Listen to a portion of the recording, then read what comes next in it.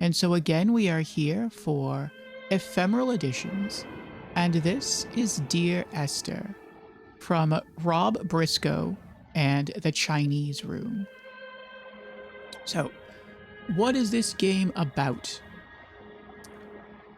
Well, this is a first-person adventure game which places us on a remote and desolate island somewhere in the Outer Hebrides. As we step forward, a voice begins to read fragments of a letter, Dear Esther. And so begins a journey through one of the most original first-person games of recent years. Or at least that's the blurb I have before me. Will it live up to this, I'm not sure you'd call it hype, to this build? Let's find out. Slavo says you can choose a voice of both genders for each race. For Dagoth, Vivek, and Almalexia, you have to choose a unique voice. I chose Alduin, Parthunax, and Boetia for them. Interesting. Excuse me. Let's see what the options are. Audio.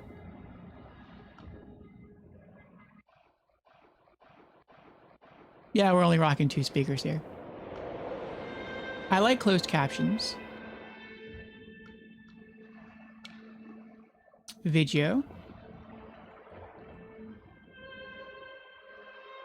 Oh, you can do a crosshair? Yes, please. Controller. Ooh. I always dislike when the vertical and horizontal sensitivities aren't the same.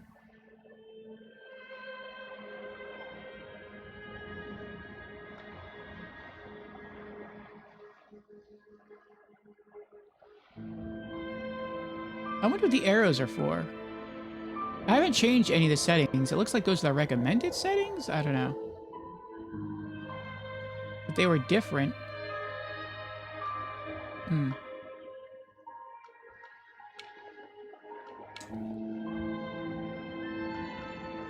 Okay. All right. Let's begin. Dear Esther. What's this? Progress is saved at the end of each chapter. Oh, there's chapters. I didn't know there were chapters. The lighthouse, the buoy, the caves, the beacon. I don't know if there's more than 4 chapters. It's not letting me scroll over. We're going to not do the director's commentary since this is a first playthrough. But I will say, if we play through this and we enjoy it enough, then we will replay it next Monday with the director's commentary. We'll just have to see.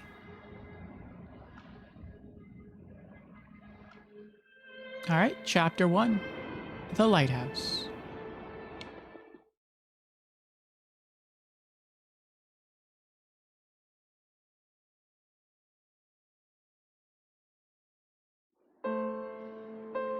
Dear Esther, the morning after I was washed ashore, salt in my ears, sand in my mouth, and the waves always at my ankles, I felt as though everything had conspired to this one last shipwreck.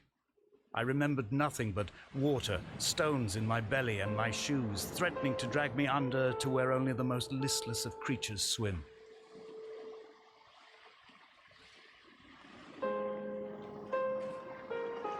No, I was expecting more. Oh, so I guess this is where he washed ashore?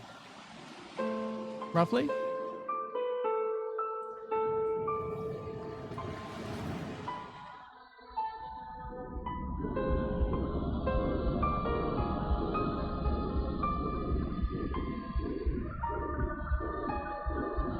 Come back.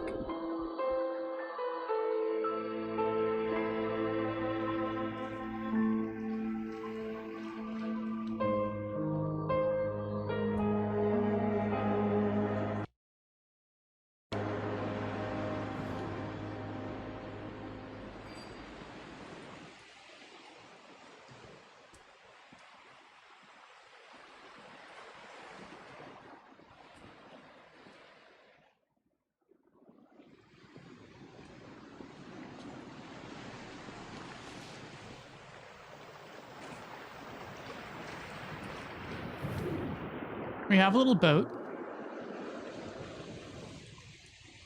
Chapter 1 is called The Lighthouse. It's right here.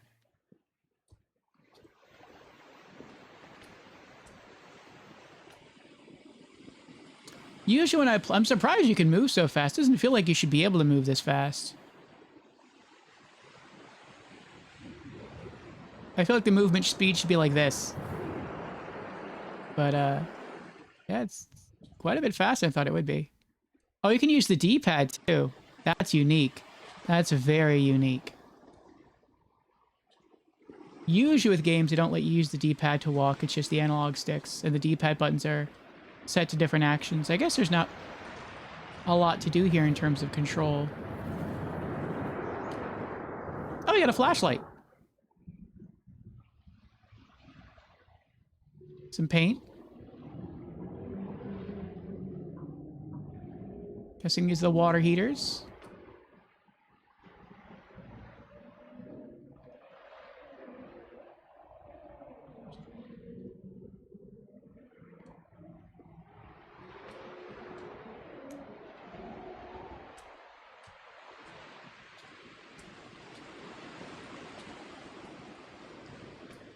Smashed windows.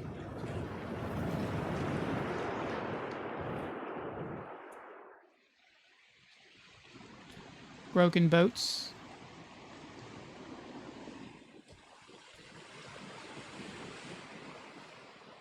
Part of that one's flooded, but looks like might be serviceable.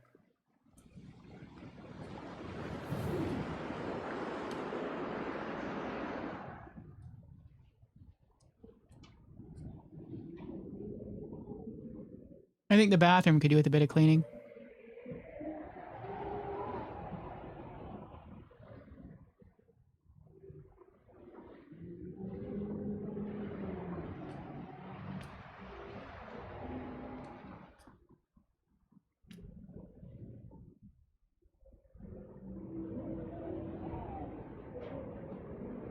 Got some books, a lantern, sheet music, sheet music, Hebridean history. So we know we're somewhere on the Hebrides, so I guess that's a history of the land.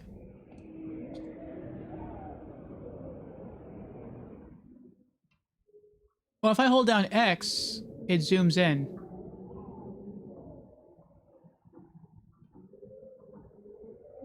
Same with square, same with circle, same with triangle. Okay.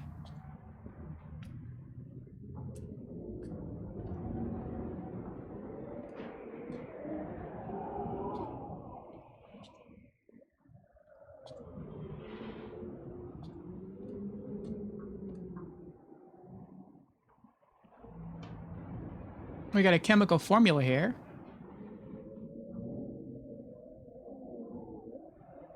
With some glowing paint.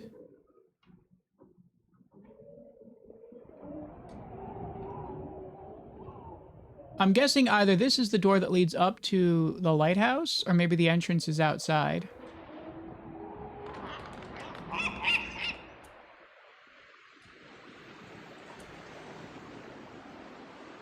Guess it was that bird there.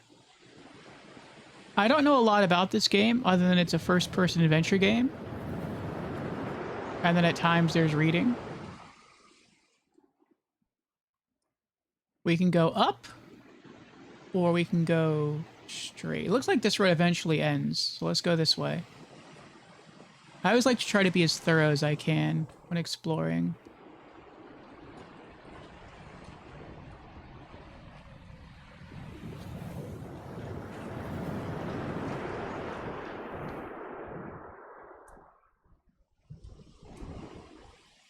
Nice graphics. You can tell they're dated. I'm not sure when this came out originally, but they look nice.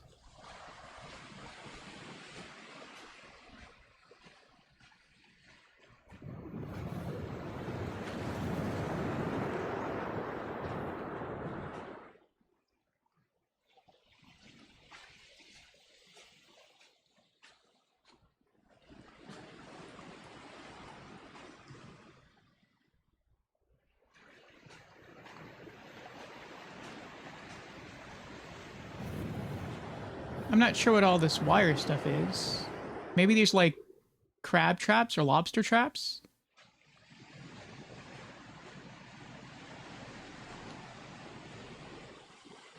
Crushed soda cans?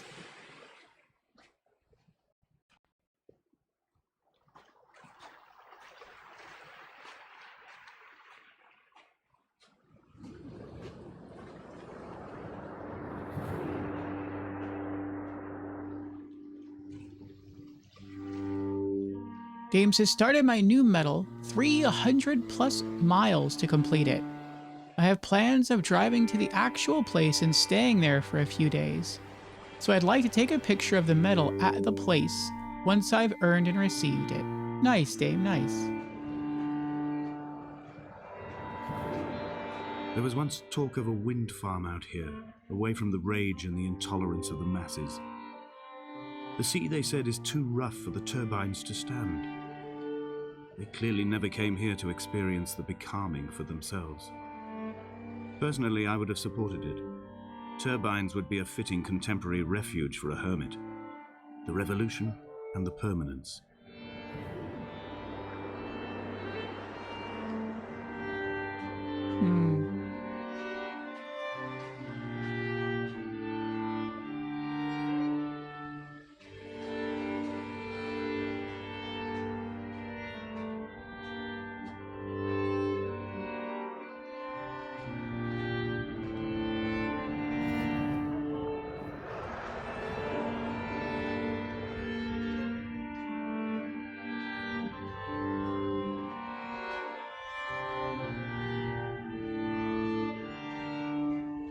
What's this circle here?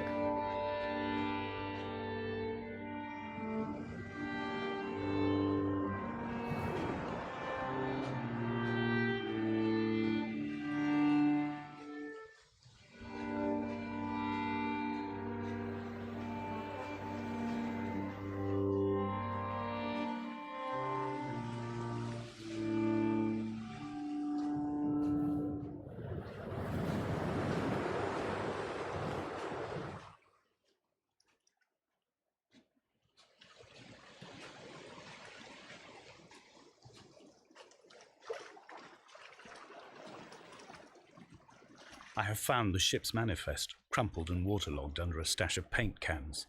It tells me that along with this present cargo, there was a large quantity of antacid yogurt bound for the European market. It must have washed out to sea. God knows there are no longer gulls or goats here to eat it. No,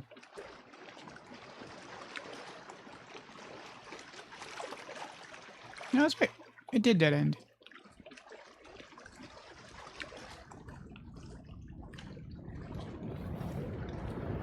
Some tires.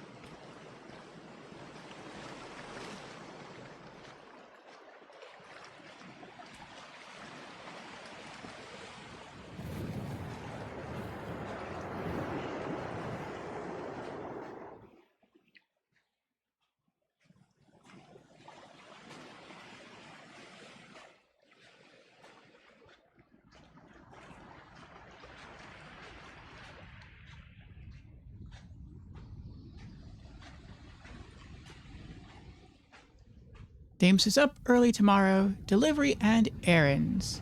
I shall finish the herbal tea, then off to bed to meditate. Let me know what you think of this game. I remember when it came out, but simply never got around to playing it. I will, Dame. Sleep well, enjoy your tea.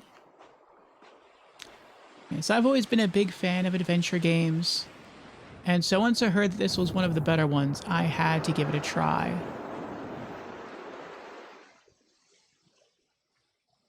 Curious now when it came out. Let me see.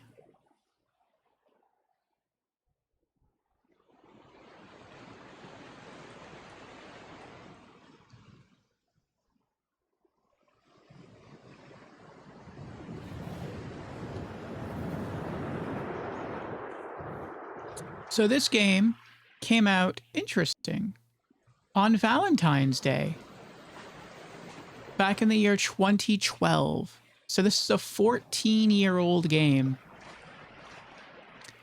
And it looks like its completion time is about 2 hours.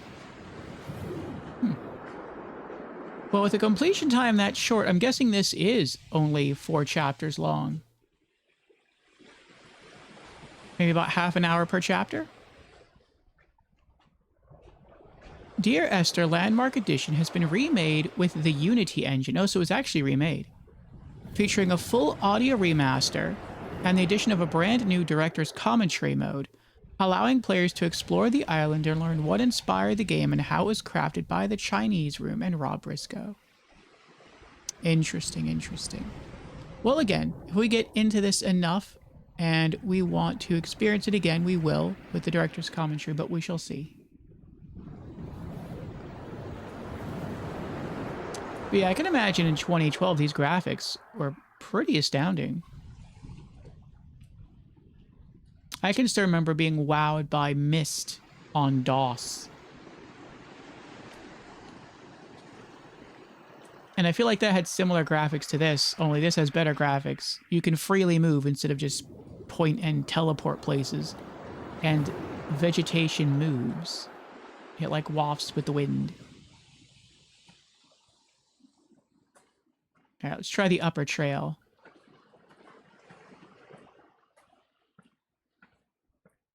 Now it feels like I'm moving slower. I don't think the speed changed. I think this is just a really long trail. So it feels like we're moving slower. We got like a barbed wire fence here. That's not safe. Oh. Gotta be careful not to fall there. I guess that'll inspire you to, Donnelly reported the legend of the hermit, a holy man who sought solitude in its most pure form. Allegedly, he rode here from the mainland in a boat without a bottom, so all the creatures of the sea could rise at night to converse with him. How disappointed he must have been with their chatter. Perhaps now, when all that haunts the ocean is the rubbish dumped from the tankers, he'd find more peace. They say he threw his arms wide in a valley on the south side, and the cliff opened up to provide him shelter. They say he died of fever 116 years later. The shepherds left gifts for him at the mouth of the cave, but Donnelly records they never claimed to have seen him. I have visited the cave and I have left my gifts, but like them, I appear to be an unworthy subject of his solitude.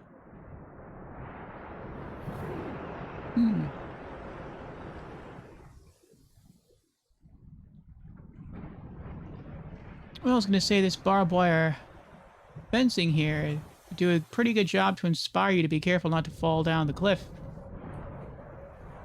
Get too close, it's going to take a chunk out of your arm. Oh, that might be the cave they're talking about. More glow-in-the-dark paint. We can keep going that way. We actually might not make it. Might fall down and then have to go back up from the other side. Let's see what's in the cave.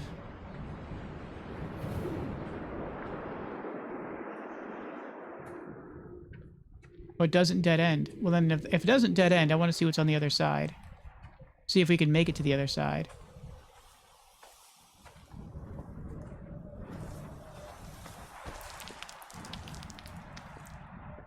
Ah! I guess not.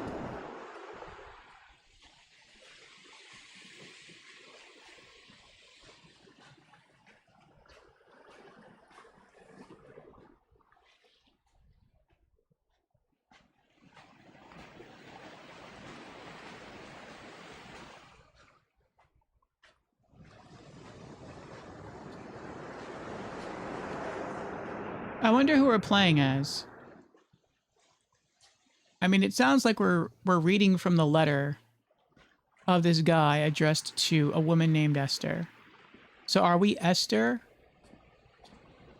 reading the letters from this guy and we just kind of hear his voice in our heads as we're exploring the island? long since abandoned?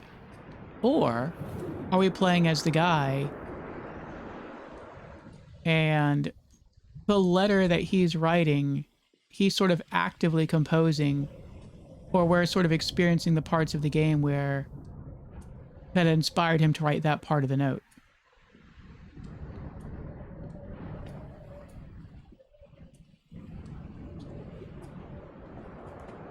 Oh, this keeps going up.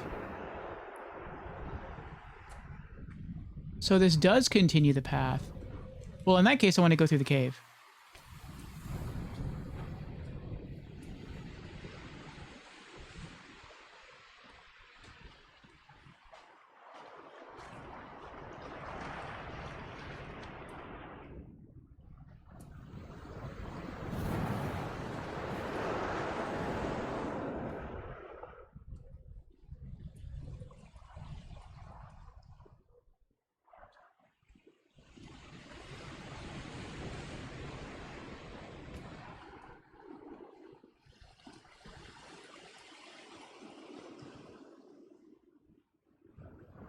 Is there someone up there? I don't think so. For the chapter being called The Lighthouse, I thought it would have ended at The Lighthouse. I guess it just begins here.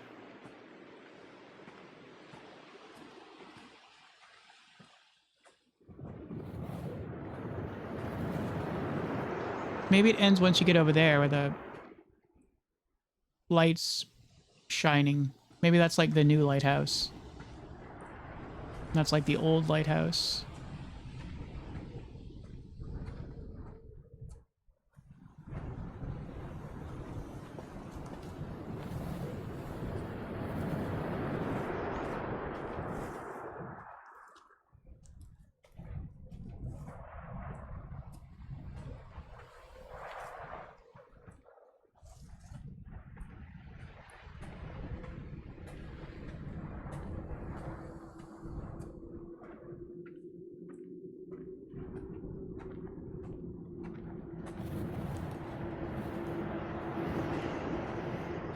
Oh, we can't go any further. These rocks are stopping us. Look, we can see the fence continuing. Looks like there's maybe a cave down there and another path.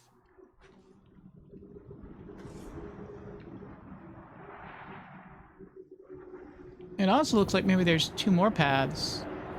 Looks like the fence continues to go that way.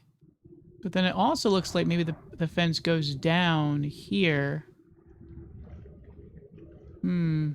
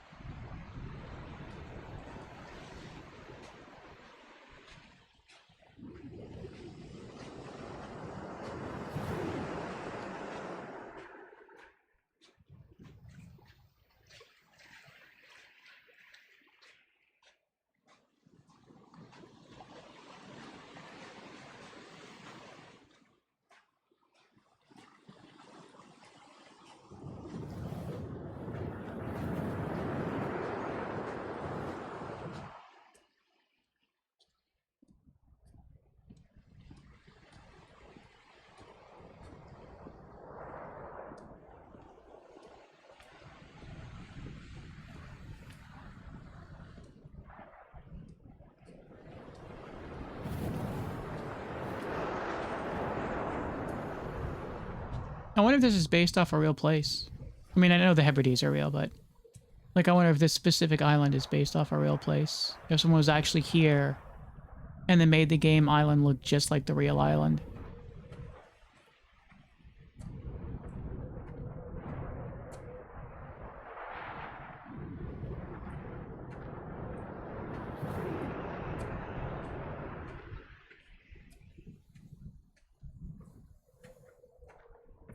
A wonderful sight.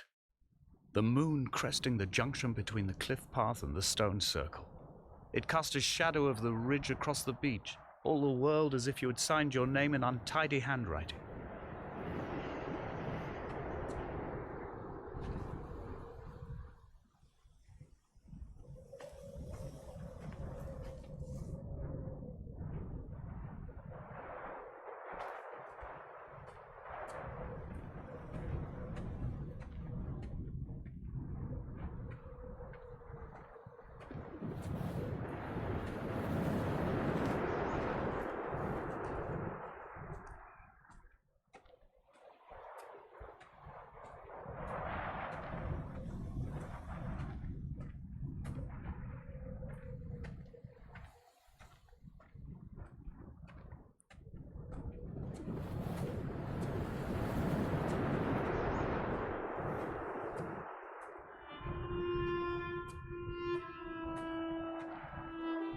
When someone had died or was dying, or was so ill they gave up what little hope they could sacrifice, they cut parallel lines into the cliff, exposing the white chalk beneath. You could see them from the mainland or the fishing boats, and know to send aid or impose a cordon of protection, and wait a generation until whatever pestilence stalked the cliff paths died along with its hosts. My lines are just for this, to keep any would-be rescuers at bay. The infection is not simply of the flesh.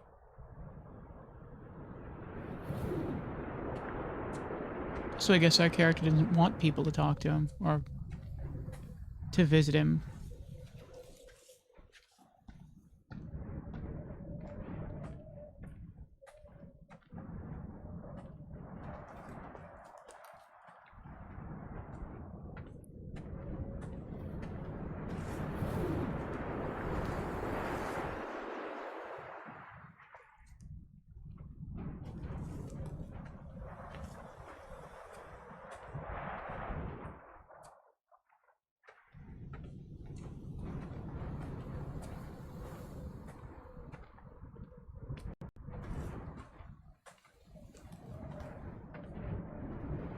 Yeah, again, we have a path that goes down and a path that continues up.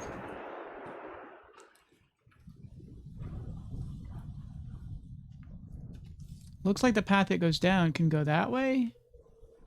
Or it can go that way and through the hole in the mountain.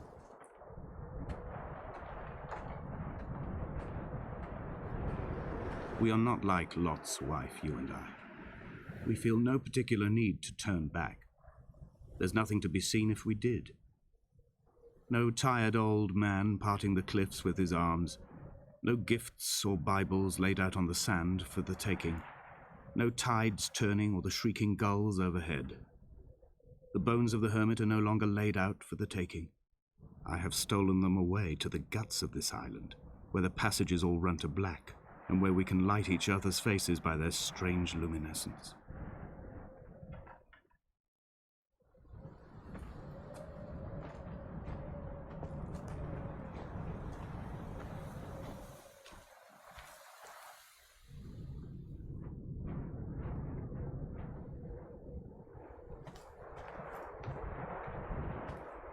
Looks like the paths converge.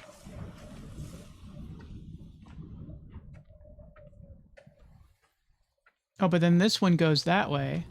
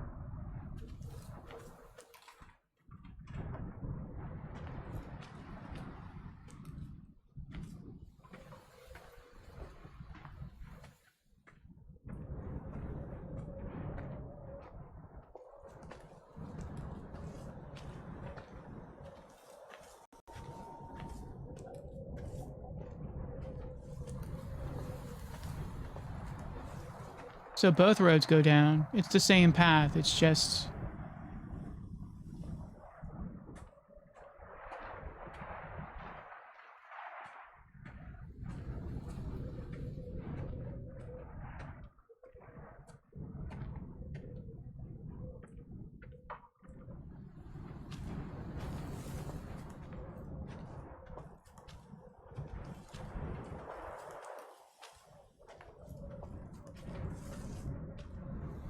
Yeah, okay.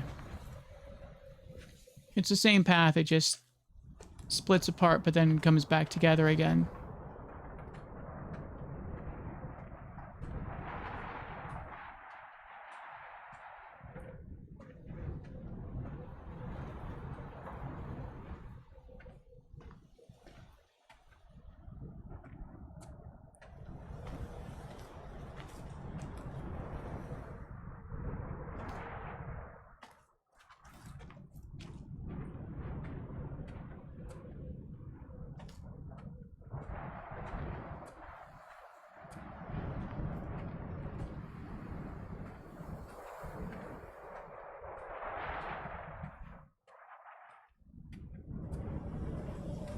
Dear Esther, I met Paul. I made my own little pilgrimage. My Damascus, a small semi-detached on the outskirts of Wolverhampton. We drank coffee in his kitchen and tried to connect to one another. Although he knew I hadn't come in search of an apology, reason or retribution, he still spiraled in panic, thrown high and lucid by his own dented bonnet. Responsibility had made him old. Like us, he'd already passed beyond any conceivable boundary of life.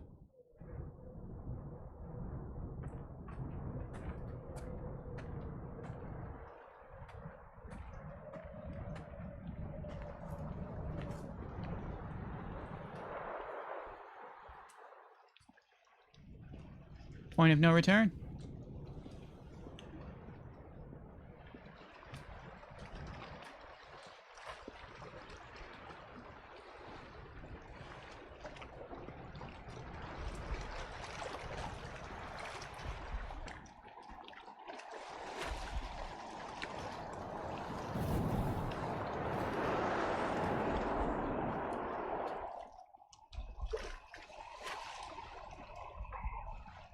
Looks like you can choose to go into the cave, or you can choose to walk on the outside. Both routes will probably bring you around.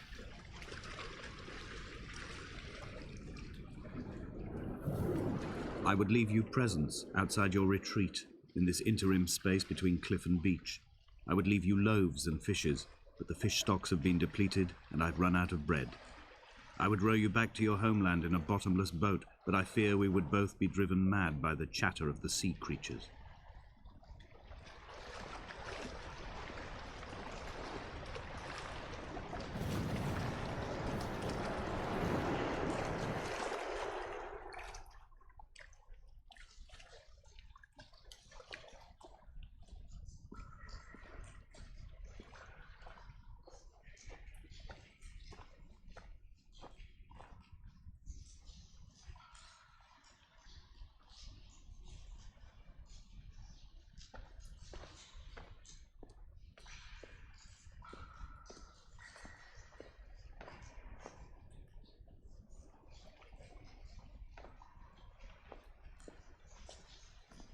Oh, is that it?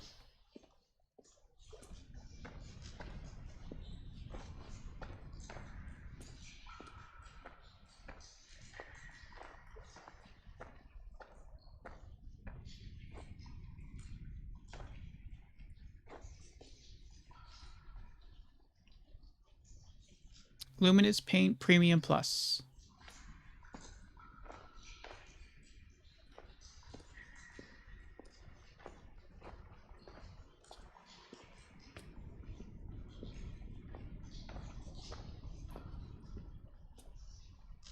Dead fish. More books.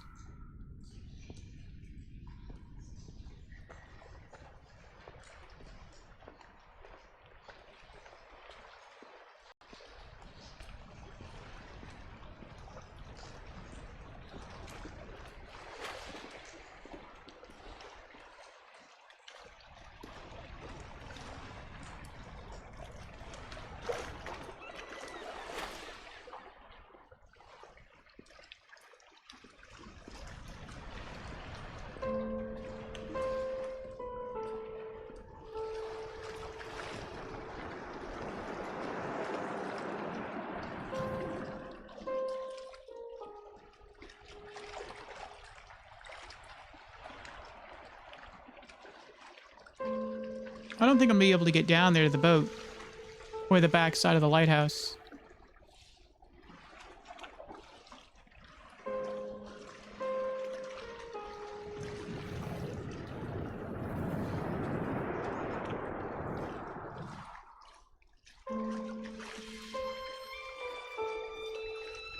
I really like the music when it plays. It just seems to rarely play. I think it adds a lot to the atmosphere of the game.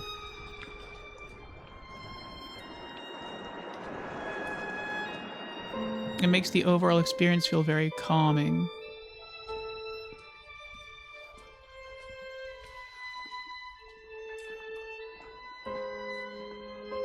And a bit haunting.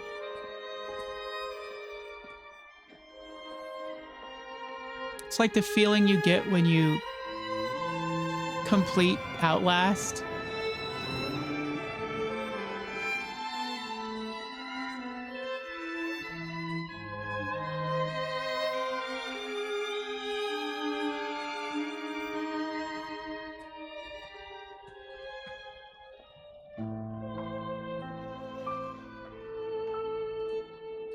Nice water effect. The gentle flow and ripple I've of the become stream. convinced I am not alone here, even though I'm equally sure it is simply a delusion brought upon by circumstance. I do not, for instance, remember where I found the candles, or why I took it upon myself to light such a strange pathway. Perhaps it is only for those who are bound to follow.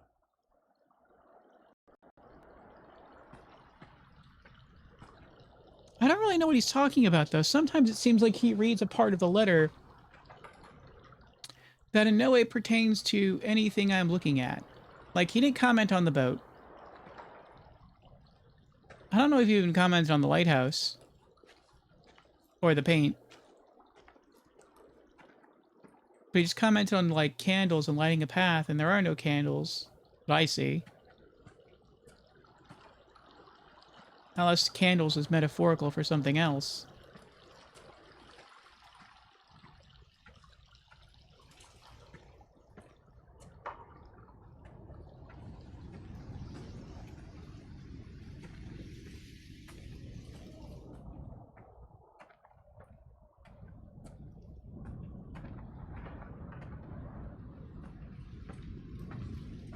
Some standing stones here.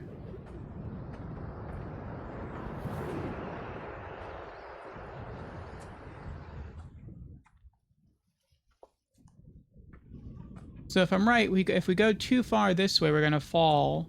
And then we're going to have to go all the way back and around again.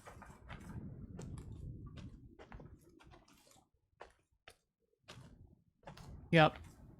I think that's where maybe the tires were.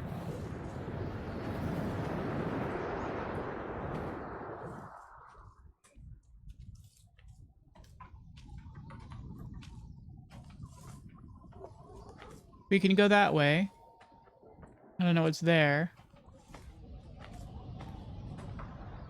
We can try to follow this river path up. Actually, I'm guessing going that way leads you back up here along the top of the hill. So then where does this new cave go? If we can get up there.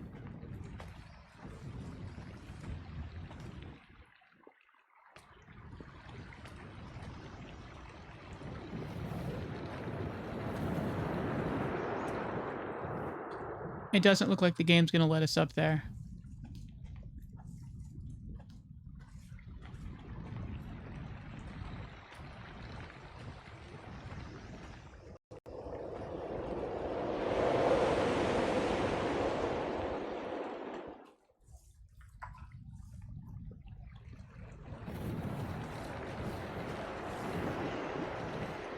No. So it looks like you can follow the river up. And then explore that cave up there, but the game's not allowing it.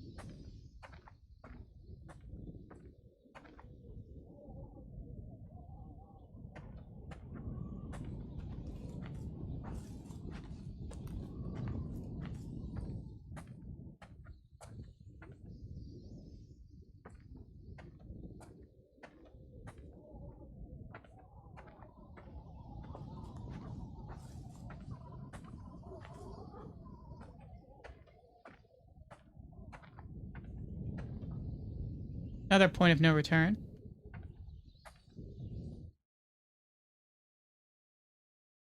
Oh, is this next chapter?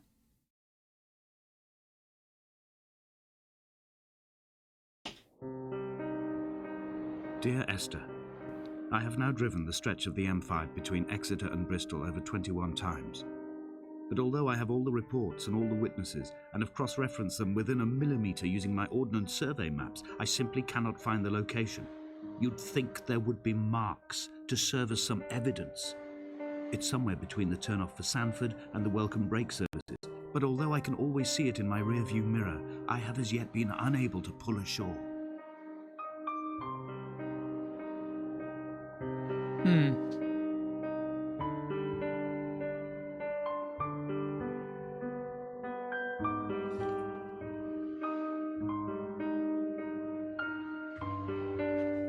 So I'm guessing this is chapter 2.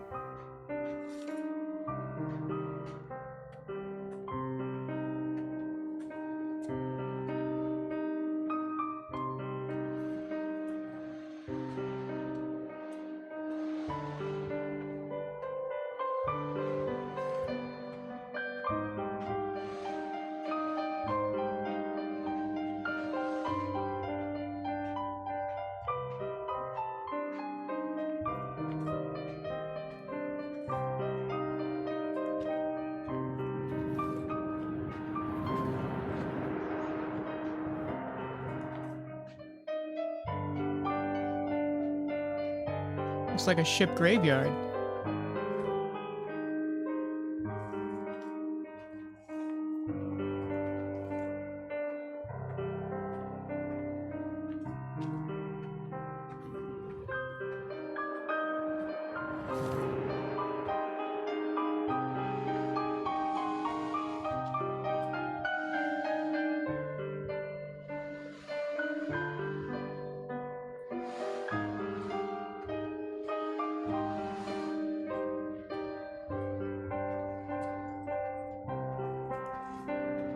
Looks like we could have branched off to the right and just gone down there.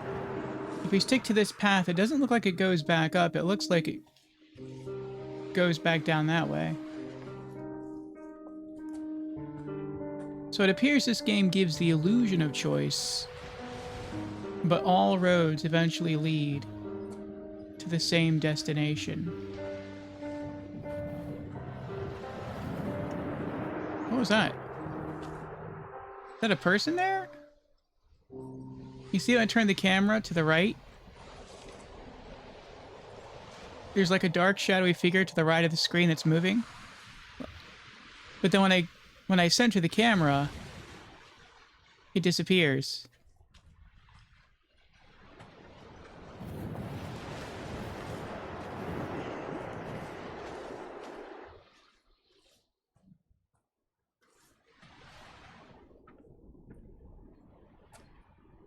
All night the boy has kept me lucid. I sat, when I was at the very edge of despair, when I thought I would never unlock the secret of the island, I sat at the edge, and I watched the idiot boy blink through the night. He is mute, and he is retarded, and he has no thought in his metal head but to blink each wave and each minute aside until the morning comes and renders him blind as well as deaf-mute. In many ways, we have much in common.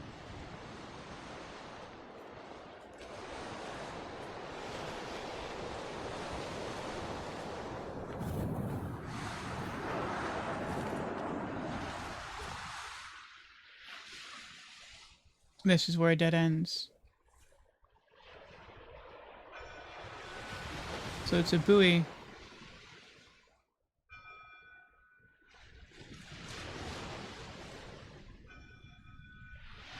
I like that you can hear it. You can hear it chime.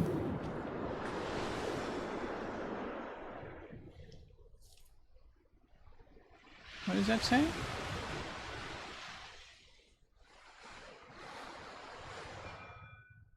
And neither did he eat nor drink.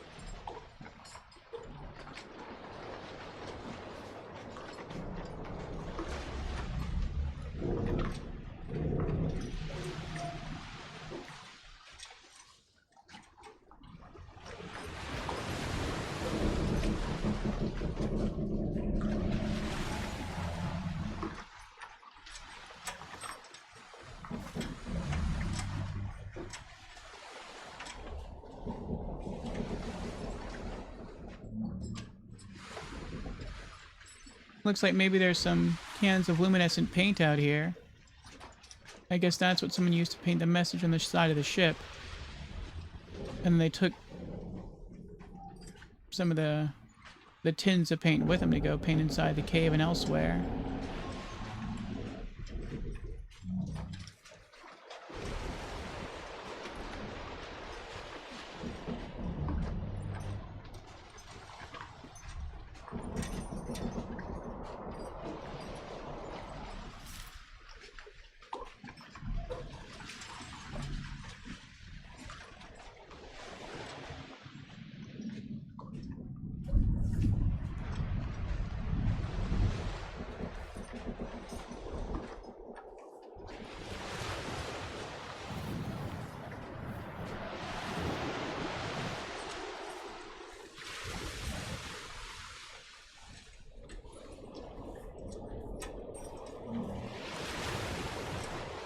So far, part of me is tempted to replay the game with the commentary on. Because I'm not sure what this... I don't feel like I'm drawing any... I don't know. There must be a hole in the bottom of the boat. How else could new hermits have arrived?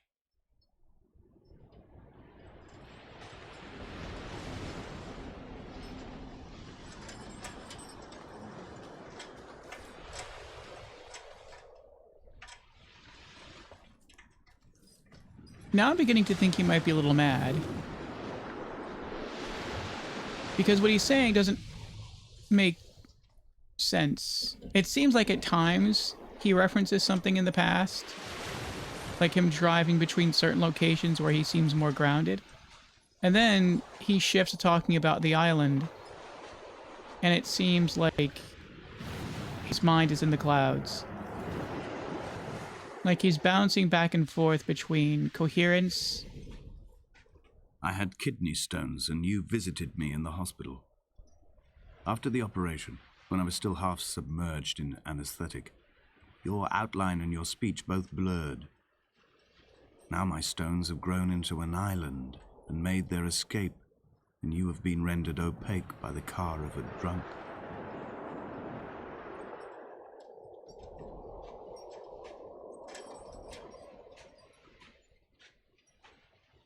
And then incoherence.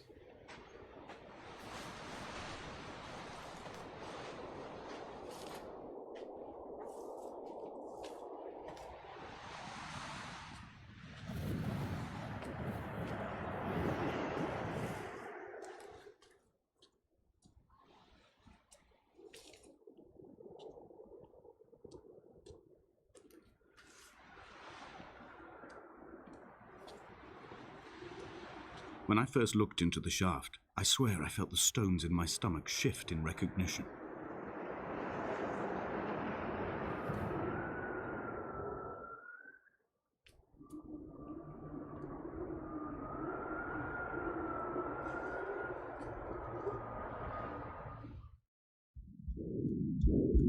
Come back.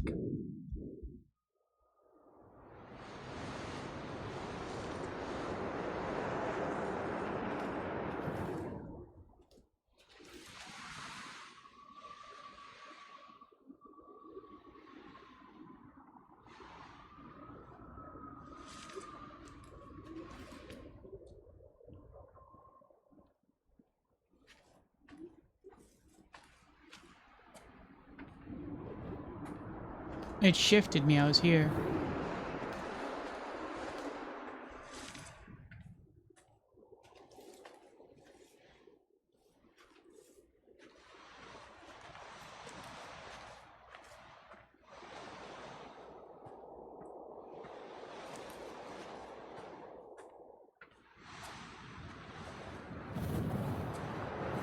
We got a house up there.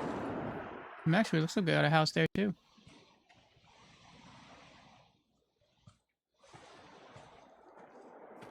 We have a path back that way.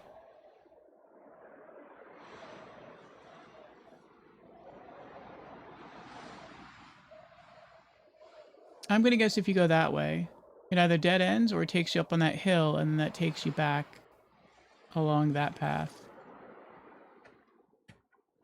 I'm curious though.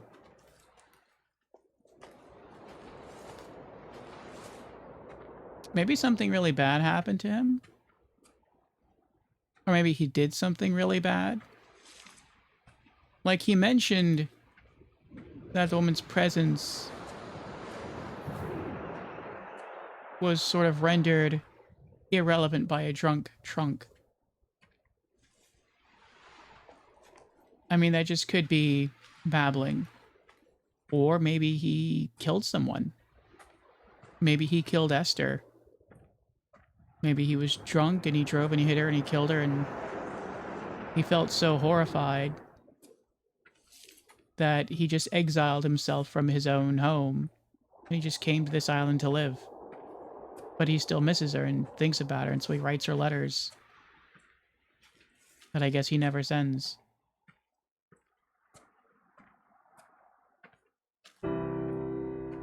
I've begun my ascent on the windless slope of the western side. The setting sun was an inflamed eye squeezing shut against the light shone in by the doctors. My neck is aching through constantly craning my head up to track the light of the aerial. I must look downwards, follow the path under the island to a new beginning.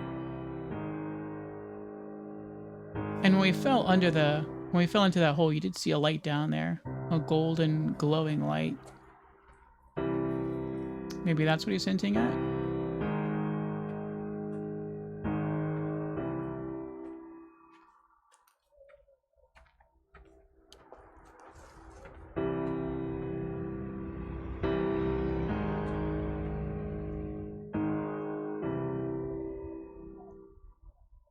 We have some needles and some bottles here. Guessing that's medicine? These look like stables, though.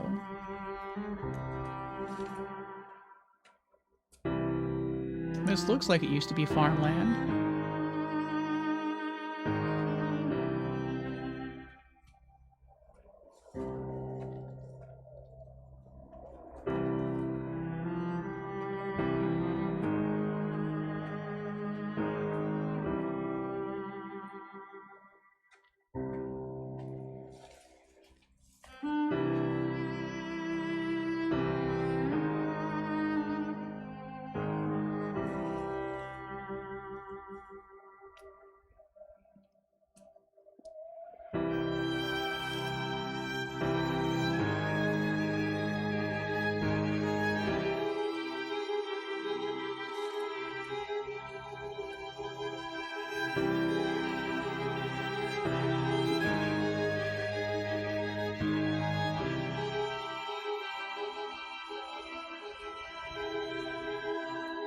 The bothy was constructed originally in the early 1700s.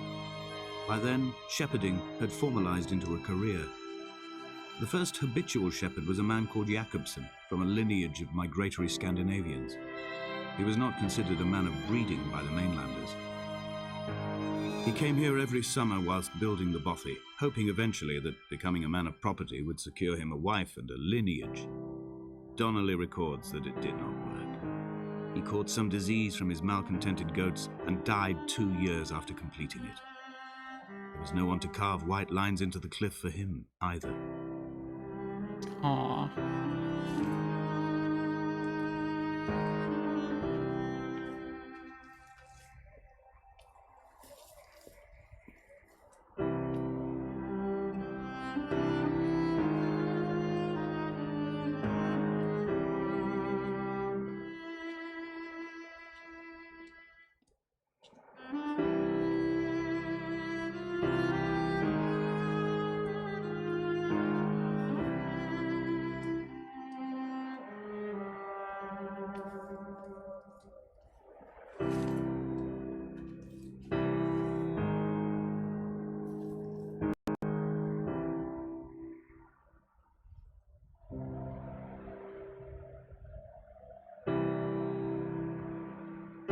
Looks like there's a wooden fence down there. I don't think we've been there before. But I could be wrong. I don't see the lighthouse anywhere.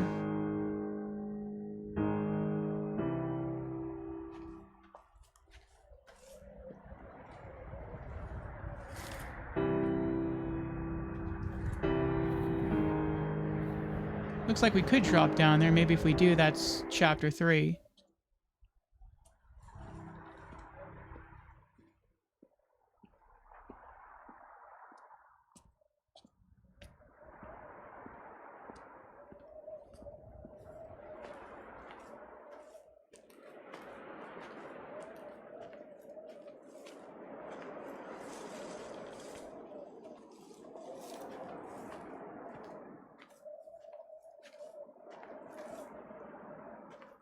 Oh, there's 2 more houses. That's the first one we visited. That's the second one.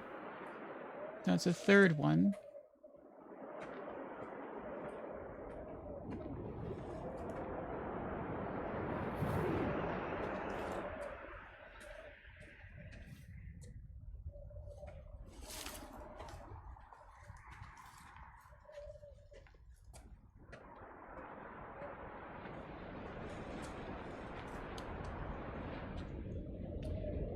My heart is landfill.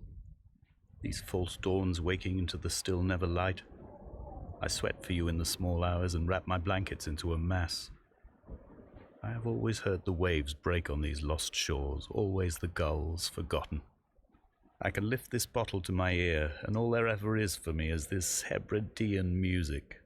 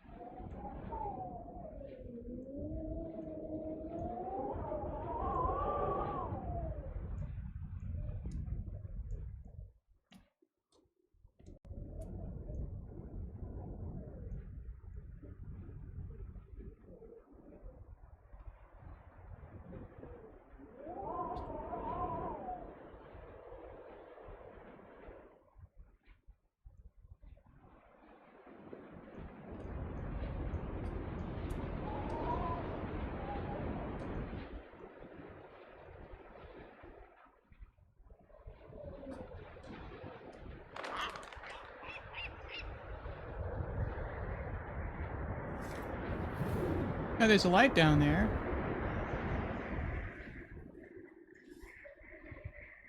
Could be attached to a lamppost.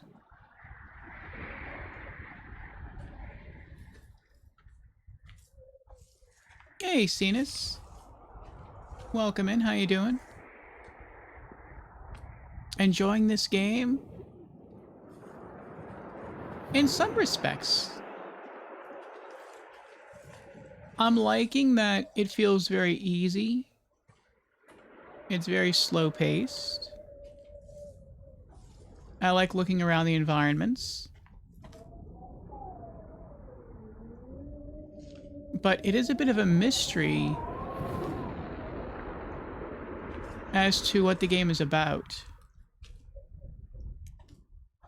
And so far, I'm not sure that it is especially about anything. But I think we're almost halfway through the game. And so perhaps by the time we get closer to the end, or beat it, we'll understand.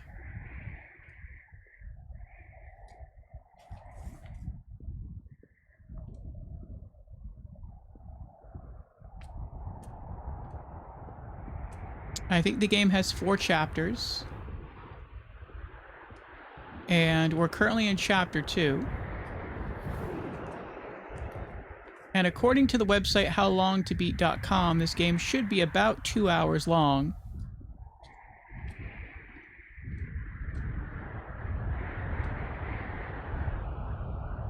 So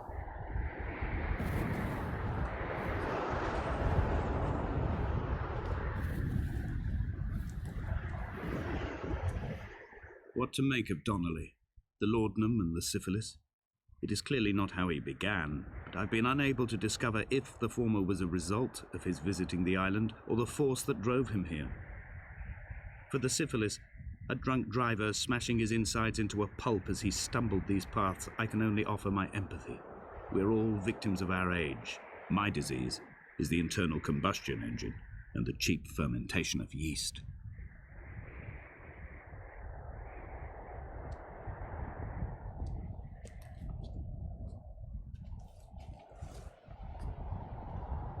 So it seems like our character admits to being an alcoholic. You're good? That's good. How about yourself? Doing well, doing well. Had a good day. Woke up, spent some time in prayer and Bible study as usual. Then went a 3.5-mile walk. Came back home. Had a good brunch. Tried a new... They found Jakobsen in early spring. The thaw had only just come. Even though he'd been dead nearly 7 months, his body had been frozen right down to the nerves and had not even begun to decompose. All around him, small flowers were reaching for the weak sun. The goats had adjusted happily to life without a shepherd and were grazing freely about the valley. Donnelly reports they hurled the body in fear and disgust down the shaft, but I cannot corroborate this story.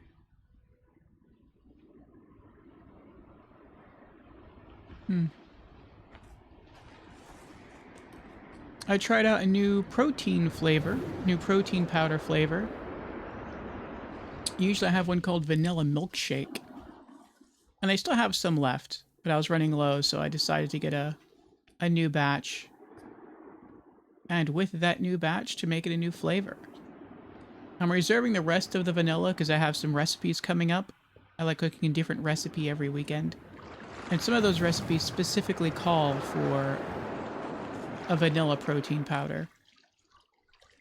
But the new flavor I got is chocolate. I don't like it as much. But, I mean, that's how things... Oh, that's a nice vase. That's how things kind of are when you experiment. Sometimes you like things more, sometimes you don't. But you've got your answer. And it's not bad. I just don't like it as much. But I will drink it all. Tastes a little like, it tastes kind of like a chocolate milkshake if you made the chocolate milkshake without milk. So, like, if it's just water and chocolate, like chocolate or cocoa powder. That's what it tastes like. Even though when I make my protein shakes, I put milk in it.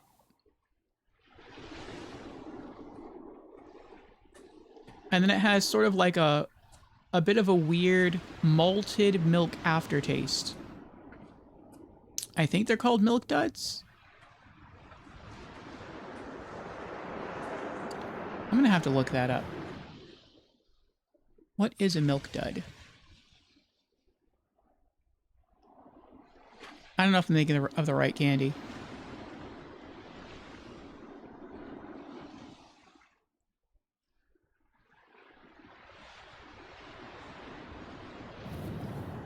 Okay, that's not the candy I'm thinking of.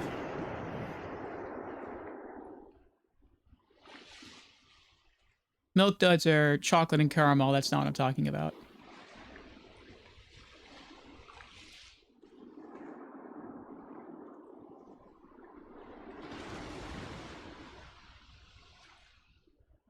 Whoppers, that's what I'm thinking of.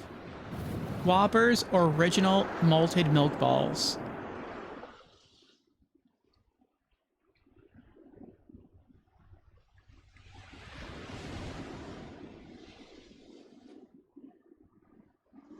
Which I'm not a fan of malted milk.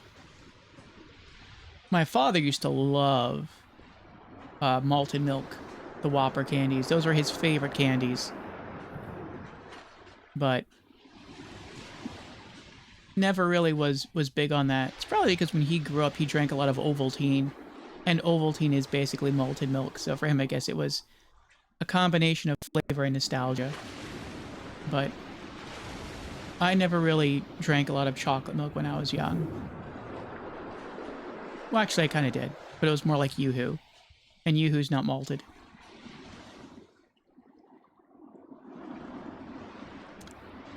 Slavo says, I like latte flavor. Me too. I think going forward, I'm going to start experimenting with different protein powders. I had the vanilla protein powder twice, just because it was really tasty. And then I tried chocolate, but there's a lot of different flavors. The next flavor I would like to try, if I can find it, would be peanut butter. Because I like peanut butter. So, we'll see. I like latte flavor, says Slavo. That's like having a coffee and protein at the same time. There was a latte flavor there, and I almost got it, but I put it down for the chocolate. But the coffee one sounds good. Not only does it have a coffee flavor, but it's also supposed to have caffeine equal to a cup of coffee. So it's like a nice little pick-me-up. That sounds kind of good. Maybe I'll try that. I'll go there the next time I need some protein powder. And if there's no peanut butter, then I'll probably go for the latte. Slava asks, are you mixing with soy milk? I'm using lactose-free, low-fat milk. Nice, nice. My mother drinks that kind of milk. Yeah, I'm mixing with vanilla soy milk. That's my favorite milk. I put that in my coffee. I drink that regularly. I mix that with my protein shakes. Anytime a recipe I cook calls for milk, I use my vanilla soy milk. Cena says, we get Maltesers in the United Kingdom, which is the equivalent of malted milk balls. I've never had a protein shake, though. Okay. Protein shakes can be pretty good. You're not supposed to, at least as far as I've read, you're not supposed to have them in place of a meal. You're supposed to have them with a meal. In fact, having them in place of a meal could make you sick.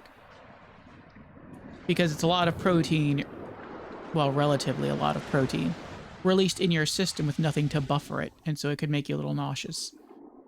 But if you are trying to achieve a certain protein goal, and you're having a... Climbing down to the caves, I slipped and fell and have injured my leg. I think the femur is broken. Oh. It is clearly infected. Ooh. The skin has turned a bright, tight pink, and the pain is crashing in on waves, winter tides against my shoreline, drowning out the ache of my stones.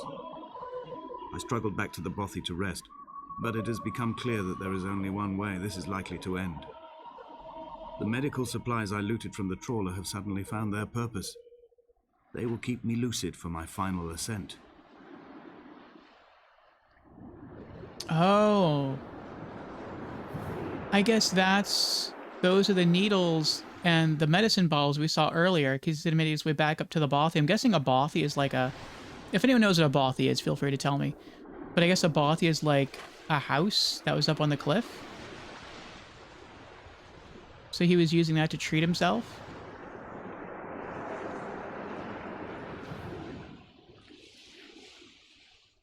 But yeah, protein powder it's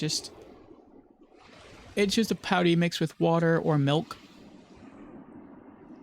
And you can mix with other things too. You can put fruit in it if you want to. Some people put peanut butter or almond butter. And you make yourself what tastes like a milkshake. So it's pretty good. Like a healthy milkshake.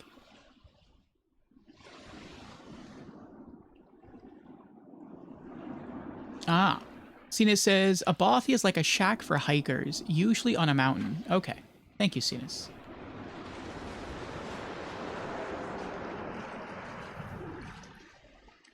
Well, you can tell we're supposed to go in there. But it looks like you can also go this way. But that looks like a long way to go.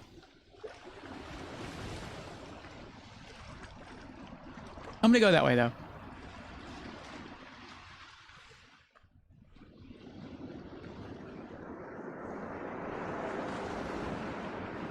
Dead bird.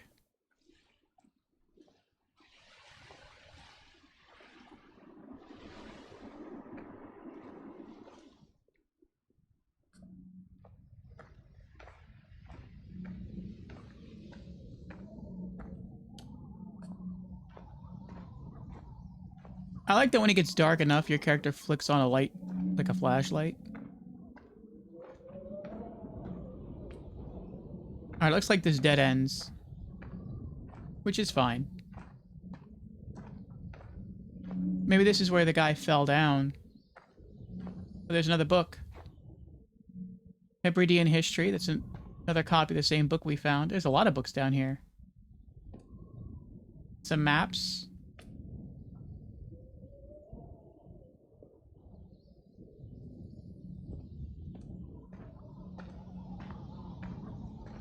See, then the music turns off. And I guess you can, I don't know. That's supposed to give you a better feeling of loneliness. The environmental sounds come out more, like the crunching of gravel beneath boots. The gusts of wind. But to me, the music is so pretty that I wish you could just hear it all the time. Along with the environmental noises. But I guess the game wants you at times to feel lonely.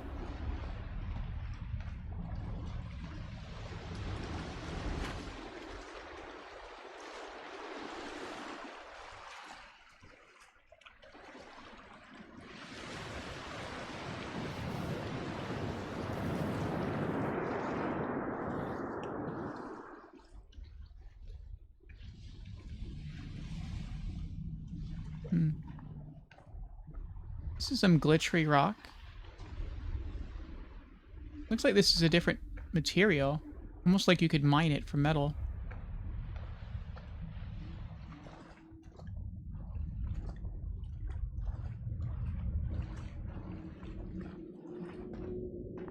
Oh, these are the candles he was talking about earlier, about lighting a path.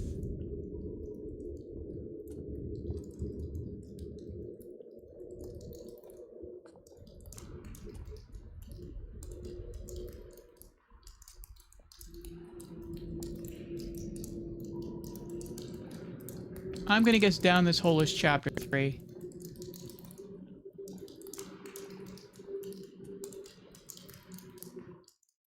Yep. Chapter 3. We're halfway through the game.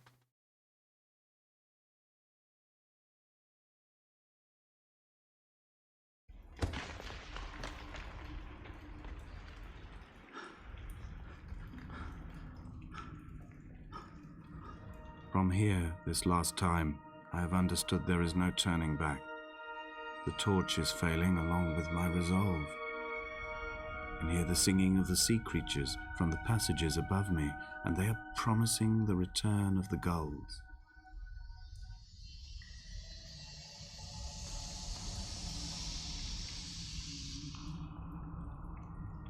Oh, wow.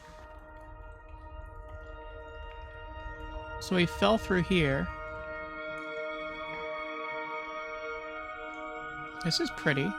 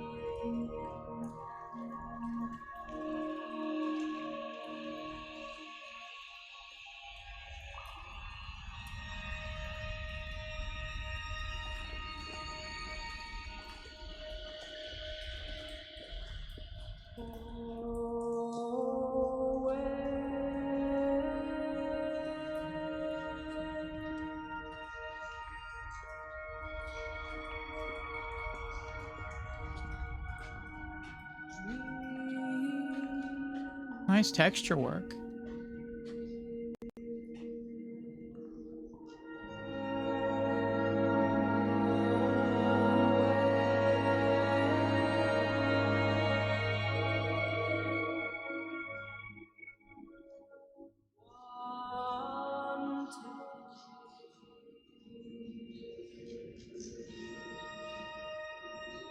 Little glowing plants. Whoa!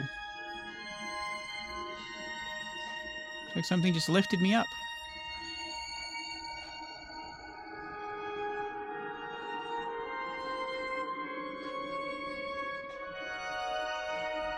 They'd stop the traffic back as far as the Sanford Junction and come up the hard shoulder like radio signals from another star. It took 21 minutes for them to arrive. I watched Paul time it to the second on his watch.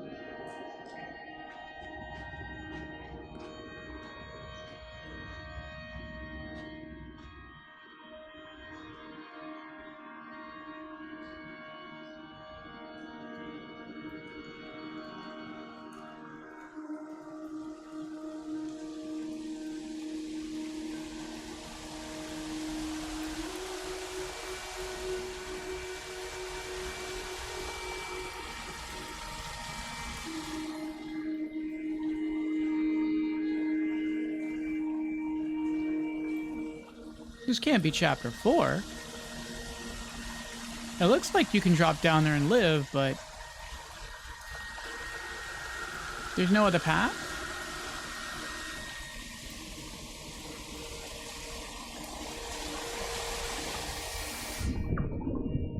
I guess not.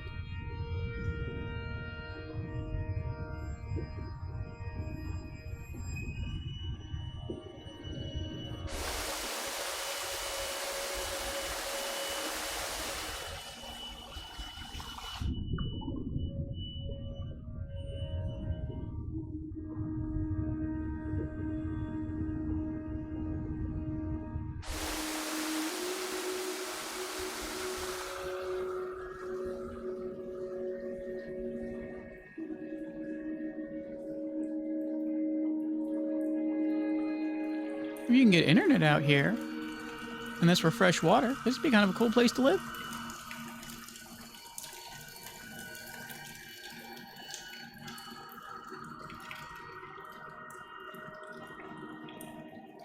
Grow your own food out here.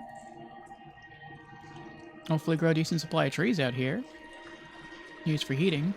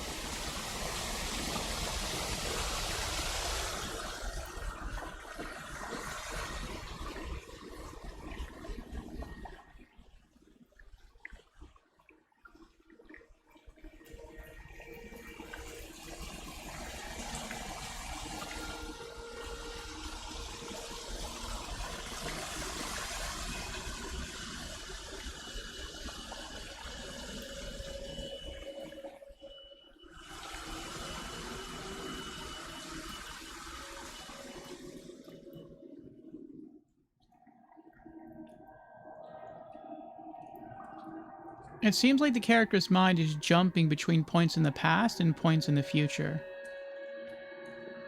Though for the character it might be the past and the present, but for us it's the past and the future.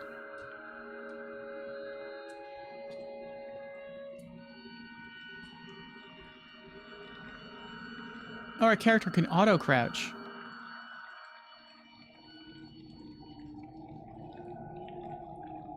That's why it seemed like our character shot up before, because he just stood up. Just like in some cases, the character like turns on a flashlight or turns it off. In some cases, he just like crouches and then stands up again. If the caves are my guts, this must be the place where the stones are first formed. The bacteria phosphoresce and rise, singing through the tunnels. Everything here is bound by the rise and fall, like a tide. Perhaps the whole island is actually underwater.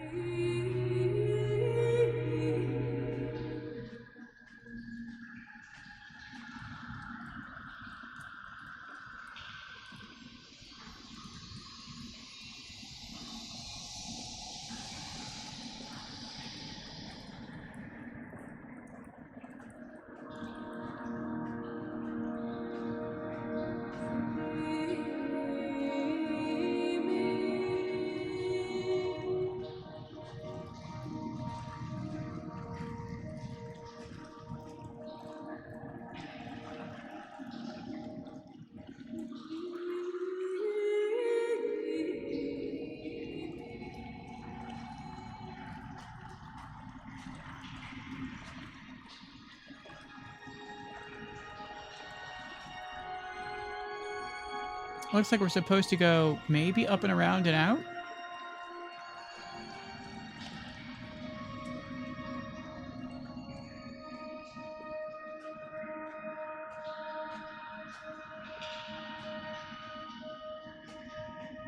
And let's see what's down here first.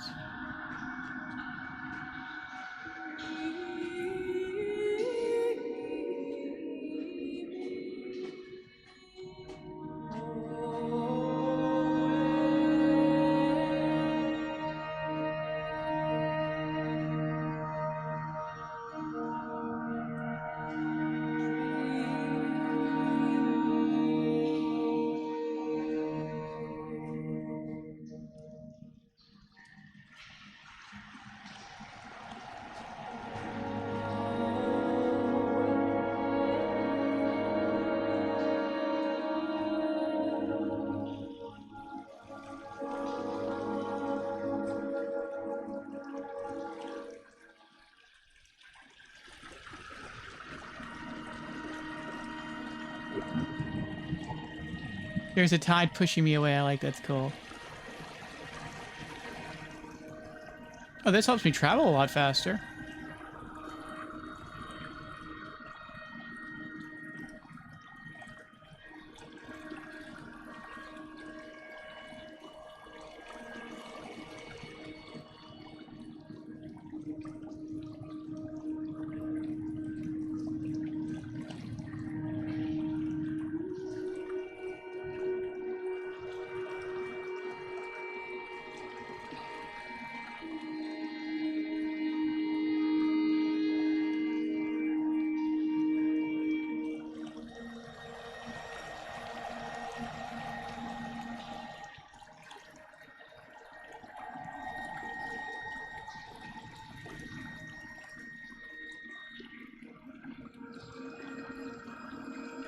And it stops.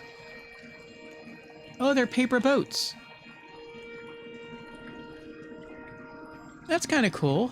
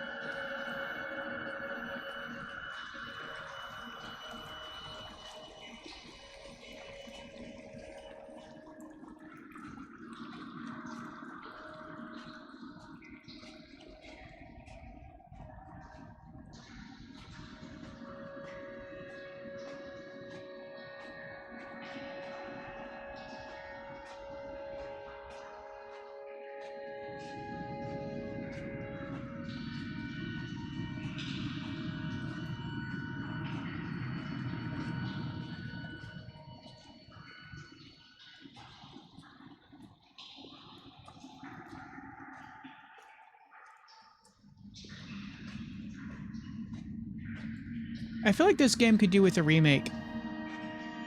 Not a remaster, a full-on remake. I feel like the draw of this game is maybe twofold.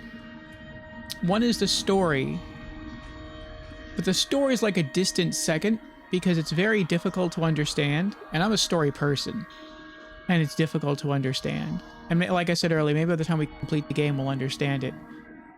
But it's not really giving me much of a spur to continue with the game. Really what makes me want to push forward with the game is one, because I know it's short. But two, it's the graphics. But by today's standards, because this is a 12-year-old game, the graphics aren't really that impressive. I will hold the hand you offered to me, from the summit down to this well, into the dark waters where the small flowers creep for the sun. Headlights are reflected in your retinas, moonlit in the shadow of the crematorium chimney.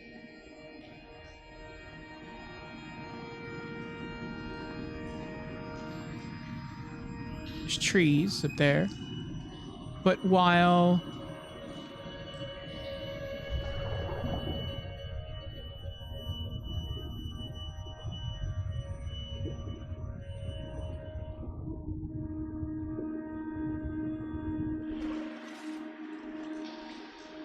the graphics are nice,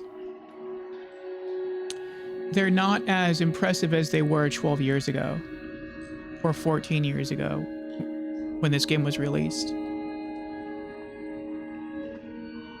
And so I say that's why I think a remake would work well with this game. Behold Damascus.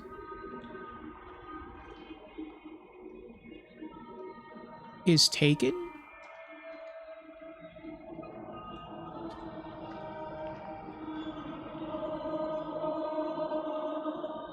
There's a lot of writing in here.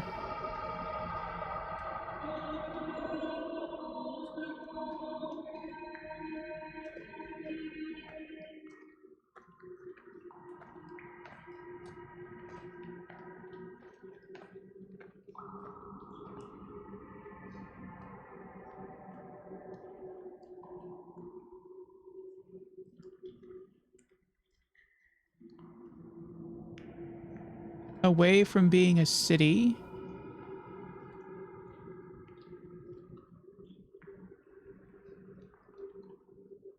And it shall be a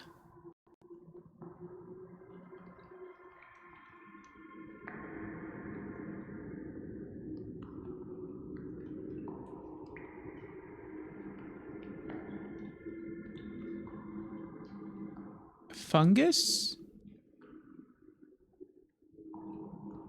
A fungus neep?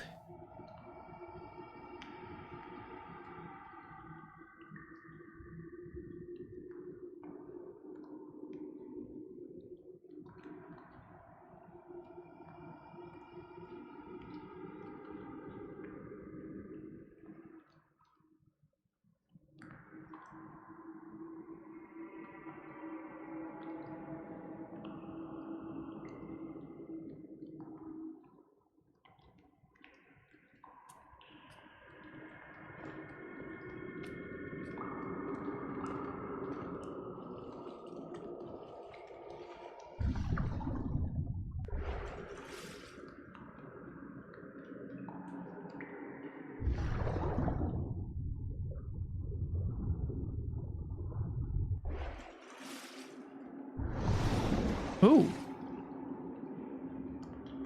If I don't hold the controller up, it's like the game is yanking me underwater.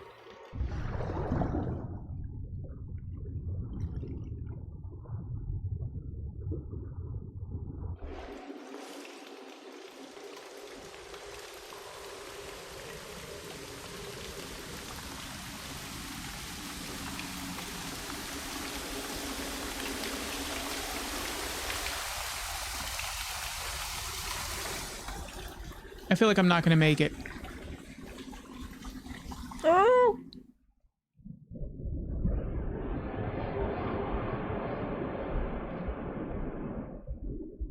I guess that was supposed to happen. I just wanted to peek over the side.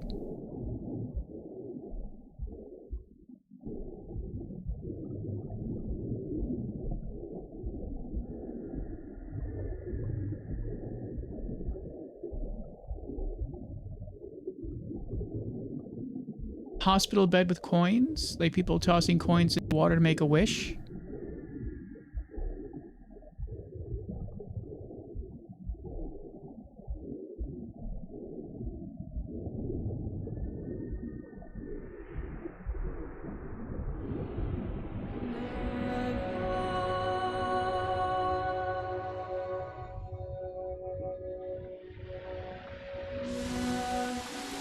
That's where he fell from.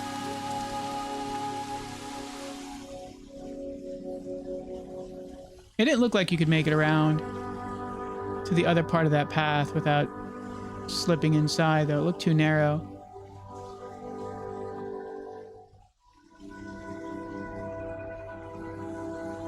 I kind of wonder if you could, though. Probably not.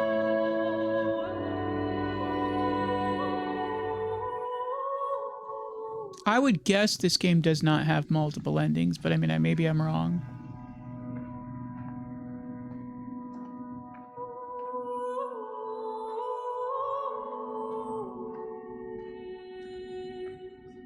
I guess it's something we can look up. Oh, another point of no return. Final chapter. I guess it's something else we can look up once we finish our playthrough.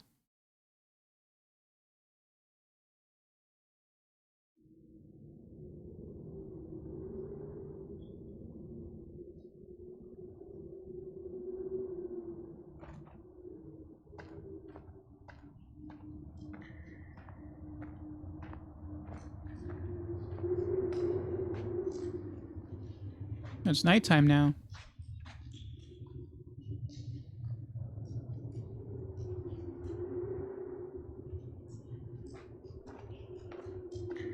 More candles. Clothes. Can I check the barrels for carrots and potatoes? Skyrim reference.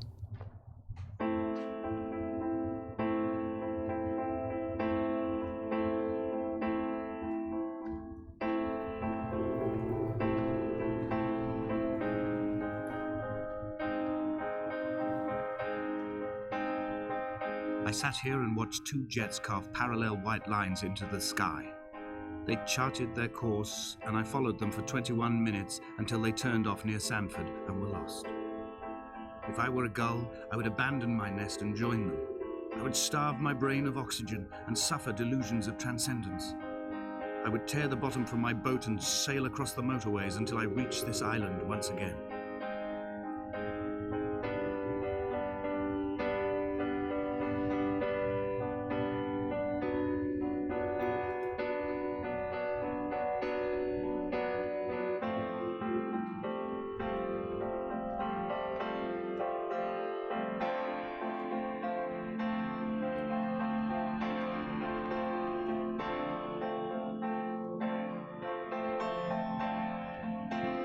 There's his paintbrush.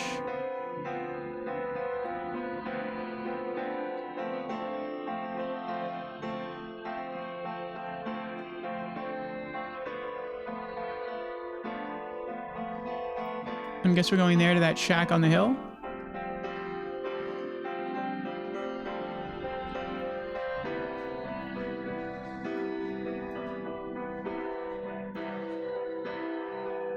I thought we'd eventually end up there where the glowing red light is. Oh, look, there's another person right there. I mean, it could be a person. It kind of looks like a person.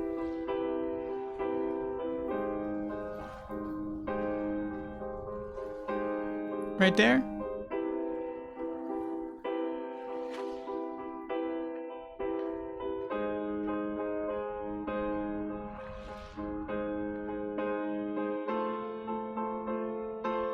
You can see a wrecked car here. We shall begin to assemble our own version of the North Shore. We will scrawl in dead languages and electrical diagrams and hide them away for future theologians to muse and mumble over. We will send a letter to Esther Donnelly and demand her answer. We will mix the paint with ashes and tarmac and the glow from our infections.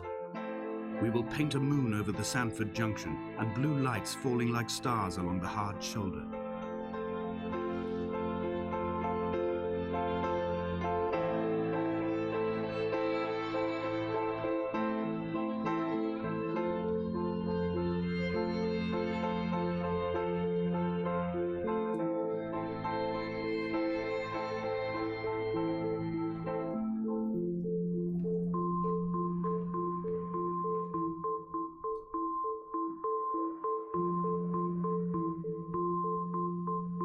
Oh, that's the device that was used for, I guess, shock paddles to restart someone's heart. You have a needle, more medicine, gauze.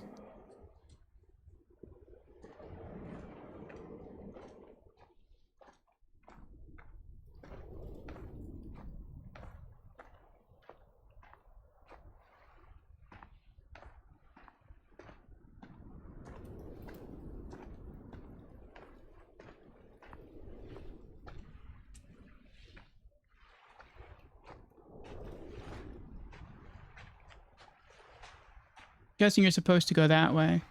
I want to see what's this way. We could have gone down sooner.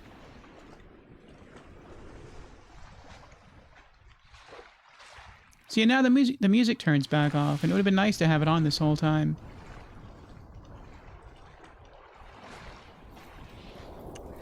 If I were the developer, I would have kept the music on the whole time.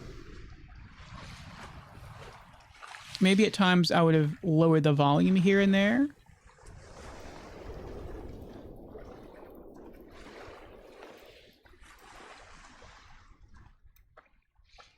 But I always would have kept it running. It adds too nicely to the atmosphere to just completely turn off.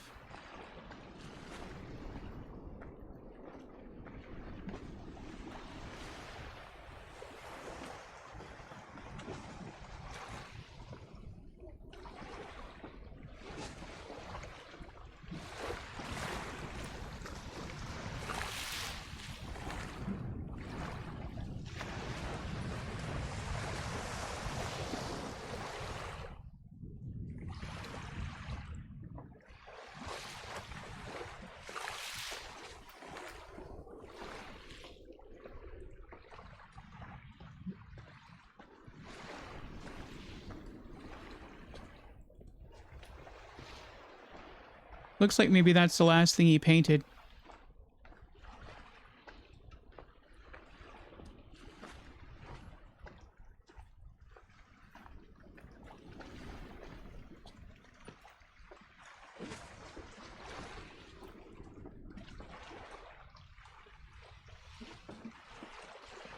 That's the cave we just came out of.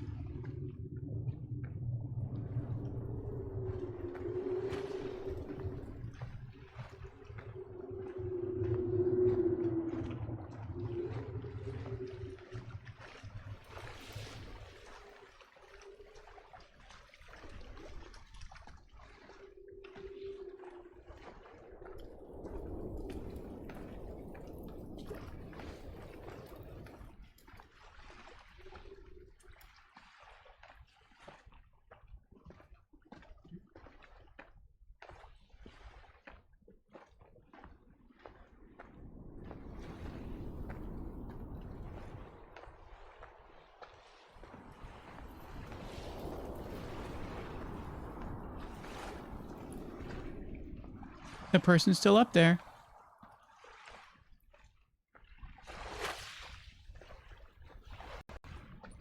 Looks like we're gonna walk over there, past that house. Walk further up. Maybe encounter that person if that is a person. Then maybe continue spiraling up and end there where the red light is. And that's gonna be the end of the game. That's gonna be my guess.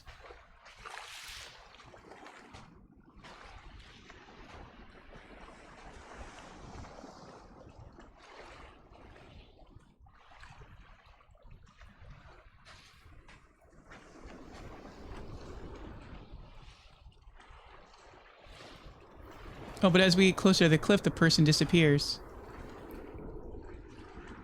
So at times we can see a person, but then once we get closer, they sort of fade away.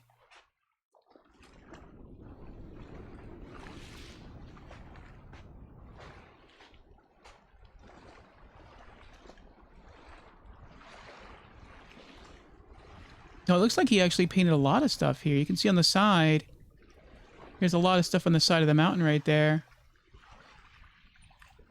I don't think that's natural. I think he did that.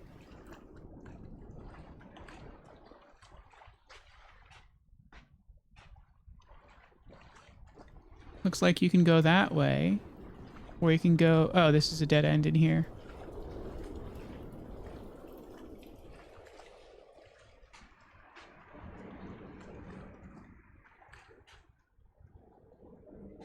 I don't know what all these symbols are.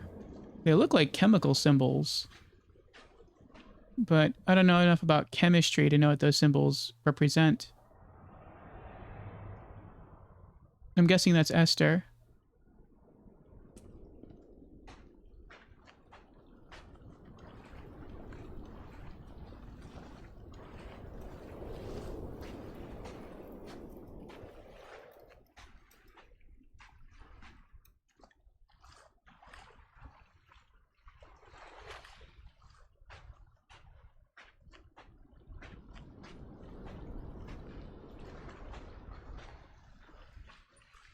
It's part of the car wreck.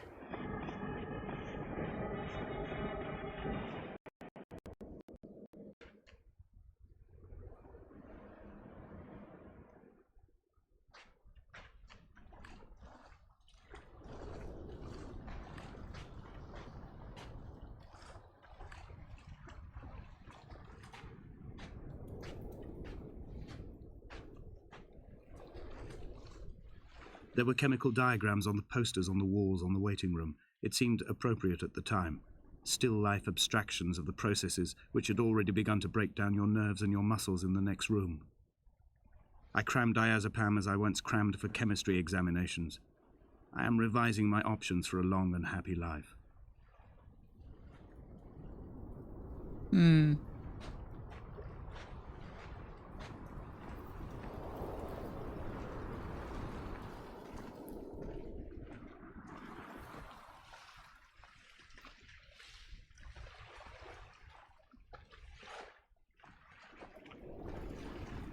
Him. Around him.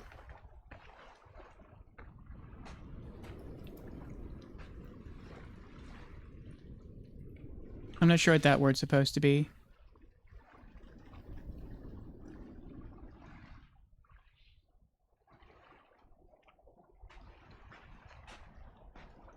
Heaven.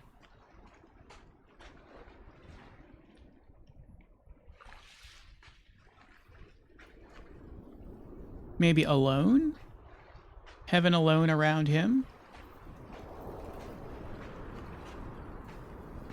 From heaven alone around him. A light from heaven above around him. Okay.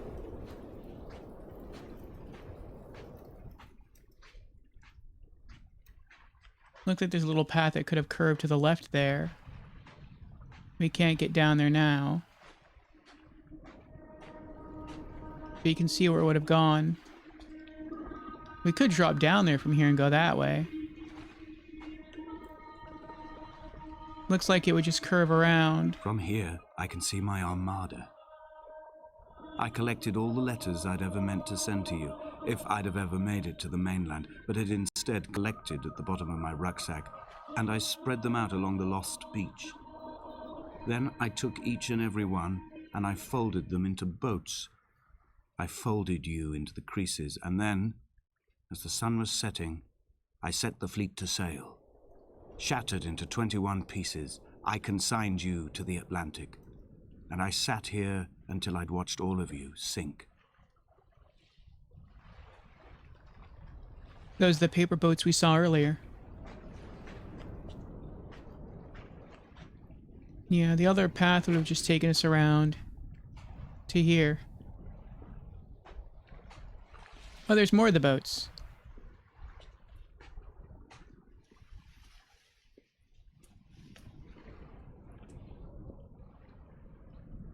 Looks like we can go that way towards the red light.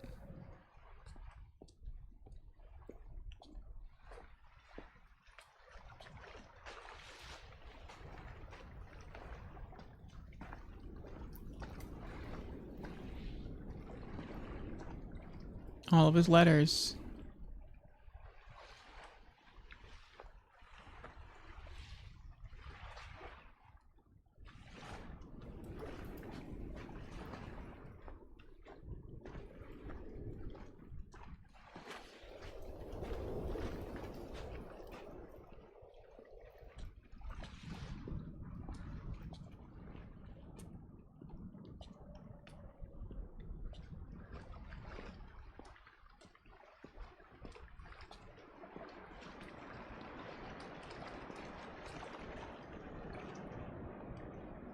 On a sudden, a light from heaven shone around him, and he fell to the ground. We got some eggs.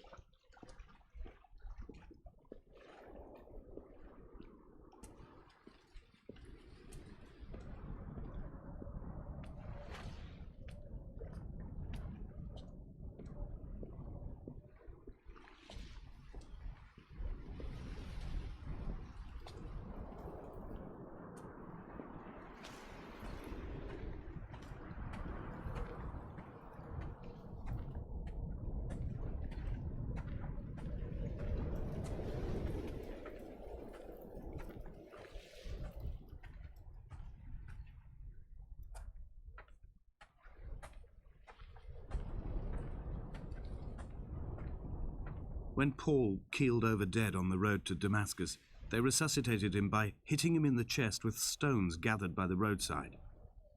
He was lifeless for 21 minutes, certainly long enough for the oxygen levels in his brain to have decreased and caused hallucinations and delusions of transcendence. I'm running out of painkillers, and the moon has become almost unbearably bright.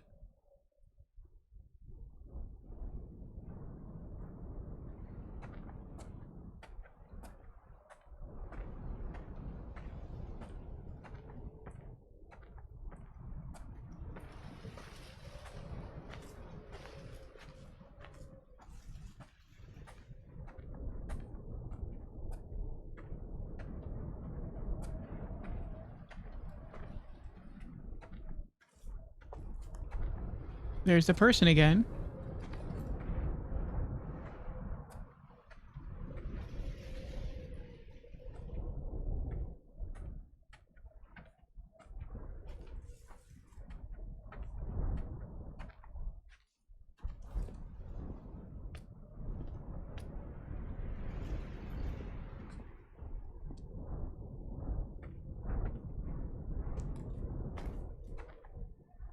Felt like a point of no return there.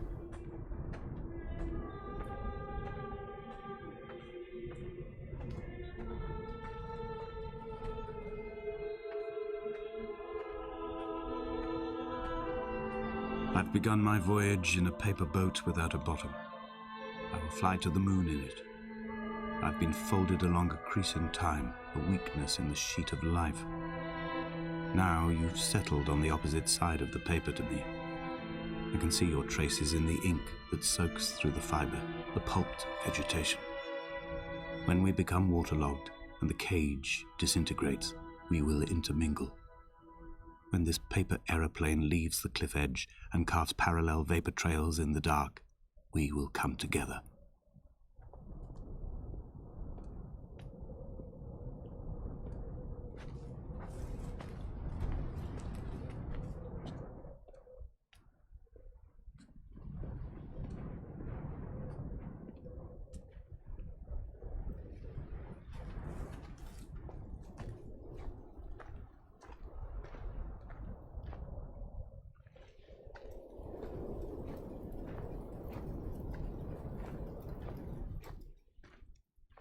This is where the person was standing.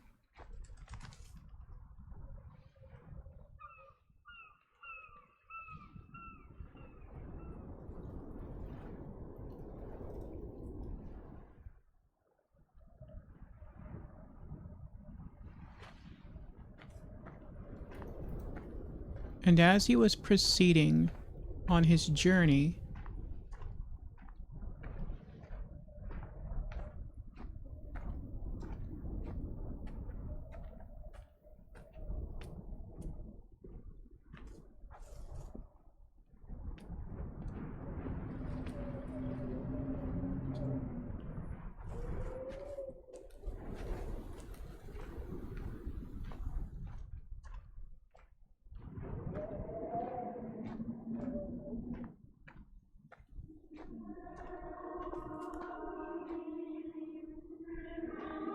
and was come near to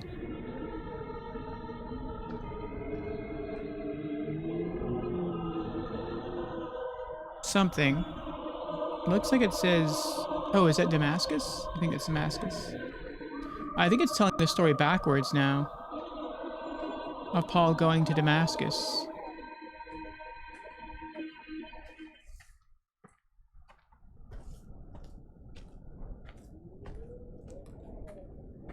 And he was... If only Donnelly had experienced this, he would have realized he was his own shoreline, as am I. Just as I am becoming this island, so he became his syphilis, retreating into the burning synapses, the stones, the infection.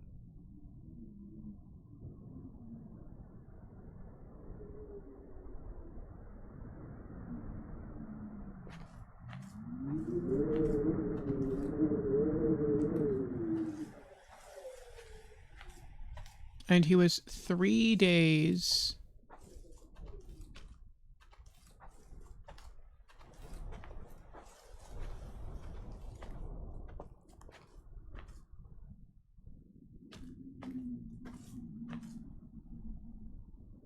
without sight.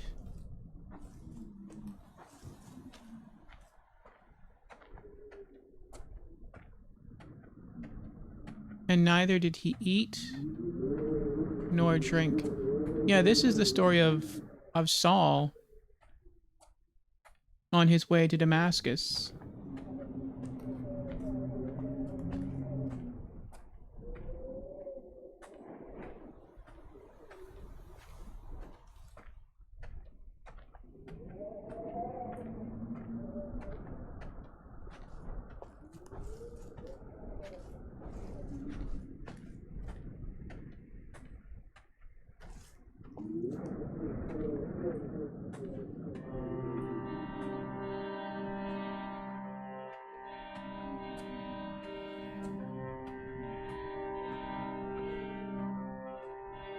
Looks like we can keep to the left, go up through the fence and continue up to the tower, or go right here.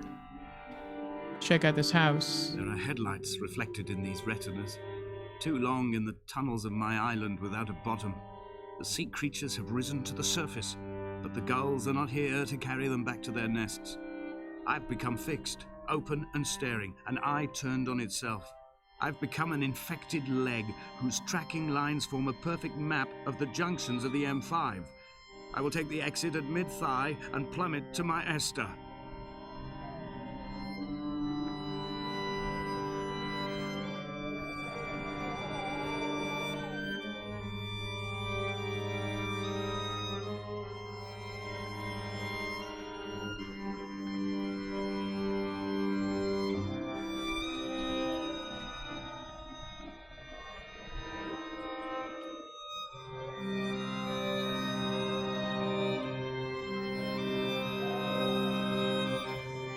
Car keys.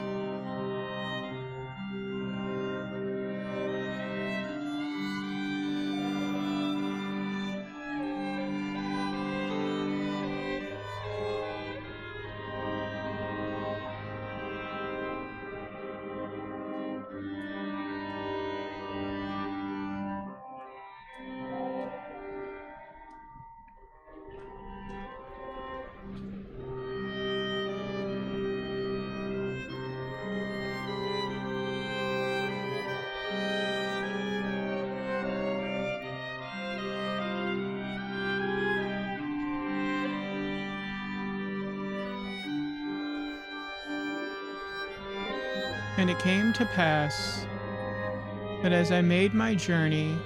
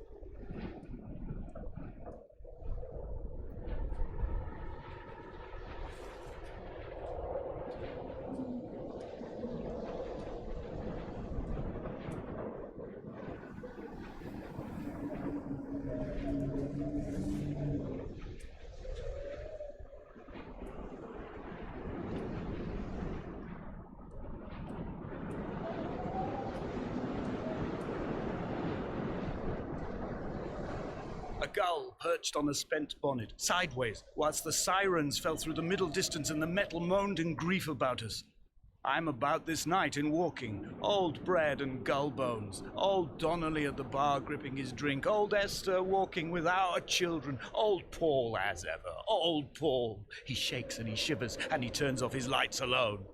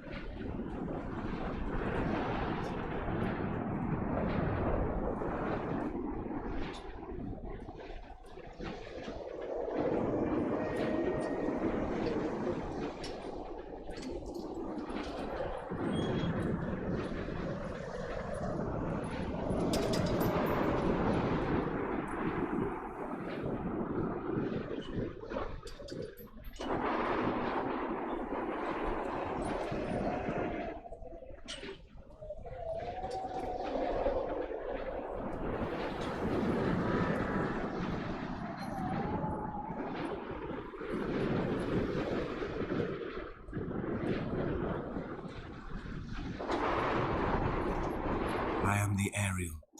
In my passing, I will send news to each and every star.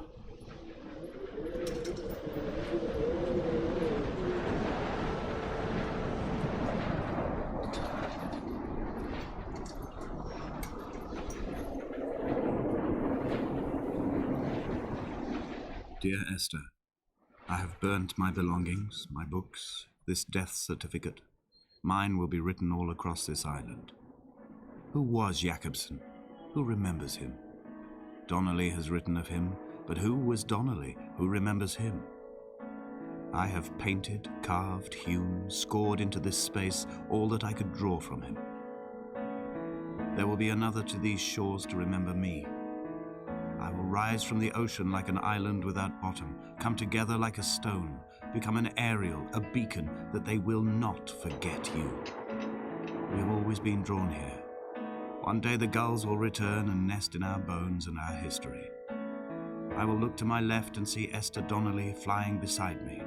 I will look to my right and see Paul Jakobsen flying beside me. They will leave white lines carved into the air to reach the mainland, where help will be sent.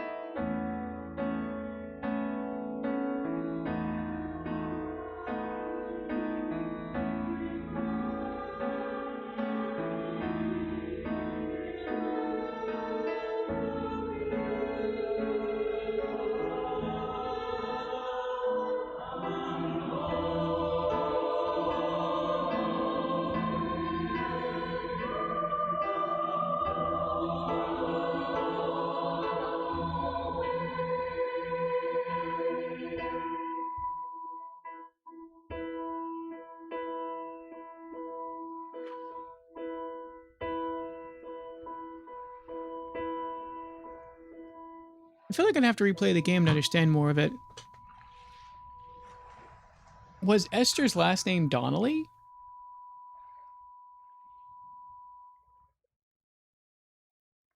Because at times our character was talking about someone named Donnelly, but I thought that was a guy. And then I think at the end he referred to Esther as Donnelly.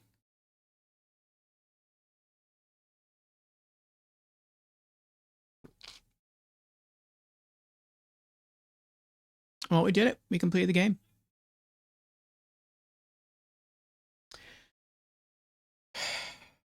So if Esther was Donnelly, then that means Esther died of syphilis. If Esther was not Donnelly, then it seems like maybe our character somehow killed Esther through drunk driving.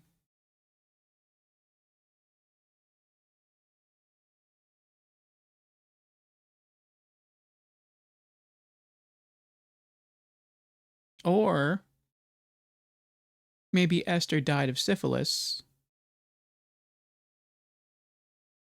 And then our character, who was in love with Esther, was so distraught, he drank himself. And then he went out for a drive and then got into an accident. And then that sort of made him worse mentally and maybe physically. And then he just felt like he couldn't live the normal life he'd been living anymore. And so he just hopped on a boat and just tried to just go somewhere else. And then an accident occurred and he washed up on this island. And to keep himself sane, because he was the only person here, he started writing letters to Esther. And then while he was exploring the island, he fell, hurt his leg. He got infected. He found medicine from one of the ships, and he couldn't use it to cure his infection, but at least he had some painkillers that he could use to stifle the pain. Then he ran out of pain meds, and he decided to just climb to the top and then jump off to end his suffering and his loneliness.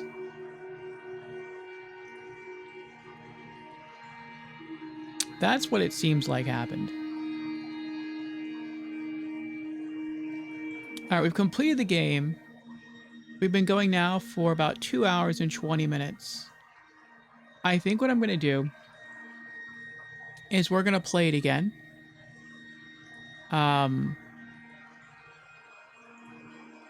We're going to wait till after we get back from the ad, though. We've got about a little over 2 minutes until the ad ends. And then we're going to jump back into this.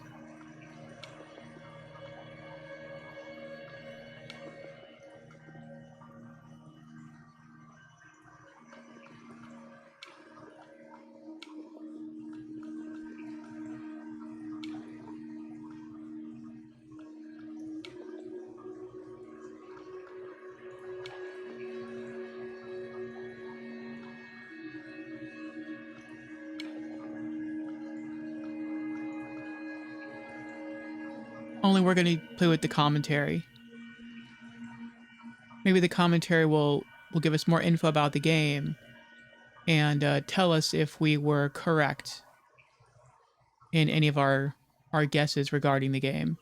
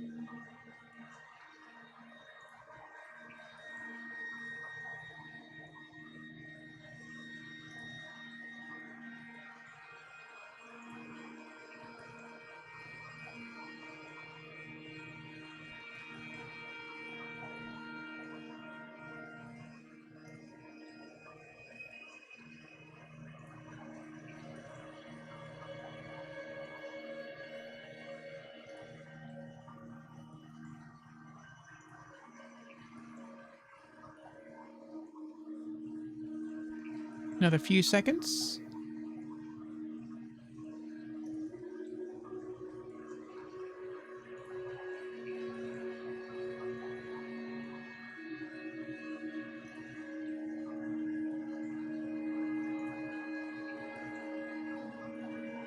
Okay, and we're back from the ads now. Thank you for sticking around, helping to support the show. So, what I was saying, and I think I started saying this right as we headed into ads, is that we've completed the game now. And I think what happened, I don't know if Esther was Donnelly or if there were two separate people. At first, I thought there were two separate people. Let me turn up the ring lamp.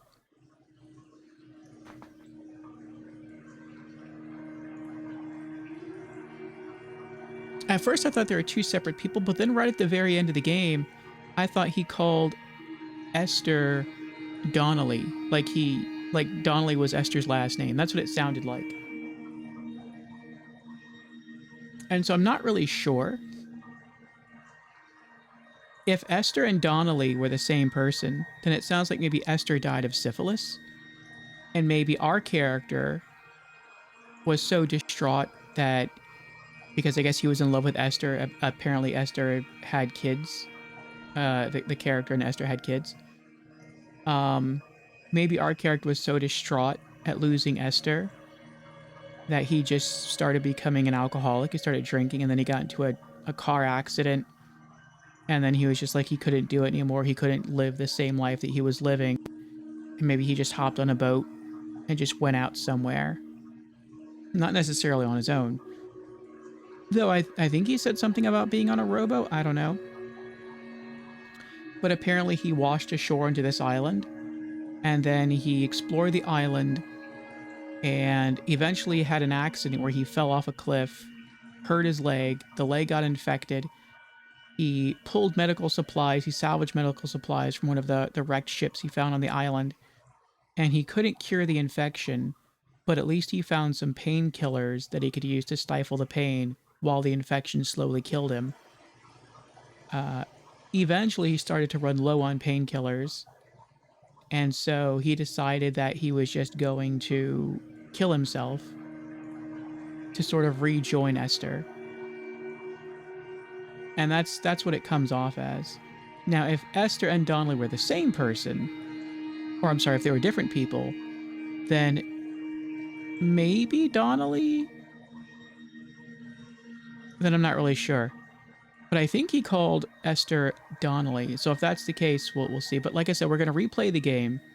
But this time we're going to turn the director's commentary on, which the director's commentary is exclusive to the Landmark edition of this game. And we're going to hear what they have to say. We'll see how close we are in our guesses. Let's see what happens when we click resume.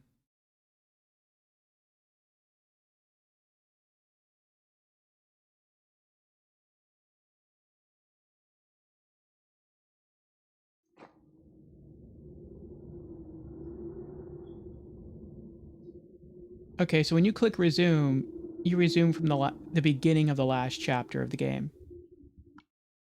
All right, so we're going to go exit to main menu.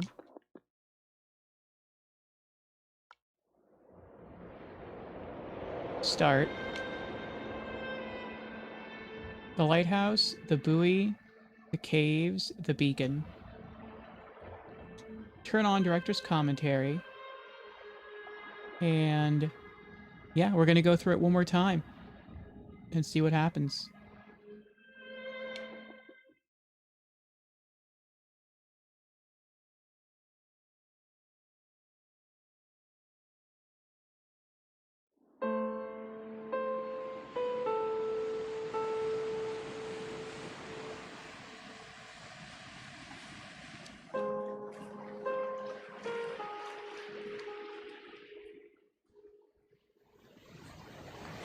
Hello everyone, I'm Dan Pinchbeck, I'm the creative director of The Chinese Room, and this is the Dear Esther Developers Commentary. Hi, I'm Robert Briscoe, I'm the artist on Dear Esther. And I'm Jessica Curry, and I was the composer on the game. Good job. So what you're looking at today is a remake of a mod. Dear Esther started off in 2007 as a Half-Life 2 mod. Interesting. That did really, really well in the modding community, which was fantastic, and as a result of that attracted the attention of Rob, who worked as the primary developer on a Source remake of the game that was released in 2012. And this year is another remake where it's been updated for a cross-platform release, and we wanted to add in this developer's commentary just to give you a bit more of an insight into some of the ideas behind the game as it came together.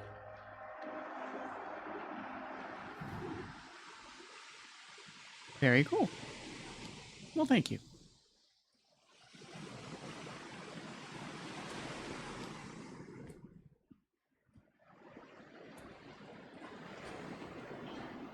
Oh, so I guess now since we turned the commentary on, usually our character would have said something while standing here and moving up the ramp. But I guess that got disabled and replaced with the director commentary. I see.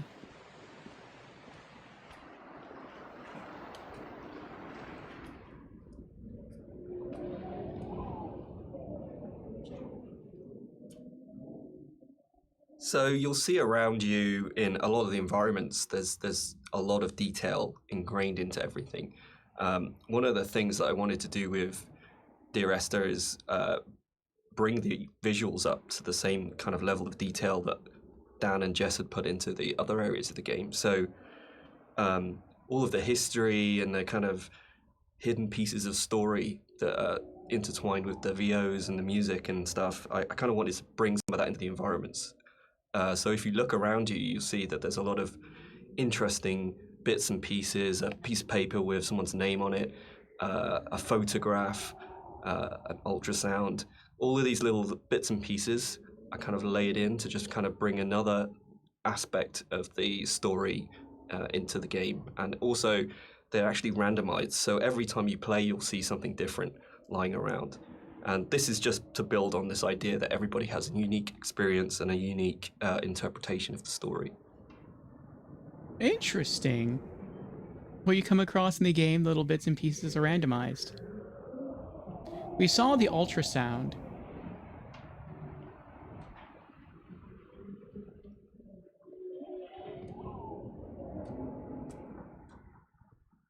So you'll see around you in a lot of the environments, there's a lot of detail ingrained into everything. One of the things that I wanted to do with Dear Esther is bring the visuals up to the same kind of level of detail that Dan and Jess had put into the other areas of the game. So all of the history and the kind of hidden pieces of story that are intertwined with the VOs and the music and stuff, I kind of wanted to bring some of that into the environments. So if you look around you, you'll see that there's a lot of interesting bits and pieces, a piece of paper with someone's name on it, a photograph, an ultrasound. All of these little bits and pieces are kind of layered in to just kind of bring another aspect of the story into the game. And also, they're actually randomized, so every time you play, you'll see something different lying around. And this is just to build on this idea that everybody has a unique experience and a unique interpretation of the story.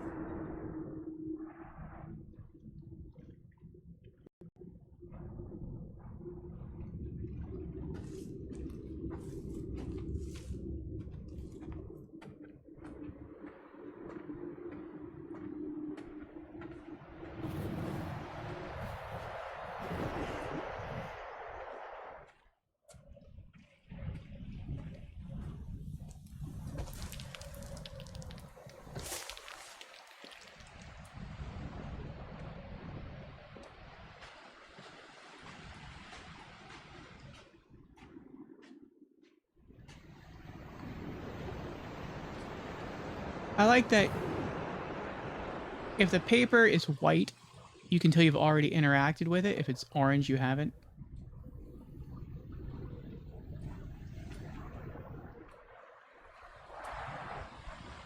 Part of the point about the whole game, I think, was this idea that rather than having a linear, straight through version of the story, that we could have multiple story units for each place you were. And I was really interested in this idea of how you can open up that space that people can interpret. So I loved the idea that you could have two people that had played this game and then would have a conversation about it. And one of them would say, oh, what did you think about when this happened? And the other person would be like, well, that didn't happen for me. I had a completely different event happen or a completely different story happen. And it kind of feels very gamey in that way, that actually one of the things I love about writing for games is that you hand over so much control to the player that it becomes their story, and that's really, really important rather than trying to force them. So using randomized blocks of voiceover in the game and the kind of randomized prop details that Rob was talking about means that it gives it a really different feeling every time you go through. And that's kind of interesting for me, because I like the idea of going, well, not everyone has to have the same experience, and because it's interactive, you have the capacity to have very different experiences occupying the same space. So yeah, but balancing all that then becomes an absolute nightmare. I think it's nice though, because everybody gets a personal experience. Like, I love reading the forums and seeing how people come and they sort of tell their story and what they interpreted of it, and then you see other people discussing what they thought of it. And to me, it's kind of nice because everybody takes something unique away from it.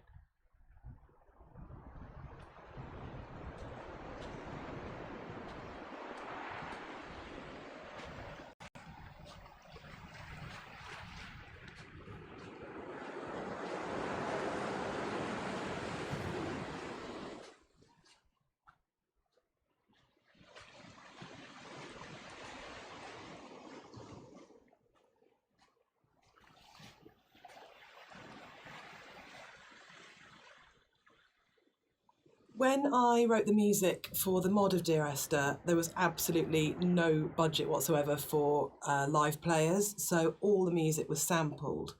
But one of the good things about that is it actually forced me to be quite creative about how I wrote the music. So with my background in sound art, I wanted to use samples in a different way that wasn't just using it to sound like a violin. I wanted to time stretch and manipulate samples to make something different and strange and quite unique. But then when we got the Indie Fund money, I had the amazing opportunity to re-record the music with live players. And that was so exciting for me, actually, because that's where it comes to life. And I thought long and hard about whether to write new music, going from the mod to the commercial version. But actually, I decided that my initial and original emotional response to the game was probably going to be the strongest response and reaction that I had. So I just literally, the music that I'd written for samples, I then wrote out for live instruments. But what they bring to it is transformative, actually. And I think The Beach is a really good example of this, where, you have these awful samples soaring away. And then you have the string quartet playing this very bleak, very sparse music. And they bring the presence of the island immediately to it, and it comes to life. And that's the exciting thing about it. It wasn't a huge budget, but just having that experience of working with the players was just magical.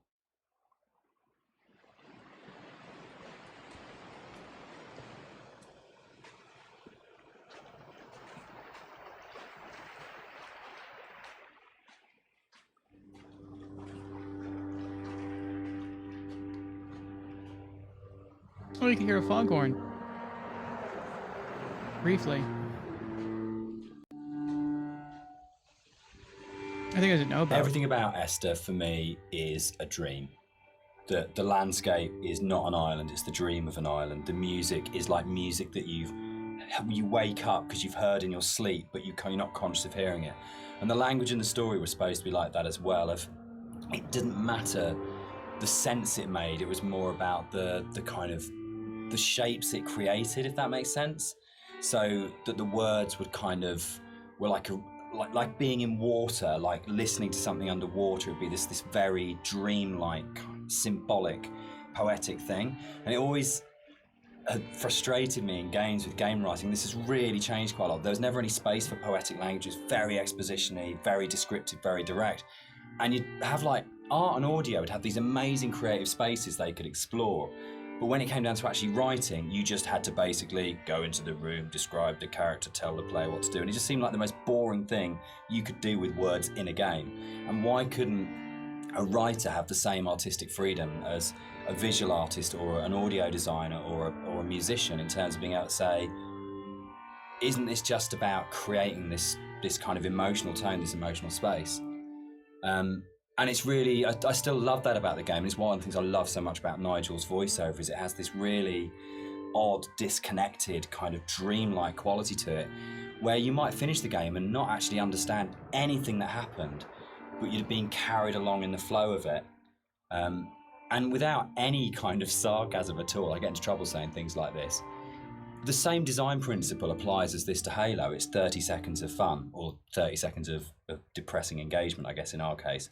But it is about that loop of being in the moment in the game constantly, and that's actually the critical thing that matters.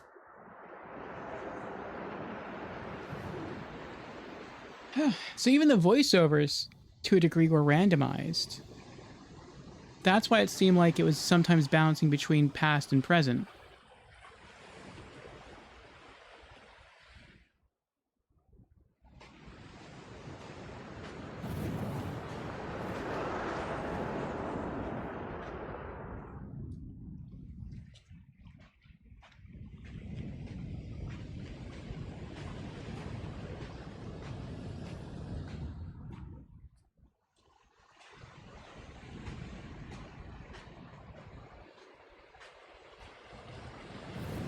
This symbol on the beach, which is the golden ratio, is... I thought it was one of the only things that's really left explicitly from the mod. In the original mod, there was an awful lot of more kind of symbols and kind of a much more kind of mystical, sort of magical element to the island. There was a lot of very weird stuff in there. And a lot of them came out of the commercial version because they felt like they were a little bit explicit. And instead, there's a lot more hidden kind of codes and symbols in there. There's still some stuff which you can only actually see or experience if you are not playing the game, if you're looking at it from editor. We had in the original mods things like trees planted to mirror the shape of the M5, or there's a whole bunch of things that are there to represent star clusters and all kinds of things like that. And we'll probably talk a bit more about kind of like hidden details and the secrets in the game as we go through.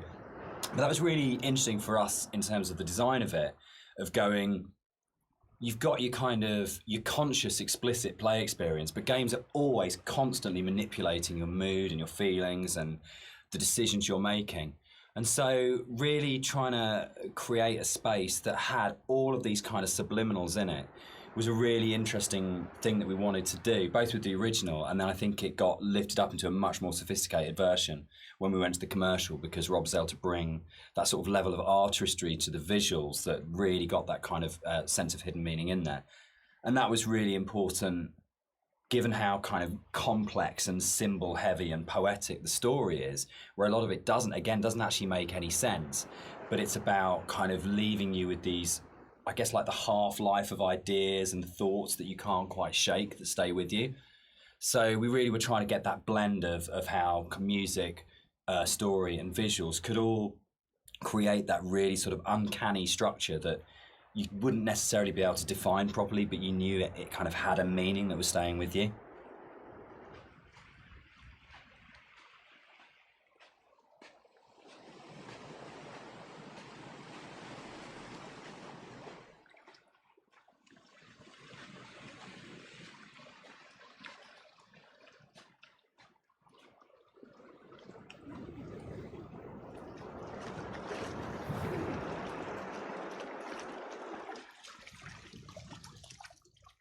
So something I wanted to do as an artist was create some kind of reward for the player when they explore the island. There are some areas of the game where it's a little bit more quieter. There's no music or there's no voiceovers. So I kind of wanted to create a bit of an incentive for people to explore. And you'll find around the island that these kind of like random scattered items that usually slightly out of place from the environment themselves.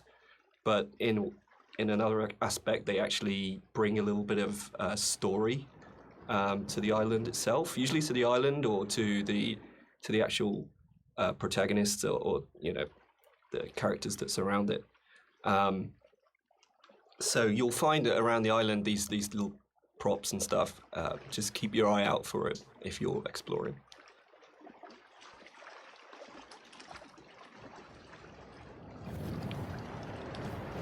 Yeah, now this is different. I think last when we came here, there was 2 tires. That tire, and then there was like another one. Now it's a tire and a car door.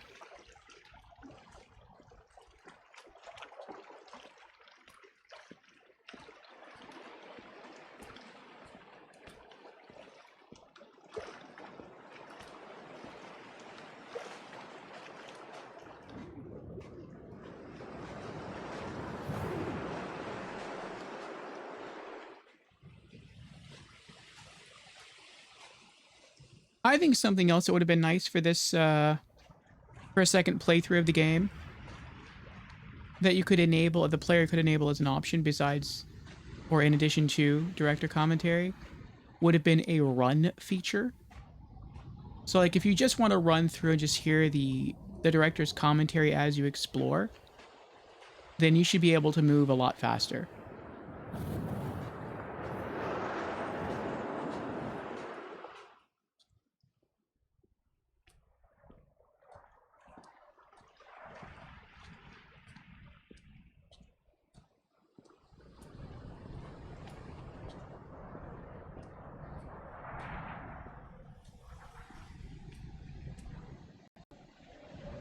So people have asked why the Dear Esther's set on a Hebridean island.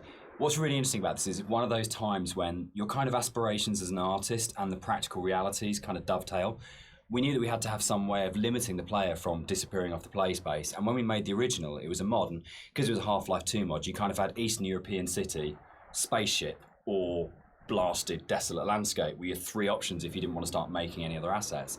So it started off with these practical constraints. We don't want to set it on a spaceship. We don't want to set it in an Eastern European city. So it's got to be on this kind of like this desolate landscape.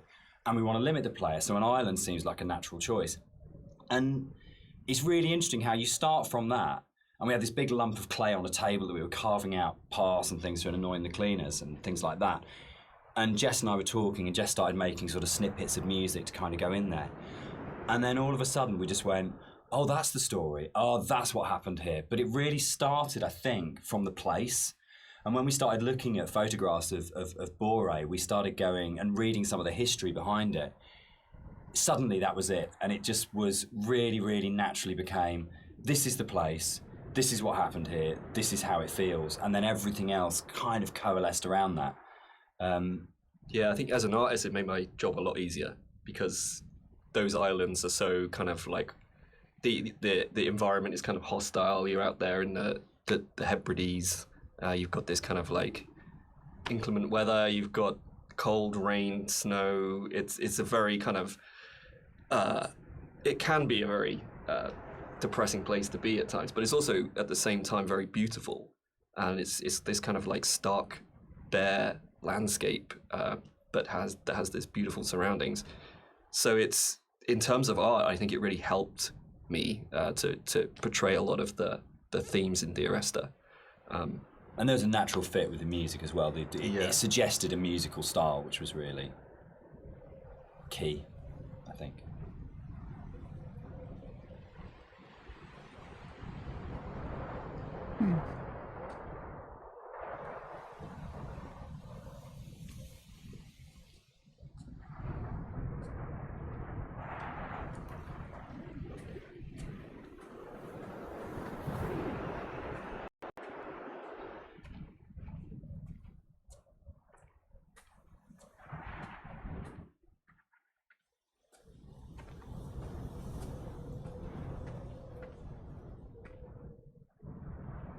One of the things you're always trying to do as a composer is create memorable themes. And a slight confession is that probably the most memorable theme, which is Remember in Dear Esther, wasn't actually created for the game. Rob's looking shocked. So it was actually from a piece of choral music that I'd written years before, based on a Christina Rossetti poem called Remember. And one of the things I was talking about earlier was how I didn't have any budget. So I had this piece of choral music and I thought, hang on, this is absolutely perfect for Esther, but I don't want to use all of it. So the only bit that you actually get in the game is the first line of the choral piece of music. But that actually went on to form the main theme of the music that I wrote. And I think for me, it's really interesting about how things that you've written earlier, years before, sometimes come in really, really useful and fit. So I always tell people and students not to despair if something doesn't get used or doesn't work at the time, because actually there'll come a place or in a time where you think, hang on a minute, I've got something that fits.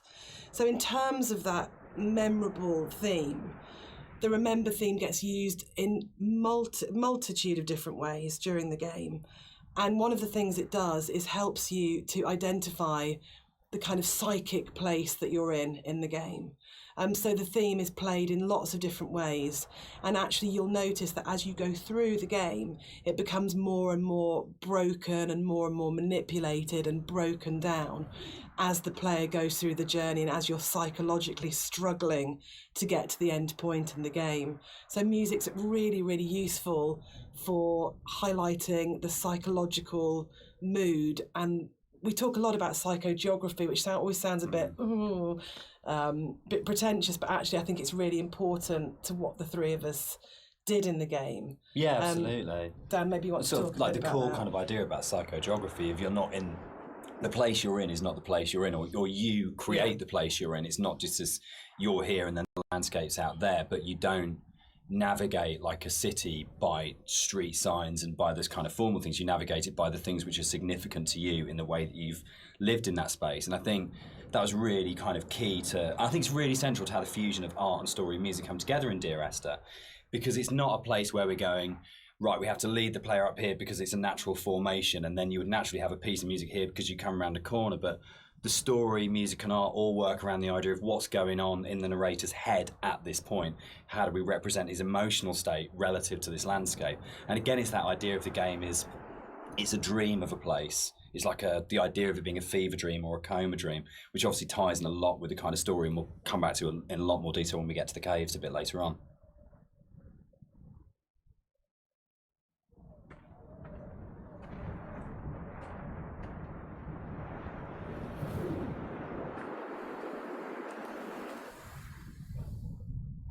White lines. Yeah. They actually did this. It was really cool. I found this historical document. They used to do this on Bora and the Hebrides. If their disease broke out, Really? they'd actually chip out and expose the chalk. So if you're on a boat and you were coming to the island, you know not to land because it was infectious, which is the coolest, most amazing. It's one of those things where you go, it's almost impossible as a writer to come up with something as cool as that. It just has to be something that was actually done. And it's so sad as well. And I love this bit and the fact that we can do it because it feels really real because it references a real thing. And I don't know, there's something really special about that. But it was always one of those bits in the game that I thought, we've got to be able to represent this somehow. We have to be able to get these things in here. Yeah, I mean, that's really interesting. I actually didn't know that was actually based historically in real life, but that's really cool. Because I mean, my thing about the white lines is that it was this completely surreal thing, but also it was kind of, it just added to the landscape. It's like, whoa, what the hell is that? And putting that into the game was kind of challenging because to me it just seemed like, oh, it's going to be really hard to pull off in a way that's kind of realistic. But then when you look at the kind of art style of the game, it's not really a realistic thing. Like everything is half imagined. So in that way, it kind of really fit into the landscape, and it kind of creates this amazing sort of landmark that you see in the environment. And I just found it really interesting to hear about that. You know, I think it's one of those things where it's not a realistic place. And I mean, no game is a realistic place anyway, but one of those things where understanding that you're making something which isn't real and you have that kind of capacity to be sort of, to explore it artistically. And we'll come back and talk about sort of like it not being realistic, I think, in a little while.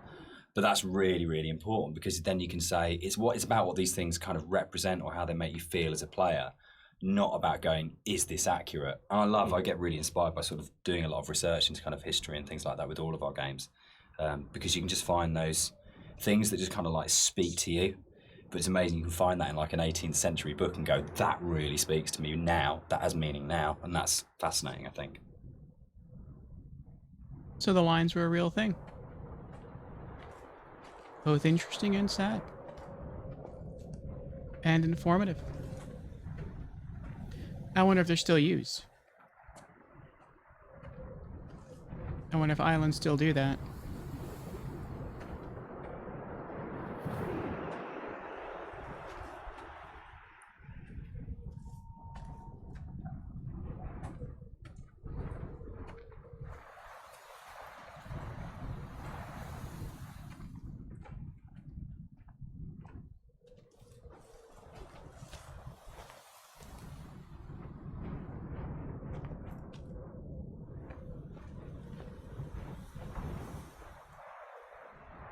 something that I wanted to bring through in the art of the game was the same kind of fidelity that you find in both Jessica's music and Dan's writing. In the same kind of way that you have all of these little details, these very close attentions to detail that kind of really bring richness to the story. And something that was missing in the original mod version was just this lack of a visual layer of story. And something that I did throughout the art of the game is to add in all these little details here and there, little bits of story, little links to certain things that you may or may not hear or see, just a layer of richness in the world and give you some kind of reward for exploring.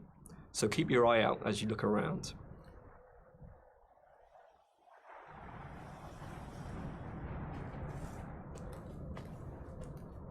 Okay, I want to go back and do that again because I missed all of that.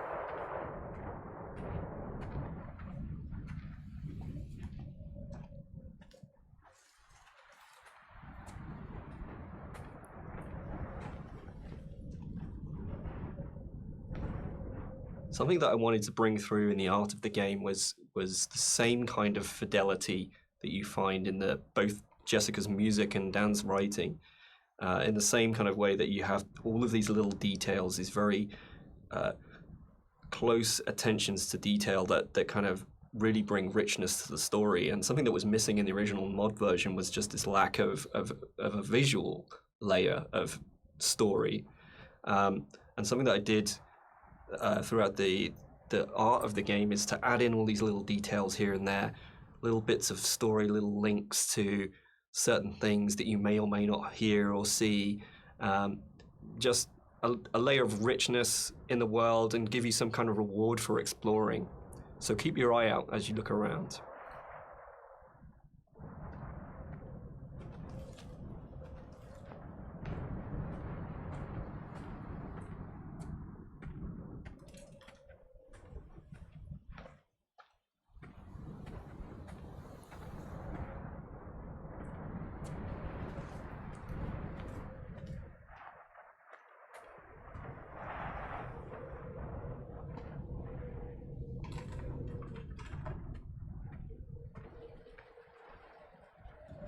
There's a scene in Donnie Darko where Drew Barrymore's playing his English teacher, and she talks about Celador as being the most beautiful word in the English language, and about it's the sound of the words together.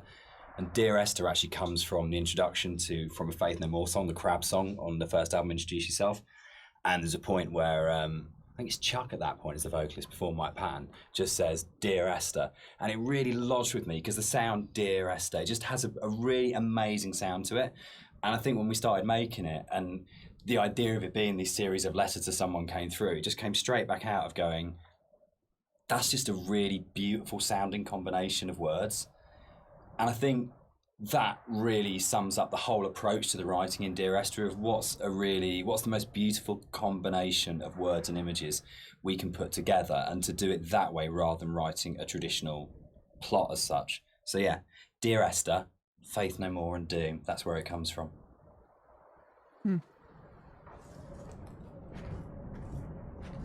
So they chose the title Dear Esther because it sounded nice.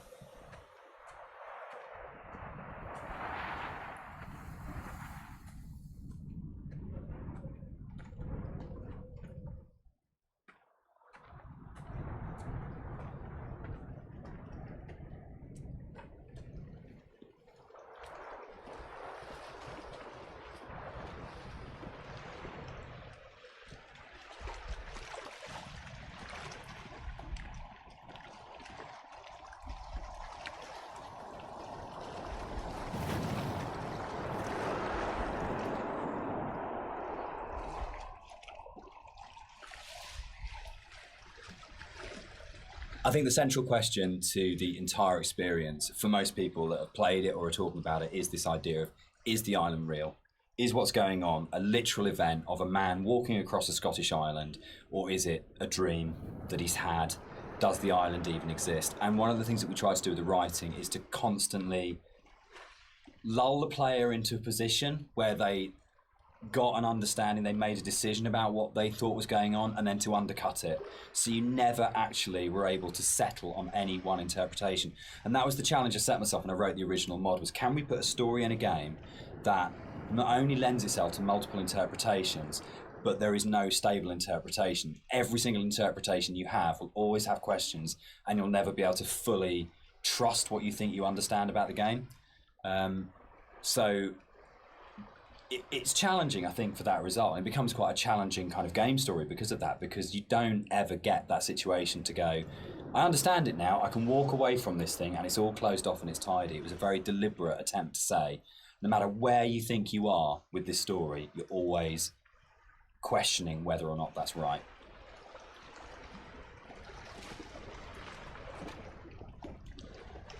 So there is no correct interpretation of the story.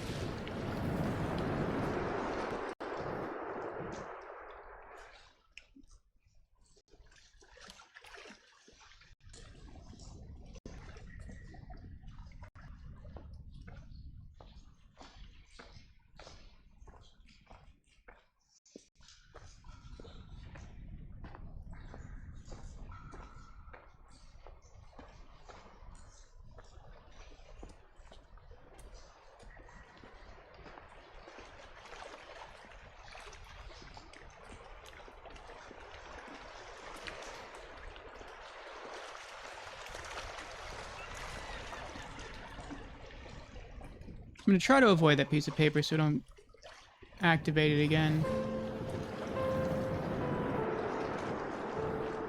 Okay.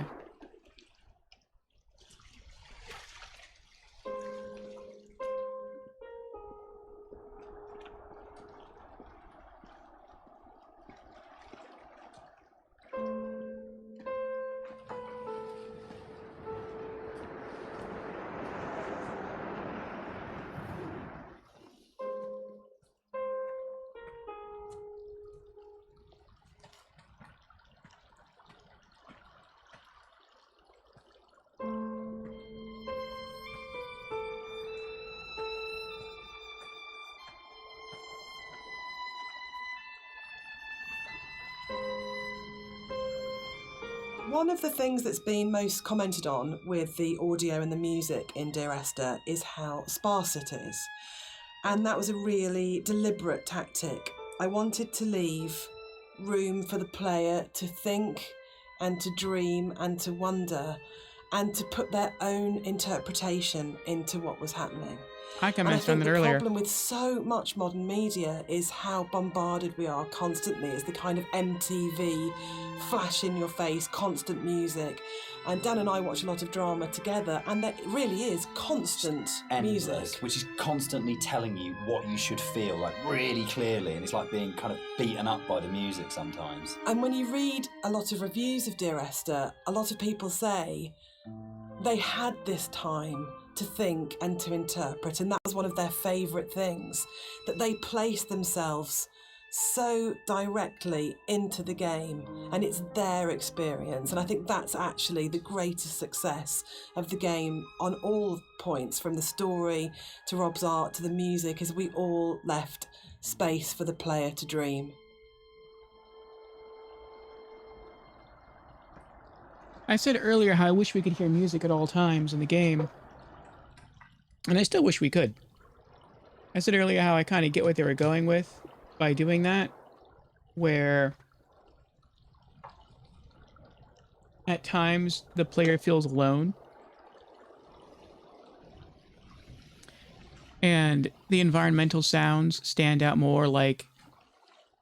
Actually, I can't even hear the water.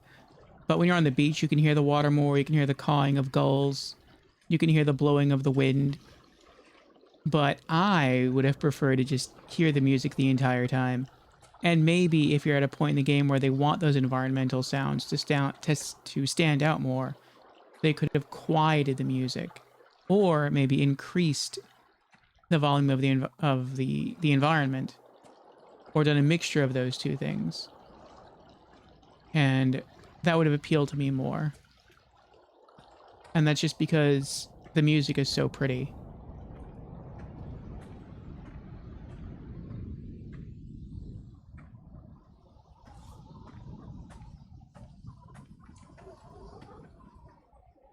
So there's a lot of places in the game where you see a lot of strange things, and this is very deliberate.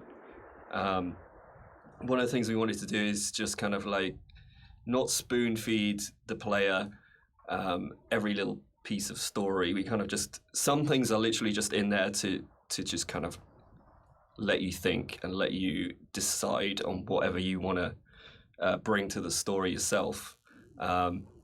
So it's kind of like I approached it like an impressionist painting, where you've got like this kind of very vague outline of things, but if you stare at it enough, you can kind of like fill in the spaces, and kind of the image comes together on its own. So a lot of these kind of strange pieces of geography and stuff, that's really kind of deliberate in some ways, just to kind of keep the player's mind open and kind of bring their own interpretations of the story through that.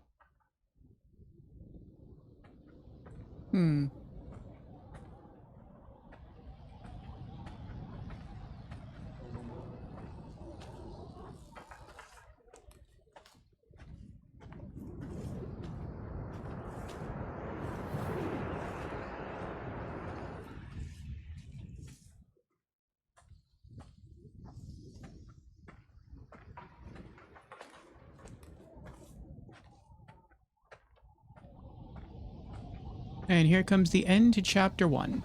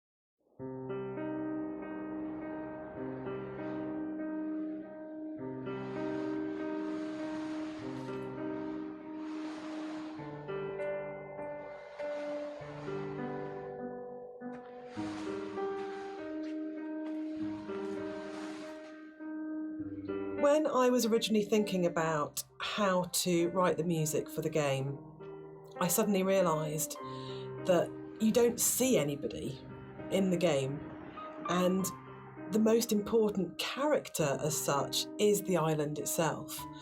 So one of the things that I did with the music was to write the island as if she or he were a character in its own right.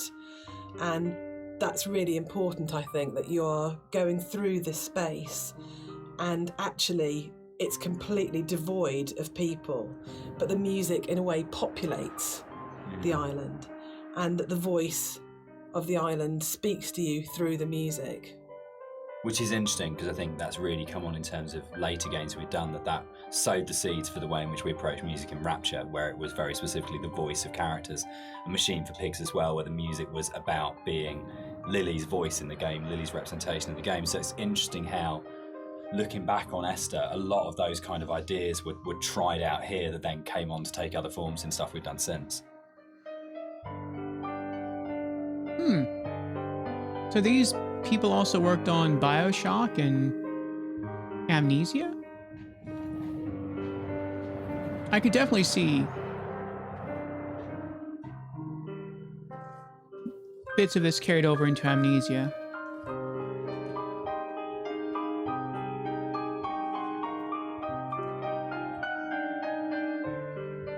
All right, let's talk about walking.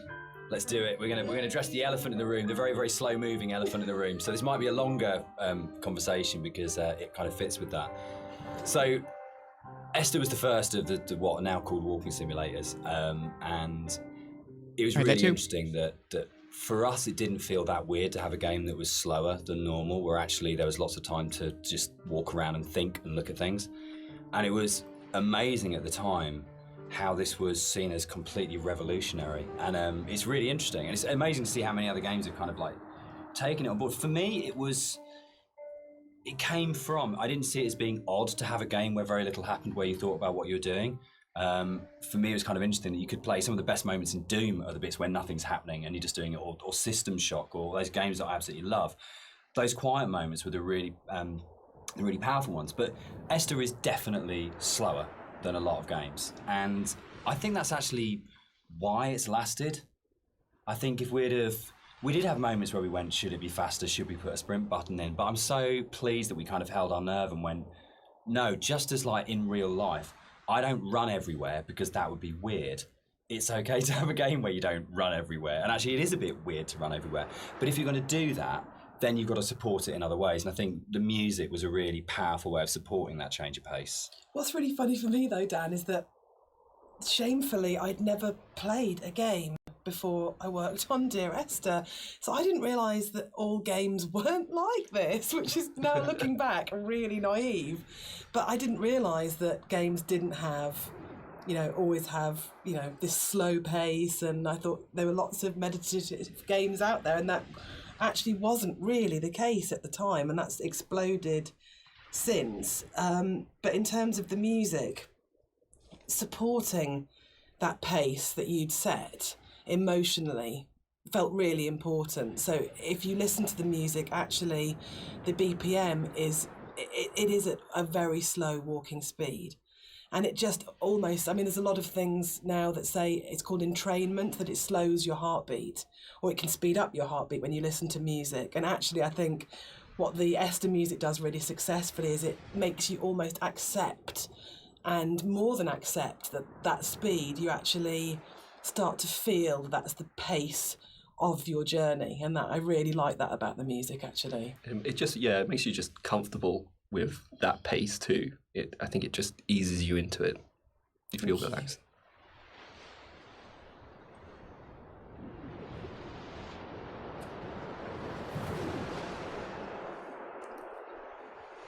The radio mast in Dear Esther was obviously there as a really important kind of design feature, as well as its place within the story. And that, I think, came from, it's really interesting, it being a Half-Life mod to begin with, and the Citadel in Half-Life 2, that it tells you how far you are through the game. You're always looking up to the skyline. Am I closer to the Citadel? Can I see it? And it lets you know how near you are to the end of the game. And it was really important because Esther's so open in a way, and because there isn't this, you're not using kind of shootouts or kind of gating it with combat encounters to kind of constantly keep you moving, that it was really, really important that you always had that focal point of going, I know exactly from the beginning of the game, virtually right from the start, you know where you're going, you know where the game's going to end up, and you know that sooner or later you're going to be either at the base of that thing or climbing that thing, and it's always there, that red light. And I think particularly with the colour palette of the game, the fact that you've got this very, very, very clear red light that's unlike any of the other colours in the game immediately tells you as a player, this is what the shape of this thing is going to be, this is where I'm going, this gives me a purpose, even if the sort of moment by moment is a bit more abstract. Yeah, and navigationally as well, it helps you. It draws you in the right direction as you play the game. You can never get lost if you just follow that one landmark. Yeah, I think it's a really interesting place of where that sort of traditional game design is still, there's loads of it in Esther, it's just not necessarily done in quite the same way. That's interesting that this game invented a subgenre of adventure game, which is the walking simulator.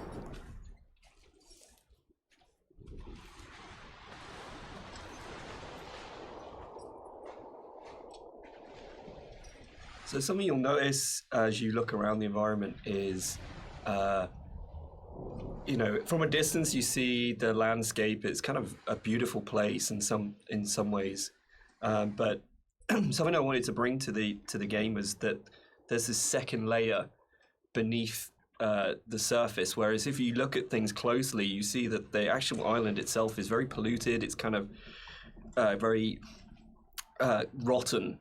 Everywhere you look, every rock, every grass surface, it has this layer of filth on it, and it's kind of been put in there just to kind of emphasize further that this island is a really unpleasant place to live. It's like if you scratch the surface, you see like just how corrupt this island is.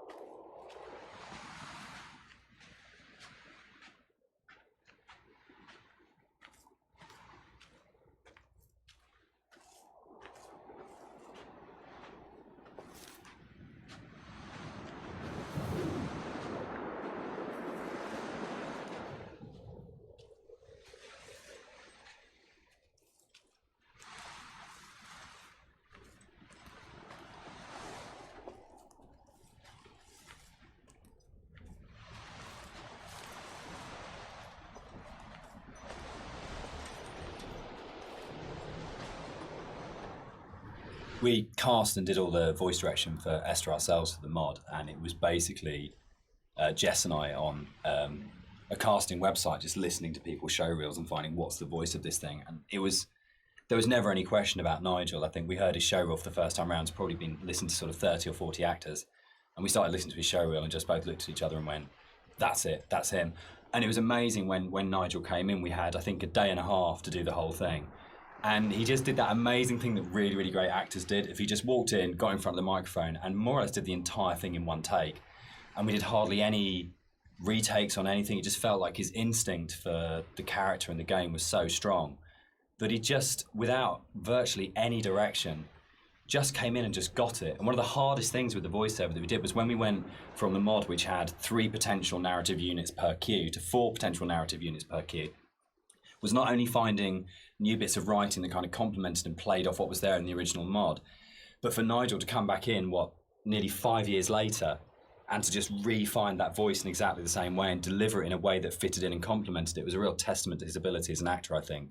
That apart from we had spent quite a lot of time trying to make the sound actually sound the same in terms of mic placement and things like that, but in terms of the actual delivery of those new monologues, you wouldn't know that was both written and acted sort of 4.5 years after the original thing was done. So the one person who's not in the room sort of today but deserves a huge amount of credit for how the game kind of eventually was delivered, but also I think in terms of how the game has lasted, a huge amount of respect needs to go to Nigel Carrington for his work on it. I wonder why Nigel's not in the room. Did he pass on? So this hole in the ground was kind of a difficult thing in some ways. It's a bit of a challenging aspect of the game. Because, in some ways, it kind of like, I think for me, we wanted to have this kind of this pit here, and I wanted the player to be able to actually go as close as possible and like look over the edge and you know, kind of have this feeling of dread and stuff. But the other issue that we faced was like, what happens if the player just jumps into the hole? Like we have no real death in the game. And from a design point of view, Dan, I mean, I don't know what you it was really hard because you know, it was a game where we couldn't let the player die. We didn't want to have respawns, but we had to handle the fact that there would be both accidents where the player would fall off a cliff or something, but also the deliberate urge as a player. You know, the first thing you're going to do is go, great, there's an ocean, how far out can I go? Or there's a cliff that's really high, can I jump off it? And how do you have death in a game where you can't have the player die? Because if the player starts breaking up the experience by dying and reloading, then you're in you start breaking the experience a lot. So yeah, I mean, we didn't want to also have like artificial boundaries, you know, where it's like an invisible wall. Like if you take a look through the game, you'll never see a place where you think you can get to, but you can't. There's always some kind of actual natural boundary or man-made boundary.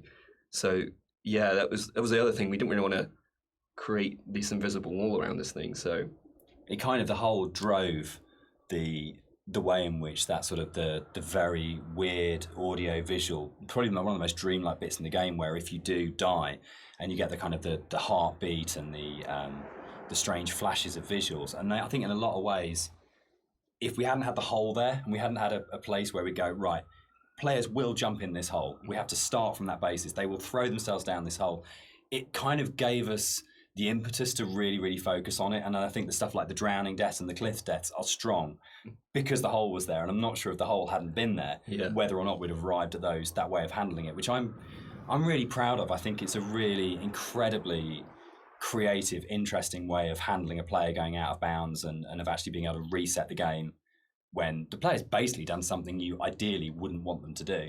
Yeah, and I kind of think it fits well with the theme of the game as well, because you don't really know what's just happened. Yeah, it's not like you hear a death sound and then you kind of respawn. It's this kind of like very soft, very ambiguous change. You know?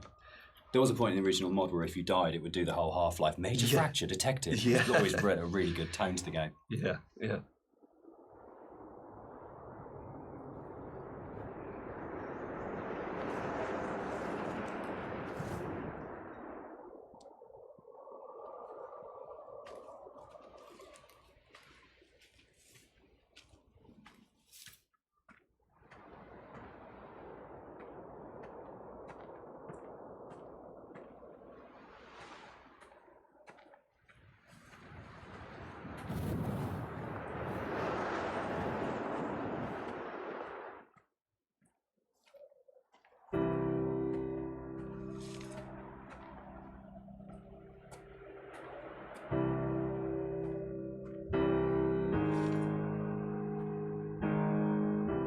one of the really important jobs of a composer, I think, is to provide the player or the listener with different emotional tones and states.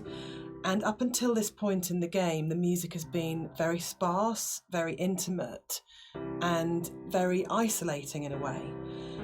But the island is also a beautiful and magnificent place, and what I wanted to do at this point for the first time in the game is to create something that was really epic. So we go from that shift in scale where it's very intimate and small to suddenly realising that this is an extraordinary and magical place to be, as well as a difficult and quite sad and melancholic place to be. So the string players were instructed at this point to play with much more vibrato. Up until this point, they've played in a very sort of Scottish style, actually, no vibrato, very plain playing. But this was a really beautiful cue to write, actually, because that has that scale. You suddenly realise that the island is really big, and you have this beautiful vista, and the music then shifts, so the player can actually, just for a moment, I think, enjoy being where they are. Yeah, I think that's it. Can I? Yeah, I was going to say, this is actually one of my favourite parts of the game. It's just where everything, all the elements kind of come together perfectly. You've got the music, which is just epic, as Jess has said. You've got the landscape, which is kind of like this big open space. You've got all the little bits and pieces that I put into the detail of the environment, like the movement. There's leaves blowing around, there's the clouds in the sky, there's the mist rising off of the grass, and then you've got Dan's voiceover coming in there, and I think it's just like all of these elements coming together and just in perfect synergy, and just kind of, it really brings chills up your spine.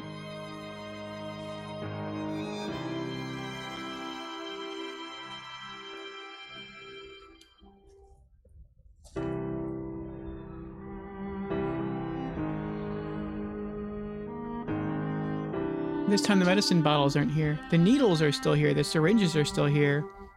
But, the medicine bottles that were here last time aren't here anymore. Just crunched up photos.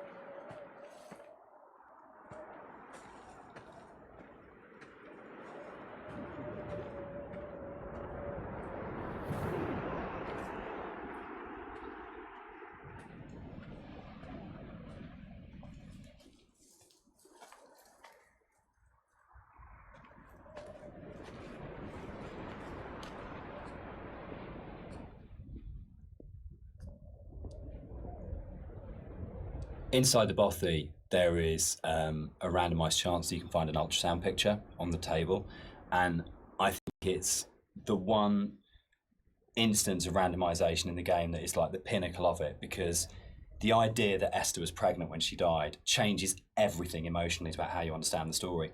And not to say that you don't care as much if you don't find it, but it just adds this other layer of just the ground falls away from him. The first time I saw it, and the meaning of the crash in Esther's death just means so much more when you go, it's not just about her, there was an unborn child here.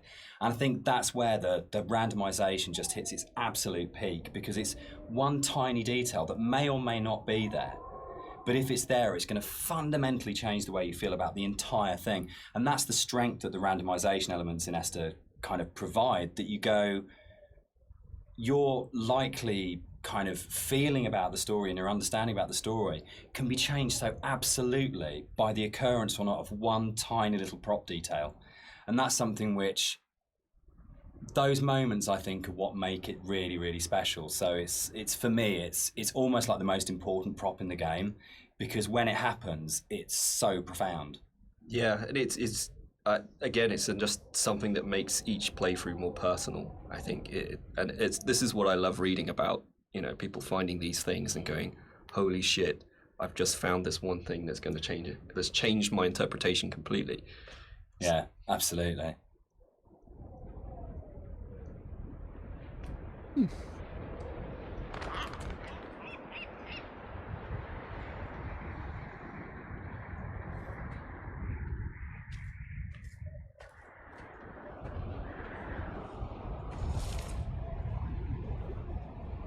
It looks like there are some areas in the game you just can't get to.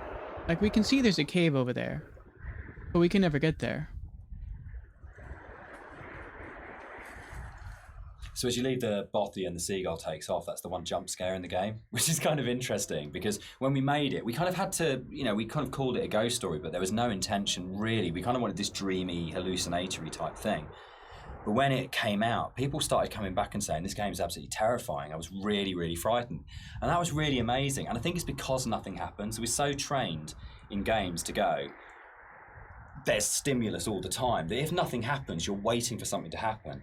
And kind of, I tend to go back to again and again the whole sequence in Dead Space 2 when you go back to the Ishimura, and it's like the best bit of Dead Space 2, because for what feels like hours, but it's probably only about 15 minutes, nothing happens and no necromorph comes at you, and it's absolutely terrifying because it's just this space and you're just left in it. So I think the kind of the bird here is really interesting because it can actually really, really make you jump. But I don't know if that was part of why people were saying that the game was really scary, but it was a real surprise when people started coming back and saying, this is a frightening game. And I don't know how much of that is to do with the ideas in the game are frightening when you think about them, and how much of it is to do with just the emptiness and the lack of kind of things in the game make it a really quite stressful or quite frightening place. But it was a real surprise, I think, that sort of reaction from a lot of players when we shipped it. I found the first instance of the seagull frightening a bit, not the second one. The second one was just kind of interesting, kind of cool. So one of the things that influenced the visuals quite a lot was the tech limitations at the time, and also the kind of themes of the game. Like, tech-wise, we were never ever gonna kind of achieve photorealism, and I think that was a good thing. I mean, really, it made us sort of stretch out into other areas, and for me as an artist, it kind of made me think a little bit more creatively. I did a few tests at the beginning, and when I realized this wasn't possible, I kind of went back and I kind of did some research on different styles, and one of the ones that really struck me was this kind of impressionistic painterly style, where it's kind of like there's just enough shape and color there for you to form an image, but a lot of it is just your imagination. It's kind of like the believability of the environment is in your mind. So this is something that I really wanted to bring over into the game, and you'll see a lot of landscapes that kind of look very surreal, very kind of unreal, and that's mainly due to this impressionistic style.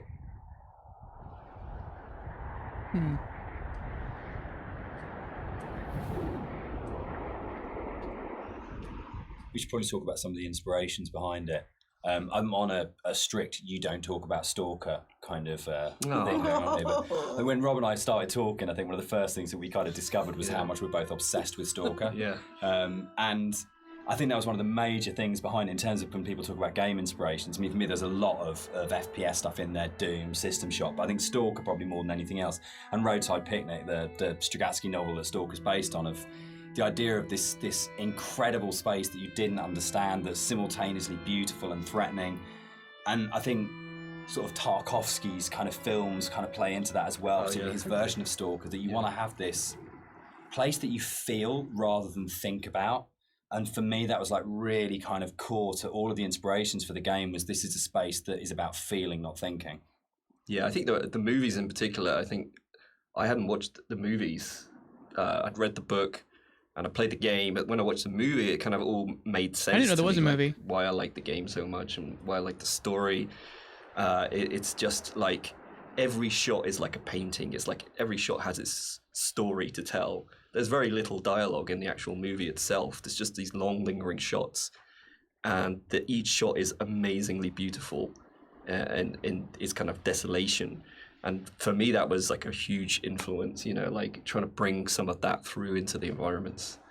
So that is definitely something I'm going to struggle not to talk about. But the game as well. I'd say the actual Stalker game has a big place in my heart, like gaming-wise. It's one of the reasons I got into game art in the first place. Yeah.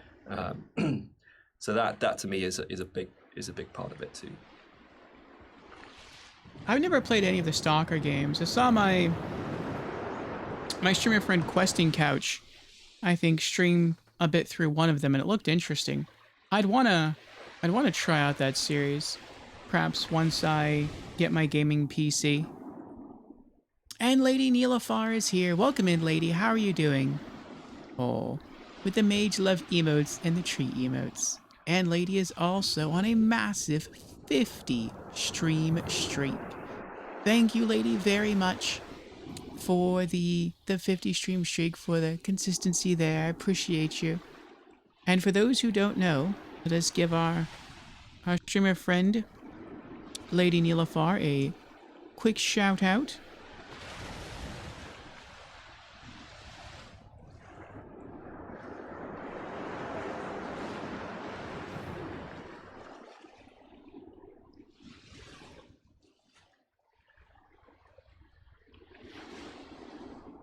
There we are. So Lady Neelafar just reached a Twitch milestone, in that her channel has acquired 400 followers on the channel. I believe that happened while she was having her Soul Level 1 Dark Souls 2 run. And yeah, for those who don't know, Lady is a Soul streamer, also a variety streamer. She's done Lies of P, she's done Elden Ring, she's done Sekiro, she's done Dark Souls 2 and Dark Souls 1, Dark Souls 3. I believe Dark Souls 3 is still her favorite. At least of the trilogy. I'm not sure if she likes it more than Elden Ring or Sekiro. I think Sekiro might be her favorite game. She's done Bloodborne, and now she is replaying Dark Souls 2 as her first Souls challenge run at Soul Level 1. And so if you want to check out that gameplay, feel free to throw her another follow. But yes, she has been a friend of the channel, and her streams are always very chill, very relaxed. So if you're looking for another chill streamer to hop into, or who streams to hop into, check her out.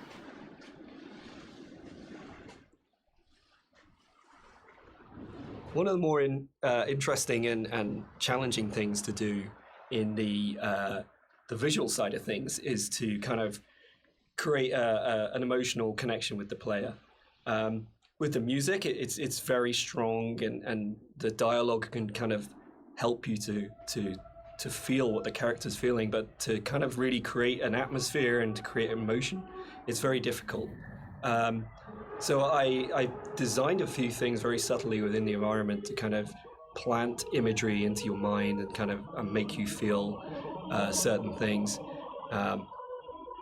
with this shipwreck on the beach, you can kind of like, if you look at it from certain angles, you get this real like it's like a cross sticking up. It's this kind of semi-religious imagery, but it really kind of it's not obvious. It's not in your face. It's just kind of like something that makes you feel like something you know, and so like there's a lot of deliberate attempts in the game to recreate that feeling, and it's kind of hard to point out in many other places, but it's done in a way where every single rock, every single plant, every single cliff face has been deliberately placed and designed in a way to try and make you feel something in the game.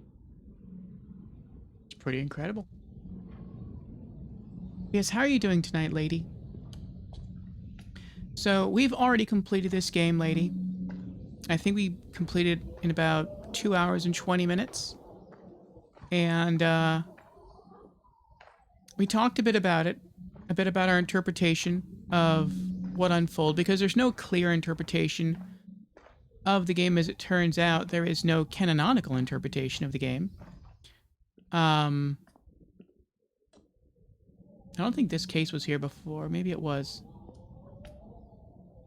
But what we decided to do was replay it.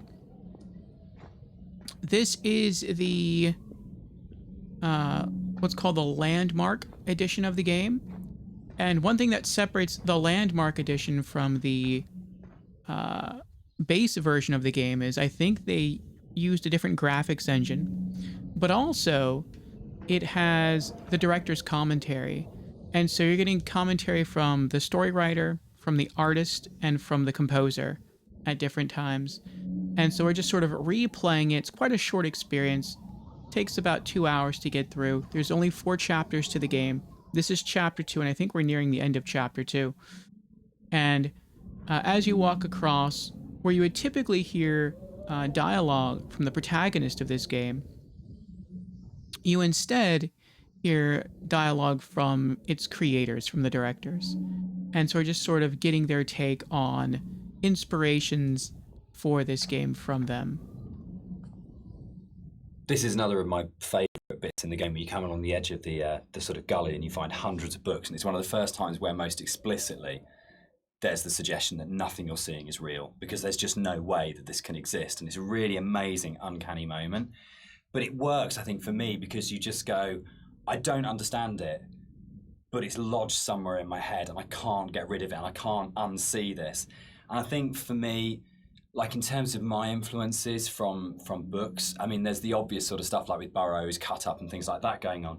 But it comes to the kind of books that I really love, that like Roadside Picnic, or the other one by the Strugatskys as well, I absolutely love, is The Ugly Swans. That's just full of these images that you go, I don't understand. I literally have no idea what's going on here, but I can't shake it. It's just got its hooks in me. And I think more recently, you've got books like Jeff Vandermeer's Annihilation does this so well, where nothing is understandable, but you feel the logic, but you can't understand the logic, but you feel like the logic's there. And that, I think, is a really powerful thing that games are so good at doing, of creating these things. And I think where a lot of game writing for me becomes kind of the wheels fall off it, is that they have these amazing ideas, and then suddenly there's this huge rush of going, right, we've developed this mythos and we've shown you all the tips of the iceberg, which are really interesting, but now we're just going to show you the whole iceberg.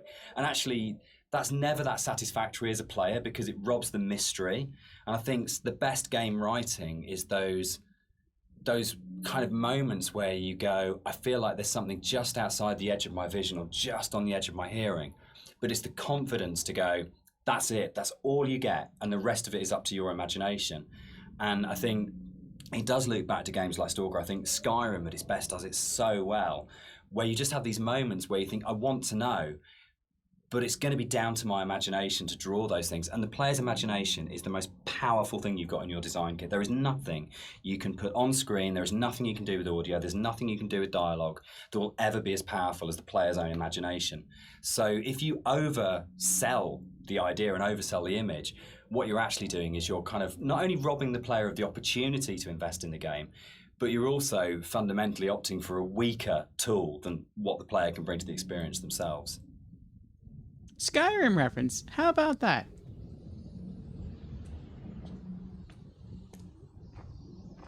For those of you watching this on YouTube and don't know, we're actually in the middle. I don't know, I might use the word middle loosely, but we're in a playthrough of Skyrim at the moment.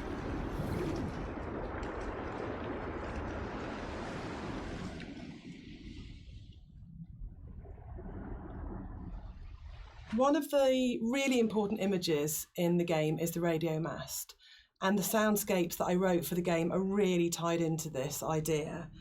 So it's the concept of the tortured sounds that they're so broken down, they're so manipulated, and it really is supposed to represent the inner state of the protagonist at this point. It's that fractured understanding. So it kind of works on two levels, actually. We have the narrator who's trying to understand the journey that he's on, and we also have the audience's journey and their struggle for comprehension to understand what's going on in the game. So this distortion, this breaking down, this fragmented, kind of tortured sound really ties into the idea of the radio mast and that idea of communication, actually, that the game is trying to communicate something to you, the narrator's trying to tell you something, but it's so difficult to understand what that is. All right, on to chapter 3.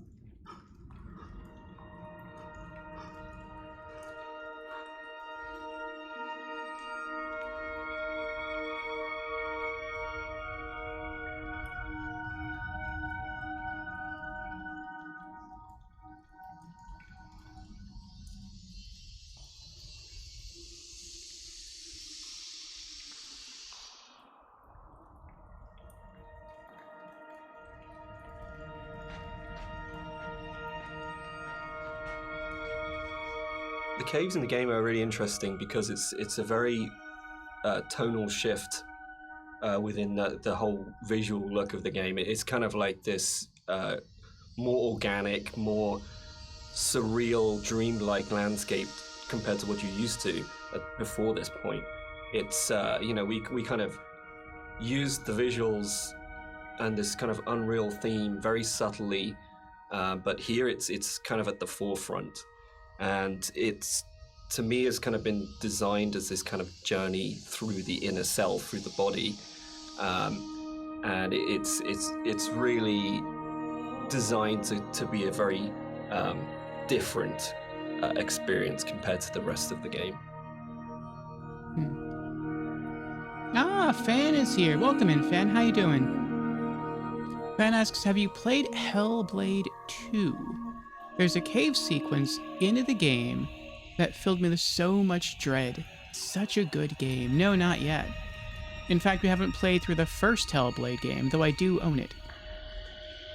I've heard it's very short, so part of me would like to play through it.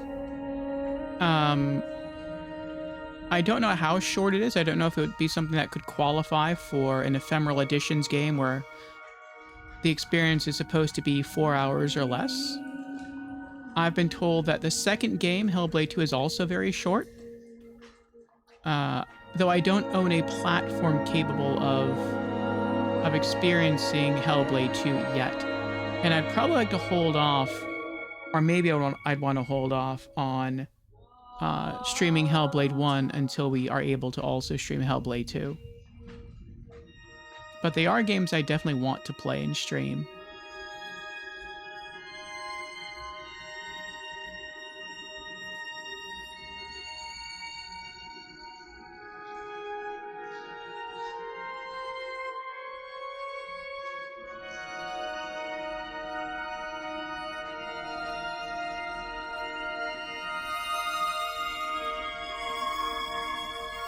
This, for me, is probably the most pivotal music cue in the game, and it's the one that most people write to me about to say that they are absolutely obsessed with and they love.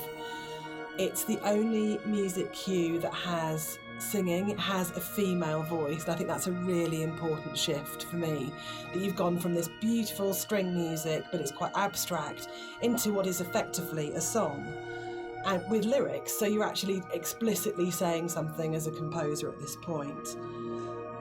The other thing that I think it's important to say for me is it's the biggest shift from the music that I wrote for the mod.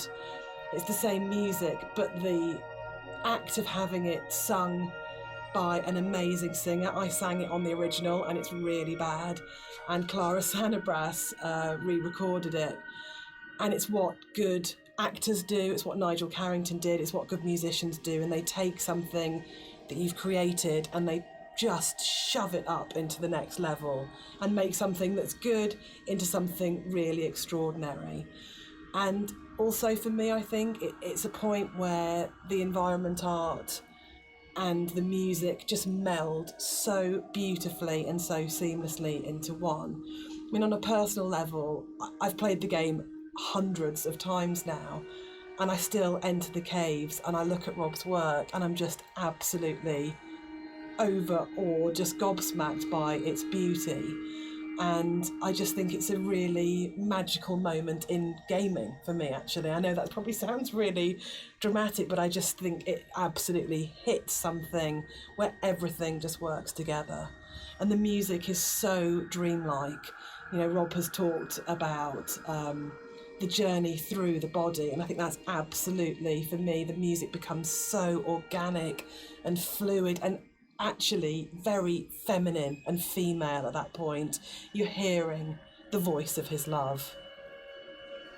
How are you doing tonight, Fan?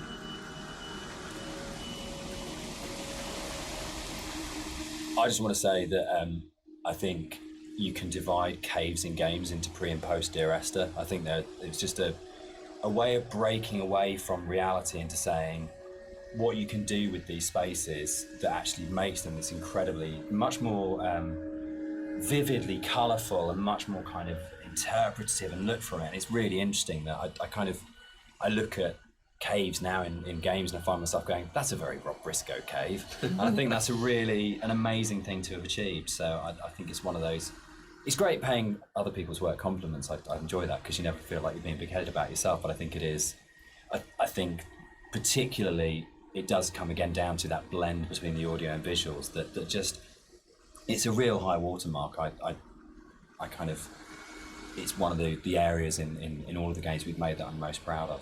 I think as well, you think you know what you're getting with Dear Esther for the first 45 minutes of the game, wherever we are at this point, and then you step into something completely unexpected and completely new, and I think it just throws the player such a curveball in such a wonderful way.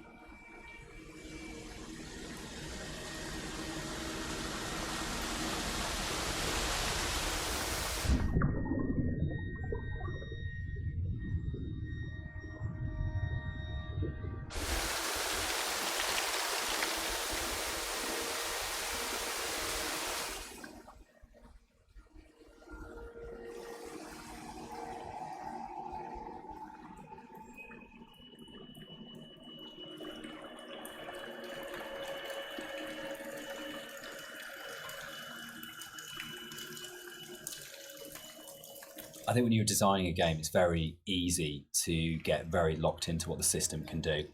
And you're trying to deal with all the different variations of things that if a player does this, then this, and we have to deal with the consequence here. And our lead designer, Andrew, and I talk about this all the time about you might have an idea, but then how does this radiate out throughout the entire system? And you get very caught in the idea of what the system has to be and how robust the system has to be and this kind of thing. And I think what's really important as a sort of a designer, as a creative, is that understanding that actually the real game is happening in the player's head, and that the system can be whatever you want it to be, but if the game isn't running in the player's head as opposed to on the screen, then you're missing a trick. You're not letting the game be everything it could be. And I think the great thing about working with a game as simple as Esther in a way is that those sort of consequences of player interaction, there's not a huge number of them in the way that there might be with a very mechanically complex game. So you can really heavily focus on what is the game experience that's being played out within the player's sort of mind and heart at the moment.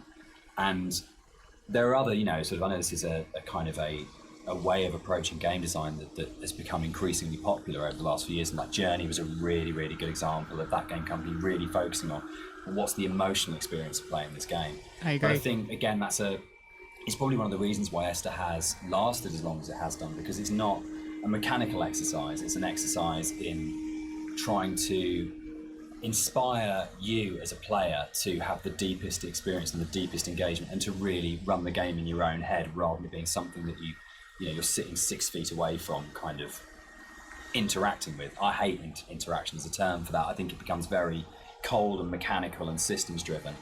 And really, interaction is completely trivial and pointless if there isn't an emotional engagement with the player and you haven't moved it away from the screen and into the player's head. What's this game about? It's a good question. So this game is called Dear Esther. And we just beat it not too long ago, probably about an hour and a half ago. This is our second playthrough, but this is the Landmark edition of the game. And one of the features of the Landmark edition is you can play the game with commentary, with director commentary. And so the voices you hear on the commentary as we come across these strips of paper that you can see, if they're orange, that means we haven't interacted with them yet. If they're white, that means we have. You're hearing the voices of the story writer, of the artist, and of the composer. And so you're not getting the game narration anymore, you're just getting sort of director commentary. But what this game seems to be about is this protagonist of yours wakes up on an island, and as you explore the island, he's dialoguing, and it sounds like he's dialoguing letters that he's writing to a woman named Esther. And some of the things he says seem to take place in the past. Some of the things seem to take place in the present. Some of the things seem to take place in the future for us, the player, because sometimes he'll mention something that we won't understand, and then we'll encounter what he talked about later on in the game. And as you go through the game, you're trying to piece together what's going on, who is Esther, who is the main character, and you may reach different conclusions depending upon how your playthrough goes. But this is essentially a first-person adventure game. It's very slow. The character can't die. It is a short game. You can beat it in like 2 hours, 2.5 hours. And so that's why we're having a second playthrough. As it turns out, what we've learned from the director commentary is that what narration you receive is a bit randomized.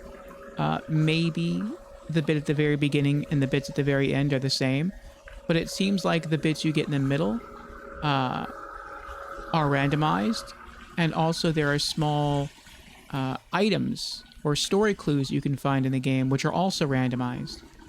And so different players are going to come away with different interpretations of what the story of the game is, depending upon what they encounter during their playthrough. From what we gather during our first playthrough, and I'm not really sure, a name is dropped besides Esther, and I don't know if it was the last name of Esther or if it was a totally different character. I thought it was a totally different character. But it seemed like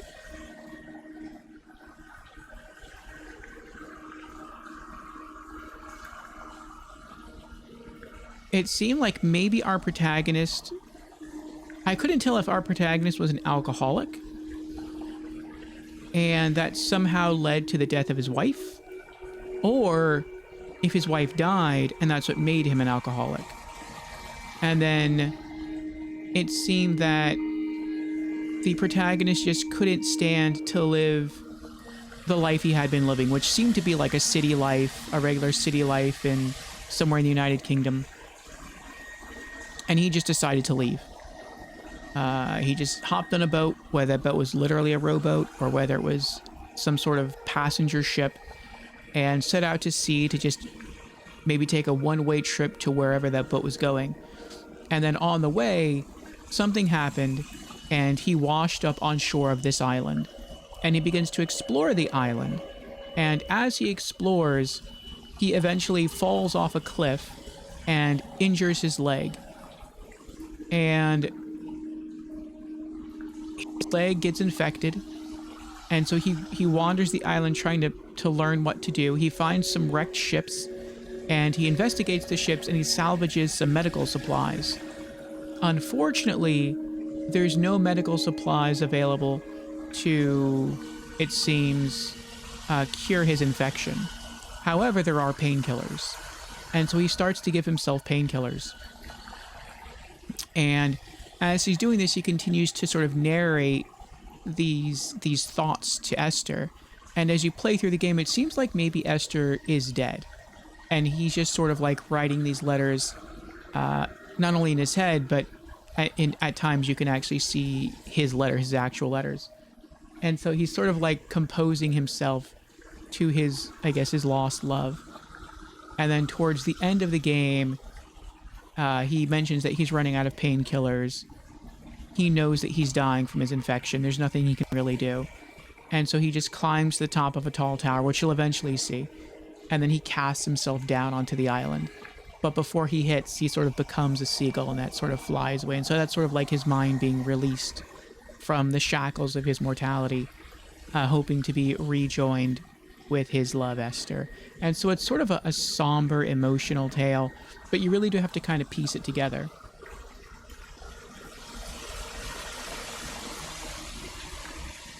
What's really important to me is that Dear Esther started out as a Half-Life 2 mod. And if the Half-Life 2 modding community hadn't championed it and celebrated it and downloaded it a lot and talked about it and loved it, then it would never have been a game. So it's never really bothered me, the kind of is it a game conversation, because as far as I can see it, Dear Esther and like everything that's come after it has been inspired by it. This was championed by Half-Life 2 modders, and they made it what it is. And so if you've made something that the real kind of hardcore of the hardcore in terms of these are first-person shooter modders have gone, this is really good and really special and we're behind this, then you've already got the support of a really amazing gaming community. And the fact that they championed it, we owe them a huge amount in terms of where we are. And I'm really proud to come out of that scene. I'm really proud to be a company and to be sitting here talking about a game that started life as a mod. Yeah, I think they're the ones that have really kind of like pushed us forward and given us the passion to be able to take it to a commercial level and give us the confidence to make us believe that there's an audience for this kind of thing. And that's pretty cool. Dear Esther started out as a mod for Half-Life 2 and then became its own actual standalone game. And it sounds cool. Might check it out. Love emotional experiences. It is a bit confusing at first. I mean, now you're going to probably be able to understand it to a better degree now that I've sort of spoiled it for you. Now that I've sort of gone over the story. But it is interesting. Dear Esther was my first foray into writing music for games. And I actually approached it very traditionally, so more as a film score than a traditional interactive game music score. And what's really interesting for me is that the lack of interactivity in the music was never a problem for anybody that played the game. And that's a separate discussion, but there's a big schism between game music composers of how much the music should be following the player at all times in terms of interactive music. But one of the reasons I wanted to say something at this point was that this was my little first journey into thinking about how you write music for games rather than films. So I had this song that was a certain length, and Dan said, well, we don't know how long the player is going to take to traverse through that space. And I thought, oh no, he's right, and slightly panicked. So this was a very simple solution where the song was split in half, and then I wrote some drone music that could just play for as long as was needed as the player walks through the space, and then the second half of the song would seamlessly play. And it's very, very simple, but it's quite emblematic for me in terms of my career, because it was the first time that I had to think about the player. Because with film music, it's so simple. You know exactly what's going to happen when. But this concept of interactivity was so new for me. So I kind of look back at it fondly because it's quite a basic approach to, compared to something like Everybody's Gone to the Rapture, where that was an open world adventure where I had to really think about the player and their movement through the space. So I kind of look on this very fondly, this moment in the game. Oh, she worked on Everybody's Gone to the Rapture. Well, we streamed that before. We never got the best ending to that, I don't think. But we did achieve an ending.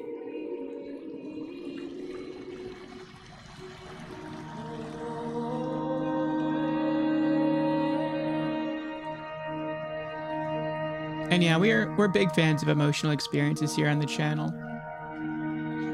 For the past 3 weeks, we took sort of a little break from those emotional experiences to try something a bit more lighthearted. So we did the Croc's World trilogy of platformers. But usually on Mondays, we have like more emotional short form content. So we've done stuff like moving onward. This game, Everybody's Gone to the Rapture.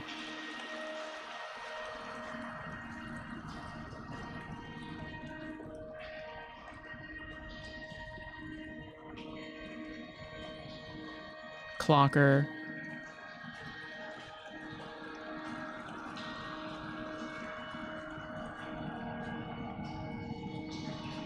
And next Monday isn't necessarily going to be an emotional tale, though who knows, it could be.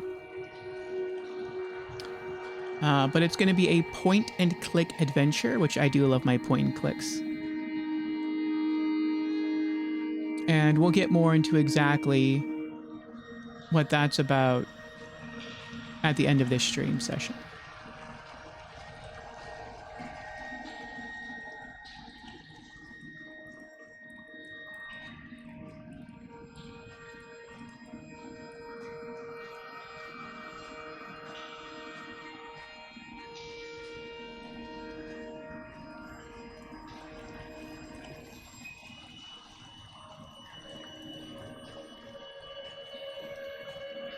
I don't know when the paper origami boats first came into things with Esther, really, but it felt like a really amazing metaphor of taking these letters and folding them into boats and then letting them leave the island, because you at this point in the game is kind of the realization is there that this isn't going to end well, and that the narrator is never leaving the island, and the idea that this kind of, again, the idea of communication, or the attempt or failing communication, or trying to speak through the coma, or whatever it is, however you want to interpret it. But the idea of putting the boat in the underground river really felt like it kind of reinforced that sort of dream-like kind of quality of the caves, of actually there's something really sad about this one boat, because when you see it go past, you know that even the boats aren't going to leave the island. Like this is something which doesn't have a tidy, neat kind of like resolution, and there's, even if you don't sort of think about it to that sort of level of depth, there's just something, it's one of those things that I really love about games that you can do, where it's just a moment that has a really distinct emotional tone to it, that you go, there's a pause when you see that boat goes past, that I just think is, yeah, it's something special you can do with kind of media like games.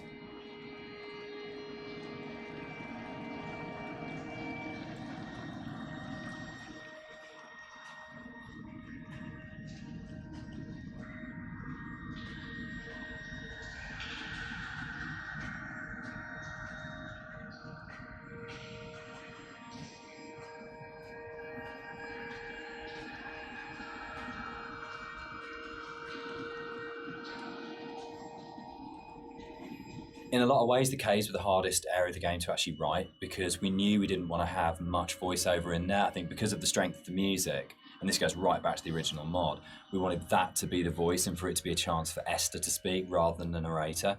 And we also wanted to have this break, so when the narrator came out from the caves, you had a real definite sense of something happening, and that he had changed as a result of this journey. So it meant it really felt wrong to have a lot of voiceover within there, but then that made it really difficult, because then it was, you had like 4 one-sentence lines in there, and each one of those had to have an absolute clarity and to really, really kind of work. So I think for me, it was really interesting. It's like the difference between writing kind of fiction and writing poetry. When you read really amazing poets and you have that incredible surgical precision where every single word is considered and placed so absolutely.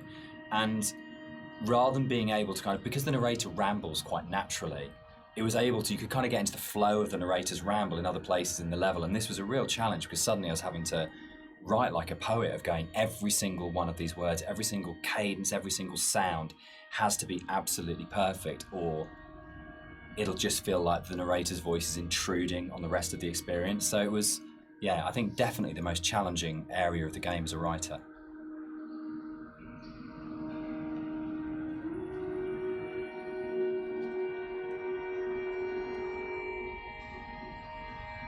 The sound here is a classic case of, again, what music I think does really well, which is you've had this soft, lyrical, beautiful, epic, dreamlike music, and then the moment you come out of the caves, you're into this really harsh soundscape, and the tonal shift is very, very brutal, I think, and deliberately so. You have very little music when you come out of the caves. You hear the wind, and it's a classic case of foreshadowing. So we know from this point that things are probably going to get bleaker, more difficult. And it's something that music does really well, I think, which is that emotional signalling and signposting.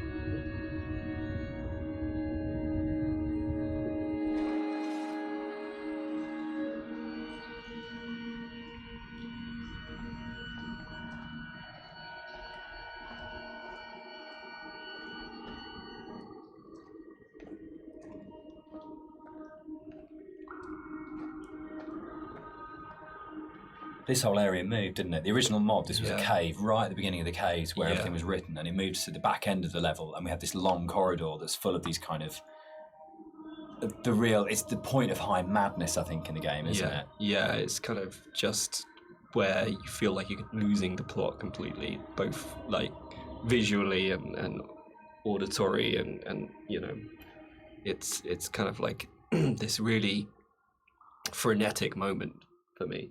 I think it's where you feel most that you're underneath a mountain, and you feel the weight of that mountain, and just I loved the idea when we were, putting through it of what would it actually take to do this, like to actually paint all these symbols and what is going on. And it really is quite an explicit kind of thing of madness of going, you would have to be insane or very, very disturbed to actually do this, and what is the process that this person's trying to work through, what they trying to achieve by this. And I think it really strengthened it, making it a crawl through a tunnel as opposed to just a static location. Yeah, I think it's the consistency and the coherence of the symbols is a lot more broken down as well. Like you see some symbols before like scattered around the environments, but at this point they're like right in your face, and they're kind of just, it's just total madness, any kind of meanings have been crossed over and confused, and I think it really helps to bring the tension up at this point in the level as well. So you're kind of coming out of this dreamlike state a little bit.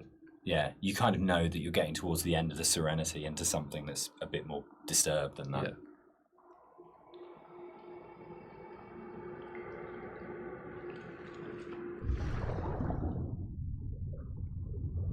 This is a bit more of a contentious one because we disagree on this one. I struggle with this. With the points in the caves where you duck above and below the water, and you have to have that transition of audio. And I love the audio on both sides of the surface tension of the water, but I really struggle with you breaking water because it's such a hard edge to the sound. And I don't think there's any other way around that. And you need to have those moments where you do go underwater because it's so important. But it's one of the areas that's never sat very comfortably with me, because I feel like in a level which hasn't got a single edge in it, it's the one edge within it, and it breaks me. And that's why I think it's so successful, because you've been lured into this completely hallucinatory, dreamlike world, and then all of a sudden, as a player, literally gasping for breath. You're coming up for air. And I think when we're talking about that metaphor of the body, for me, this is all, it's so about birth. And it's about this coming through the water. And actually, it's a moment of realization for me. But then you're having to go back under again and you're diving down. So for me, without wanting to sound incredibly pretentious, it's about the fight between the conscious and the subconscious and that struggle. Booyah. There's actually a really interesting thing about that underwater section there, though, is that I don't know if you remember, but you had a certain piece of music that plays when you're underwater, and it's, to me, I really like that. It's kind of like it, because at this point it's kind of like a very calm, relaxed type of a journey, and you go on the water and it starts to break apart a little bit, and it's almost like, you know, that kind of psychosis is still there. It's not complete bliss at this point, and and it helps to build the atmosphere up to this final jump. So we're both saying that Dan's wrong? Yeah, excellent. Yeah. That's good. That's the way it should be. All right, on to chapter 4, the final chapter.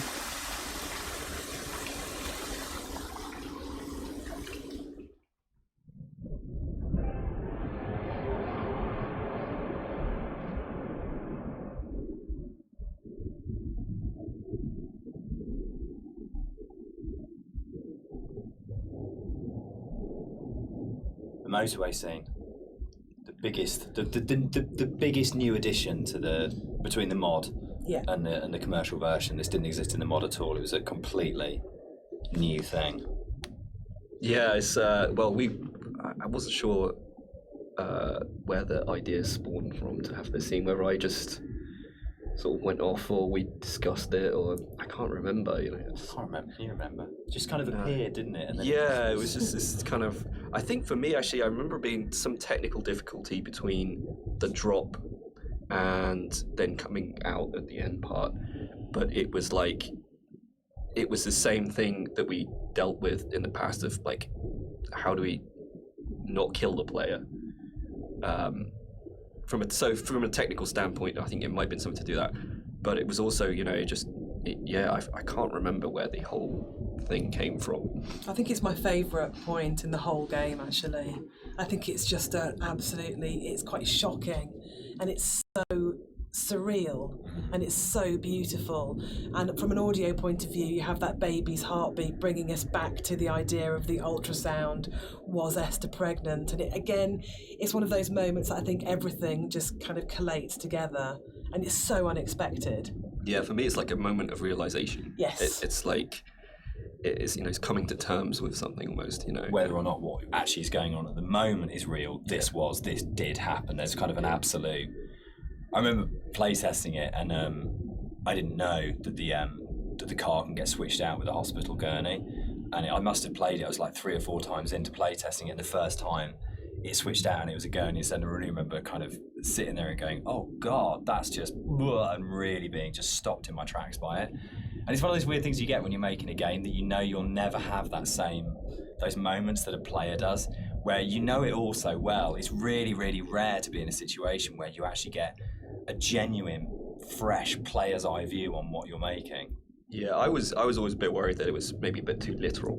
Like we gone a bit too literal with that. But I think looking back at it now, there's still a lot of strangeness going on there. Obviously, the whole scene is unusual, but there's still these like very subtle details that are there that kind of still making you think, what does that mean? Like I think if you look closely, there's like coins scattered around and things like that. It's and for me, it's, again, sorry to keep going on about it, but it's about layers of subconscious for me, that you start overground, you go into the caves, you go deeper, you're falling down, it's going down the rabbit hole effectively, and then you go to the deepest level, and that's actually the truth, that's the reality, that's what happened.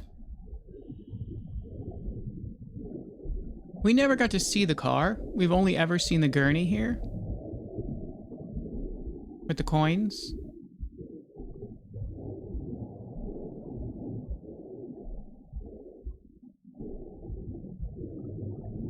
We also, I guess, missed in-game dialogue over here because we just started swimming up, and that ends the this part. So the admission really is that I did play fast and loose with the geography of the M5. There isn't actually a welcome break service. It's just outside the junction of Sanford. But As we has also been know, pointed out as to pointed you. out, players. I mean, what a thing if you make something that's based vaguely on somewhere in real life. In terms of a compliment, when you're getting emails from players going, there isn't a welcome break there, and people really trying to work out where is this, and whole threads about where on the M5 it is. That's just the most amazing feeling. But I think what I really love about, what I think works really, really well in Esther, and again, it's something that I think is really carried forward to our other games, is that a lot of the time we're not dealing with kind of like big, glamorous, amazing, epic places. It's a sort of like a ratty little island in the Hebrides. It's someone who lived in Wolverhampton. It's just outside, a service station on a stretch of the M5. And I think that earths what's going on. Gives it a realness as well, particularly when you sort of put it against the surrealness of the caves. Actually, kind of going, this is really surreal and this is really, really dreamlike. But actually, I'm talking about, a car accident just outside a little chef, and that playing off those two things against each other. It's like making the ordinary extraordinary. Absolutely, yeah.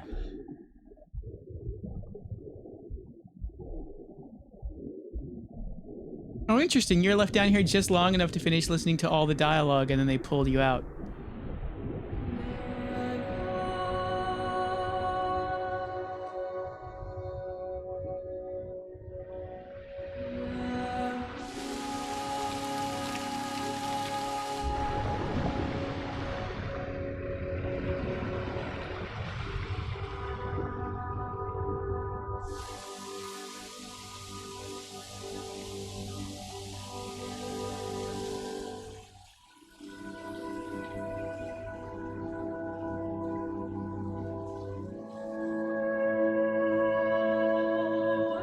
This scene for me is like really, really iconic because it kind of brings this idea of the caves being an inward journey through the body together. It's really kind of like a symbol of rebirth, and it actually brings together a lot of the visual goals that I wanted to achieve with a lot of the symbolism in the game. Like I've talked a little bit about how the environment was kind of designed to provoke emotions, and kind of the impressionistic style gives you just enough information to make you think of things and feel things. But this is probably like the antithesis of this. And the whole feeling of rebirth here is quite strong. I know Jess. Yeah, the music's really supporting that. Yeah, because we've gone, she sings always, always throughout, we've got always, always, and then she sings never, and a moment of absolute soaring. It's the climax of the music. As you come out of the water and the music kind of swells, and you just kind of, it is like a moment of change has happened in some way, and it's rebirth, isn't it? For me, it's his moment of clarity and acceptance and understanding of the reality of what's happened. And you're literally moving towards the light at the end of the tunnel. You're actually doing that as you go through. But the music, especially, I think before the music got layered in, that scene was nowhere near as kind of powerful for me. Like that kind of just totally made it.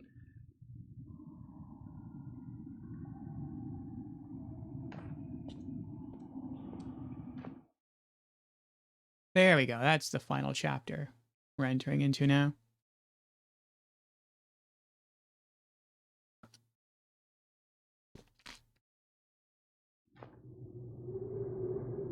And I see we just entered a 3-minute ad, so this is a pretty good time here. I'm going to pause, and I'm going to use the restroom. And then when I come back, we'll finish this director's commentary playthrough together. So BRB in 3.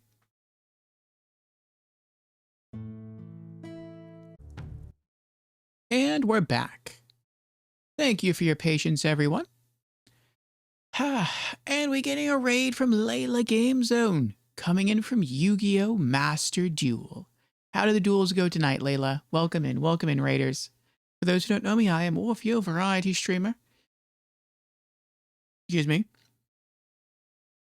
Pardon, we're taking a brief restroom break. We have been playing Dear Esther, Landmark Edition. This is our second playthrough now. For those who don't know me, I am a variety streamer, and every Monday we have a stream theme called Ephemeral Editions, during which we stream a unique short game. And yeah, today's game is Dear Esther. And then on Wednesdays through Saturdays, we are working our way through our very first playthrough of the Elder Scrolls V Skyrim. So that's been a lot of fun. Like I said, this is our second playthrough. I think I still have the first playthrough tag up there. This game is relatively short. We beat the first playthrough in about 2 hours and 20 minutes. And we decided to replay it. The Landmark Edition specifically has a feature where you can play the game and at points encounter director commentary. And so that's what we're doing right now. We're making our way through the game, through the second playthrough with director commentary. The game is only 4 chapters long, and we just entered the 4th chapter. So each chapter is roughly half an hour long.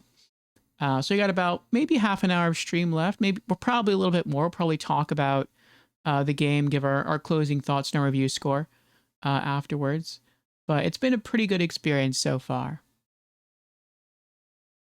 And Layla has resubscribed. Thank you, Layla. That is 11 months now. Layla says, Mitsurugi needs to be banned. It's OP and ridiculous. Mitsurugi. What does Mitsurugi do? And voila! Layla Game Zone, you've conjured 8 more months of subscription. Actually, it's 11 months. Extending your incredible streak to 11 months of subscription. Oh, there we go. Your keen insight into the game's ridiculous elements is a fascinating part of the narrative we're weaving. Thank you for being a vital part of this grand spectacle. Yes, thank you again, Layla, for the resubscription and for the generosity.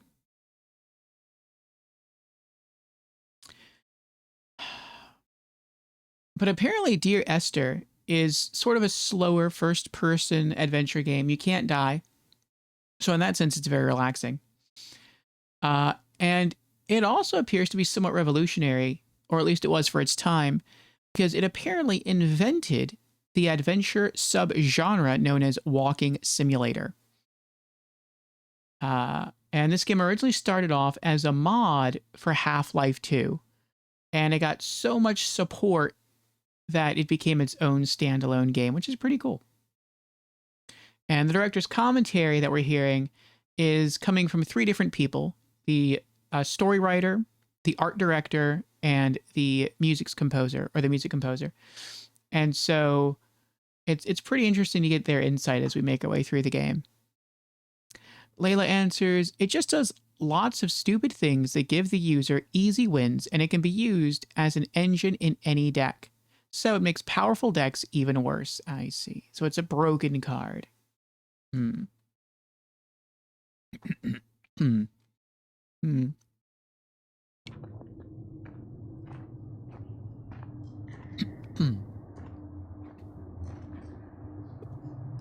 Did it come out in the last set that was released?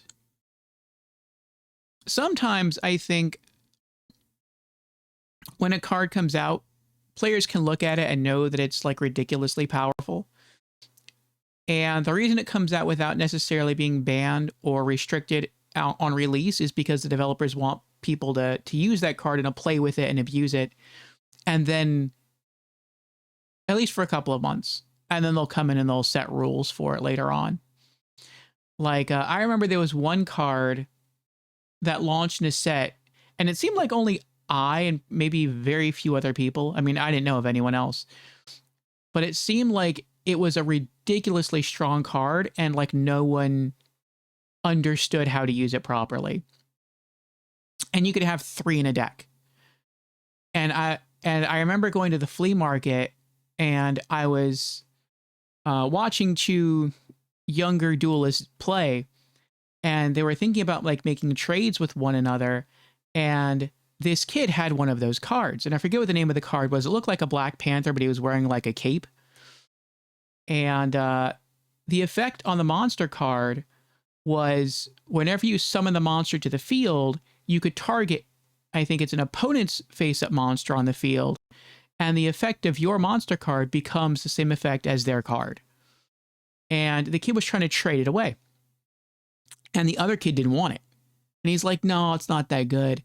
And I'm watching them talk about this card, and I'm like, you should keep the card. And he's like, what? And I'm like, you should keep that card, and you should use it, because it is one of the strongest cards in the entire game. Right now you can have 3. It's absolutely broken, and it's going to be either restricted or banned in the future, and it's not going to be long before that happens. And he's like, what do you mean? No one's really using the card. And I'm like, name me a monster card right now that's restricted or banned. That's a monster effect card. And he like names one. And I'm like, okay, you see that card? You now have 3. Because the card he named, like you could have 2 of them in a deck. I'm like, you now have 3. And he's like, but that only counts if the opponent plays. I'm like, that's right. So that means when the opponent plays it, you summon it, boom, you have one. In addition to the two more that you could have in your deck. Like, you don't get to dictate what the effect of that monster is until your opponent plays something, but once they do, you can summon it. Like, you now have any card that's restricted, any monster effect card that's restricted down to 1 per deck, you now have 2 of. Any that's restricted to 2, you now have 3 of. That's the brokenness of that card. And not only do you have 3 of, but you can have 3 of those cards that you're trying to trade away, basically. You have 3 of those in your deck. So that means if your opponent has, let's say that monster's restricted down to 1, you have 3 of those cards plus 1 of your own. You now have 4 cards in your deck that are supposed to be restricted down to 1. That's how broken that monster card is. And he thought about it, and he's like, you're right. And I'm like, yeah. So enjoy it while you can. Have fun with it, because another couple of months, it's either going to get restricted or it's going to be banned. Just outright, because it's that strong. And I was right. Less than 2 months after I told him that, it was restricted down to 2 per deck. And then I think after that, it got restricted down to 1 per deck. And then I don't remember what happened to it after then. Maybe it got went back up to 2 per deck. But yeah, there are some cards in the game where I think the developers know it's going to be broken, and they just throw it out there just so duels can have fun with it. And then afterwards they come behind and like, okay, we got to restrict it. So if that card you're talking about just recently came out, I'd say just give it time.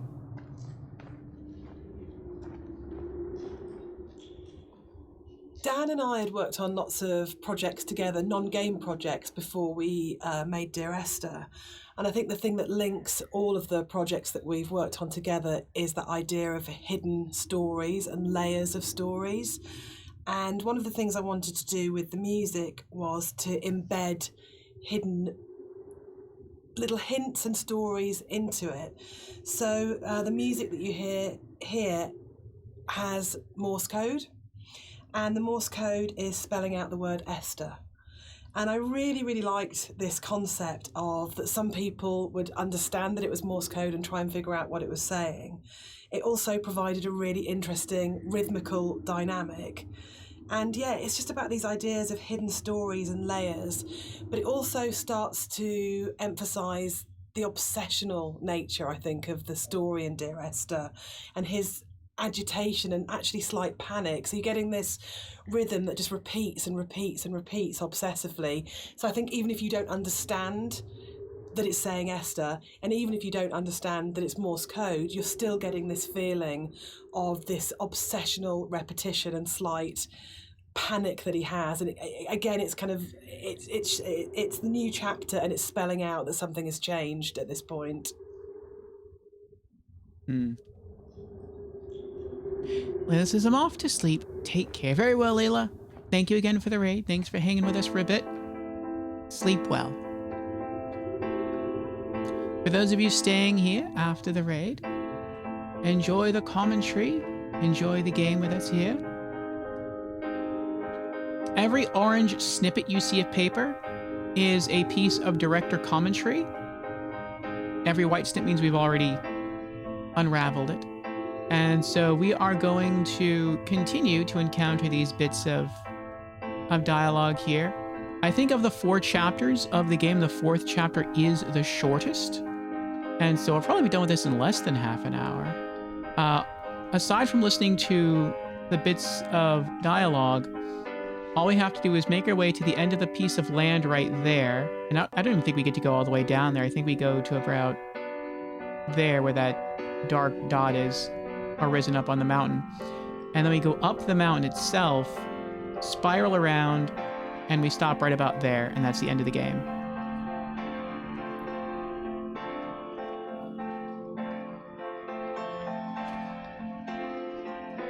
It's probably the level which has changed most from the original mod. I think it's much bigger than the final level in the mod. One of the major changes in there is in the original mod, the whole side of the cliff face was covered in painting and writing, and a lot of that moved inside to that corridor in the caves where it's really obsessionally painted on. And it was really, we spent so long on that because we were trying to get it looking right, because it's one of those really interesting examples where I loved the image and the idea that you've got this guy painting the entire side of a mountain with words and symbols and things. But it was really interesting when it went into the rebuild, it just never worked. And I think it was because the environment was so crude in the mod that those symbols and that painting became the focus of the level, and it changed the feeling of the level completely, when actually that just wasn't something we could realize in any way, that not even technically but just didn't artistically look and feel right. And I think probably sort of retrospectively looking back on it, that's about the sort of the sophistication and the subtlety that then came into the art, rather than just being, this is literally just a canvas that we write words on, to actually the environment telling its own story without the story being literally painted on it. Yeah, it was very difficult when we were experimenting with that to kind of like make it not completely unreal. Like, I think for me it was kind of, I wanted to kind of bring the player a little bit back into reality after the caves. And I think with having those symbols everywhere, it was kind of pushing them out a little bit. So I think what we came to, the kind of compromise we had, it was kind of a nice in between.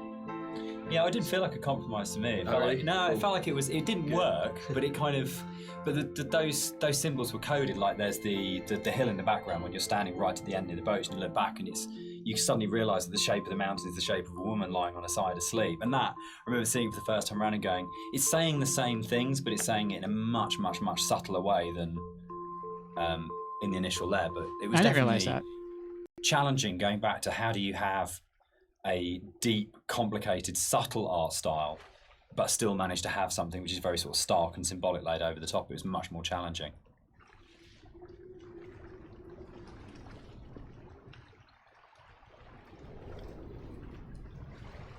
So when you get to the edge of the mountain, you turn around, you look back, it looks like a woman laying down.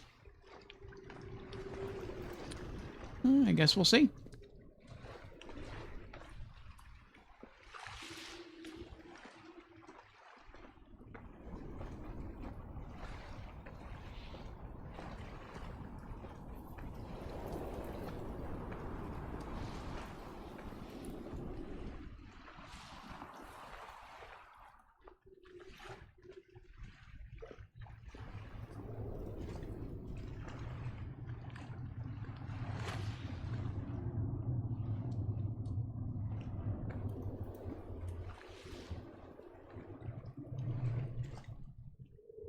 Wow, you really have to walk back here in order to go up the hill.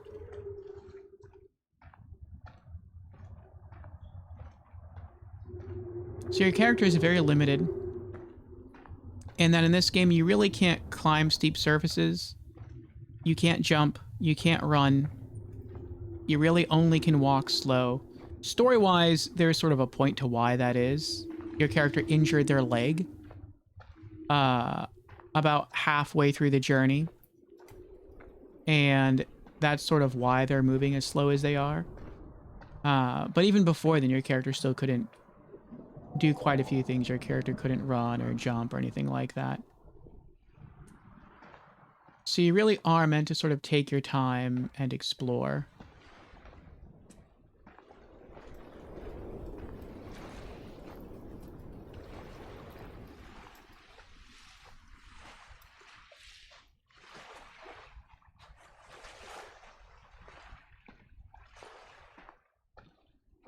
Looks like there's a person up there. There's a few moments in this game I know of at least two where it looks like you can see a person and then you get close and the image of the person just fades away.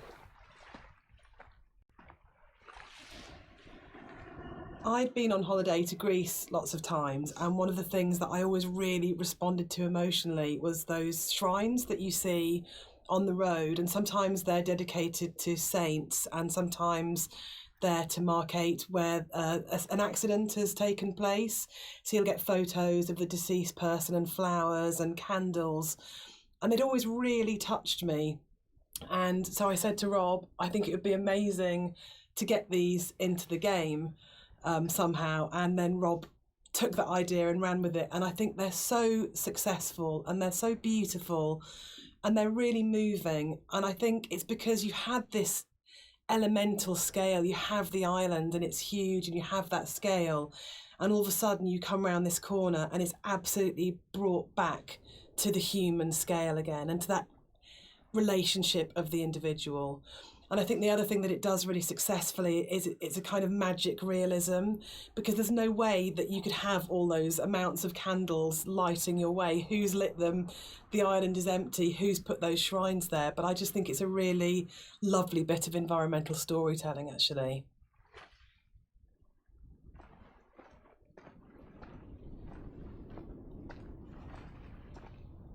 You can see the person standing up there, and then as we get close, I think they fade away.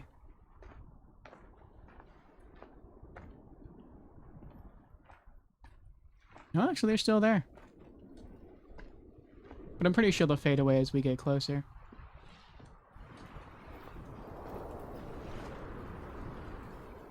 One of the really nice things about the move from mod to the commercial version is that we had a couple of years worth of the community talking about the game before we went back into it again. And one of the things that I read on a forum was that someone had constructed this amazing version of the story where they'd decided that the narrator was Paul. And I hadn't thought of that. It was never part of the original writing. And I thought, that's so amazing that as a writer, your audience can find something in what you're doing that you hadn't thought of. So it was really important when we went back in to record the additional set of voiceovers. I thought, I absolutely want to do this. I want to take this idea that's come out of the fans and to run with this and to add an entire new sort of stream of story in there. So we added in a couple of cues within the force level that intimated much more strongly that actually Paul wasn't this other character who caused the accident, but actually you were responsible for everything.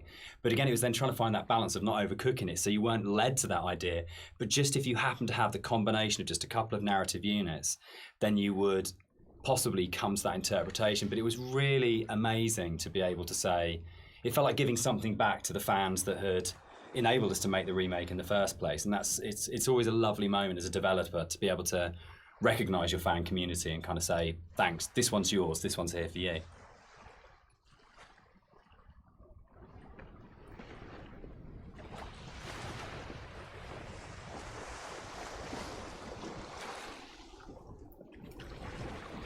I think one of the most fascinating things for me about planning this director's commentary has been that in previous years, when all the three of us have talked about Dear Esther, we've talked about the interpretation of the player, but actually going through this together, post having made it, we're still surprising each other. Yeah, and I think that's really, really interesting for me, because it shows that we left interpretation for each other, and that we trusted each other actually just to get on with it.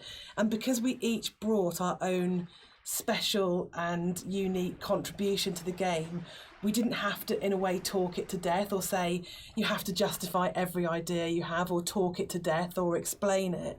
That Rob's idea that the island is very tainted and corrupt, and my idea that Dan didn't know that the whole level of the caves is a birth metaphor. I think it's really amazing that we're still finding out things about the game that we didn't know. I think it was nice when I came onto it, because Dan was basically like, he gave me a bunch of materials, but he left me to my own devices for a lot of it, and we kind of like, I'd finish the level and Dan would play it and give me some feedback, but he was very kind of like hands off at the beginning, which was really nice, kind of. So a lot of my interpretations just came through that downtime where I was just kind of like going off and doing my own thing. And so yeah, it's like, interesting to hear Dan talk about it sometimes, because there's some backstory that I've never even considered before, and obviously hearing Jess talk about it as well is really interesting, especially when it comes to the soundtrack. It makes me look at things in a very different way. So yeah, it's really interesting. I think for me, like making games is so inherently collaborative, and you have people coming together with different ideas and different takes on things. And in a way, the least interesting thing you can do with that is to structure it all so heavily that there's no space for each individual person to bring what they're thinking to it. And I think the best games, well, for me, my favourite games are ones where you can really feel the personal footprint of each individual developer and aspects of it, and it feels like it has been a genuinely collaborative exercise where everybody has thrown ideas into the mix and everybody is bringing something to the table rather than people are just following a kind of a really structured plan. So yeah, I think it probably is one of the reasons why Esther has had the sort of life it's had since release, is because there's 4 people if you include Nigel, all bringing very different things to it, and it gives it a huge amount of depth for something that's so simple on the surface.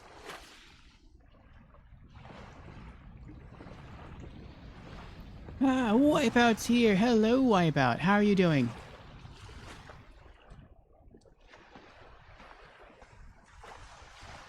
You caught us towards the end of the director's commentary playthrough of Dear Esther, Landmark Edition.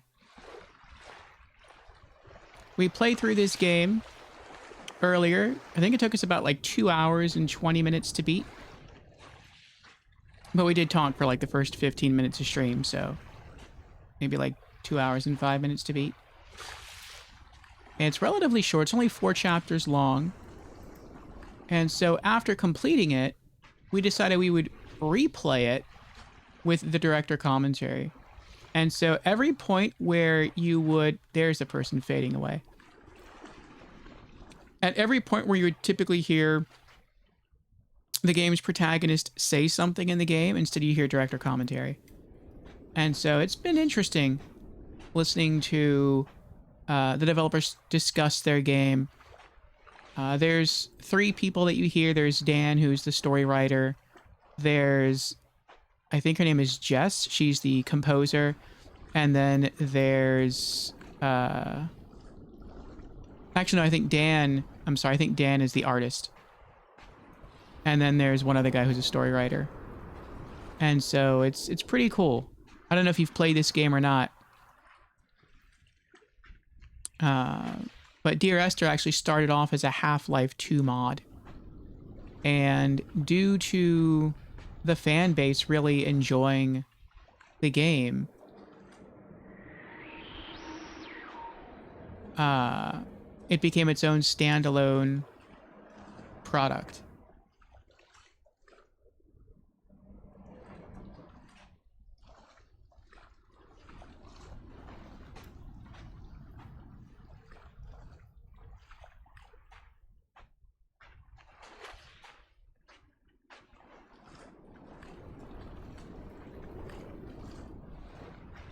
What's fascinating to me, Dan, is that you're an atheist, but each of the 3 games that we've made are so strongly about religion, either the language or taking allegories and stories. Why are you so drawn to it?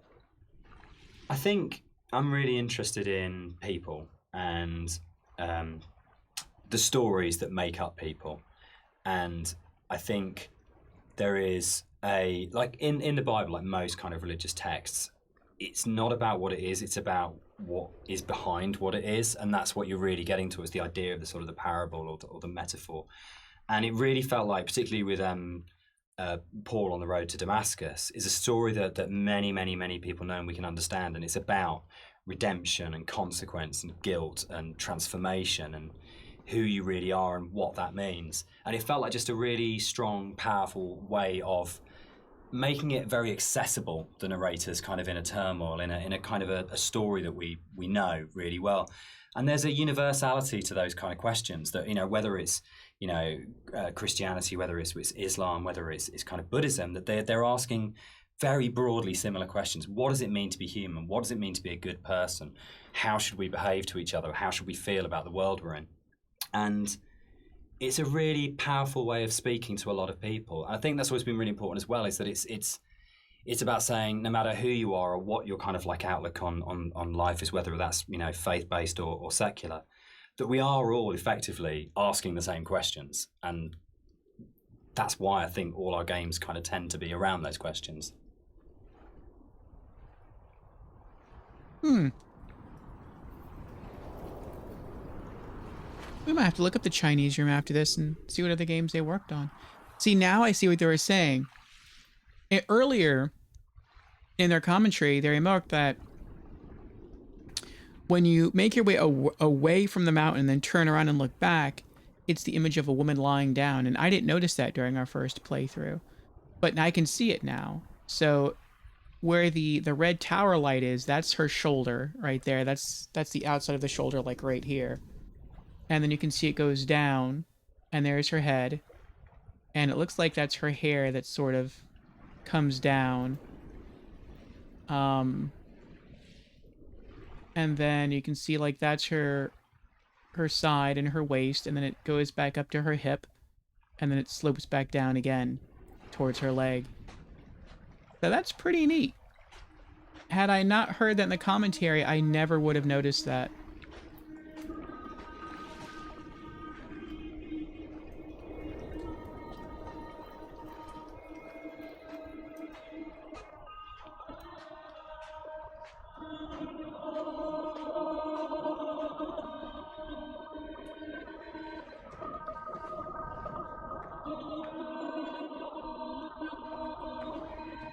Is Dear Esther a depressing game or a hopeful game? For me, it's kind of like a mix of both, really. I think, like my interpretation is kind of like always feel like kind of depressed when I think about the kind of turmoil that this guy's been going through for God knows how long, and the kind of environment he's been in, and you know, all these events surrounding his story. But for me, I always feel like a little bit hopeful at the end. You know, like the conclusion is just feels like a relief, and like this is kind of all ended in some way. What do you think, Jess? I think it's a game about acceptance, and I really like that. And I think it's telling that a lot of people with mental health issues have responded really positively to the game, and then we get a lot of emails and letters from those people saying that it's helped them through a really difficult time. And for me, that's because it's about the struggle of being human, that it's hard and that we love and that we grieve and we lose, but we come through it. And those things are what makes us human, that it's transformative and that the pain is part of life. And that's a really beautiful message. And I think that's what you do so well, Dan. That's what you write about. You write about what it is to be human. So, Dan, you wrote it. Without wanting to cop out, one of the things about writing it that I really wanted to do was to make something that people could take and could own, and it would be their take on it. And their interpretation of it mattered in a way that mine didn't. My job was to give them the architecture to interpret in their way. So I think that is a cop-out. I do. I think as a writer you always have. Yeah, I think it's redemptive. But I don't think the redemption is as cut and dried as it's all okay at the end. It's not okay at the end. But there is a release, there's an escape, that bad times will happen, but they will end. And they won't always end positively, but they will end. And that's I think, the redemption of it, of saying that this too shall pass. This too shall pass. Which my mum always says, you know, and I think that's probably the motto of the Chinese room, actually, absolutely. Isn't it? Like, I don't think it's as kind of openly positive as, say, Rapture had a much more strongly positive end. I don't think Esther has. I think it's much greyer than that. But I think fundamentally it's about coming to terms. Yeah, I guess Dan's the writer. Rob is the art director. And then Jess is the composer. And you get to hear their takes on the design elements of the game. Apparently there was only like really 4 people who worked on the game. The 4th being a guy named Nigel, and he was the narrator of the protagonist. Which, in the director's commentary, again, you don't hear his voice, because it's all just replaced with director commentary, but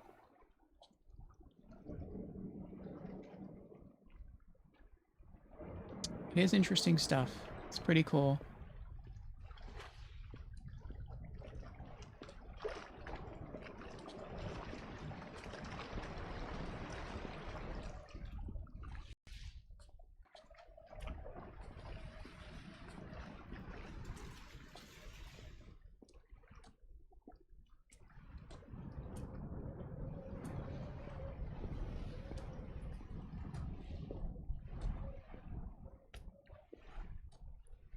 So, Dear Esther is the first walking simulator. How do you feel about walking simulator? You know what? I think I took offense to it when it first became a thing, but I think actually I don't mind it so much now. I think the fact that we have kind of taken ownership over it, like that genre has been kind of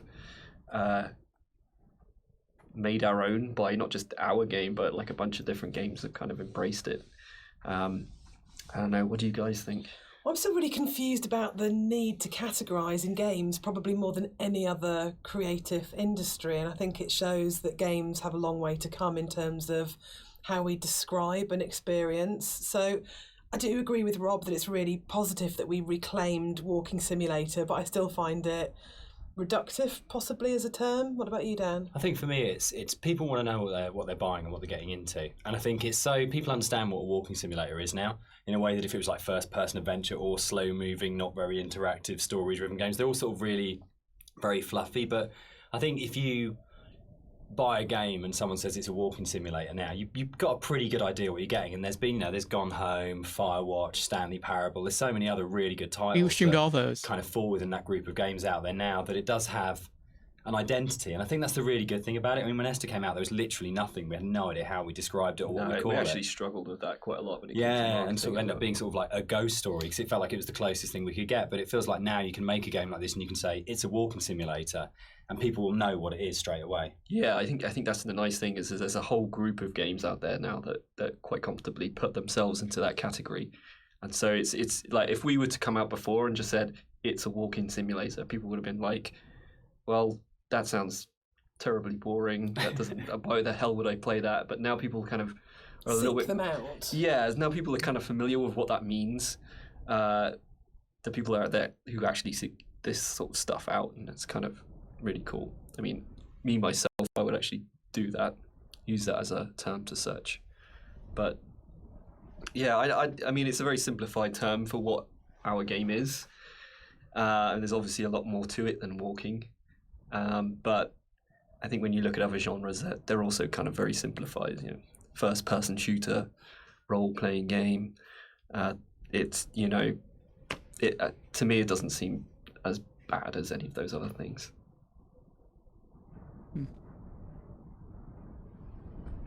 I think it's pretty accurate. Walking simulator. There's no other way to interact with the game other than walk and look, so yeah. There's a bit of an illusion of simplicity with games like Dear Esther that people kind of assume because there's not a lot of mechanics and there's not much going on in that sense that they're easy to make. And I think actually it's kind of the opposite in a way, that because they're so simple, everything is exposed and everything has to be exceptionally good for it to work, because you're carrying a player's experience on a fairly sparse, minimal kind of framework, and that really means that every aspect of it has to be produced at a really high quality and has to be done with a lot of passion and a lot of thought. There's nowhere to hide in a game like Esther, and that's something which I think carries through to the best games of this type. You can see with all of them there's a real commitment to kind of depth and a really intelligent way of approaching design, and a real kind of trust in the player and a real assumption that players are smart, imaginative people who want experiences. It's not a game that it's easy to just knock off or to do with any kind of lazy attitude. You have to be really, really passionate and care a great deal and put an awful lot of thought into it if it's going to work.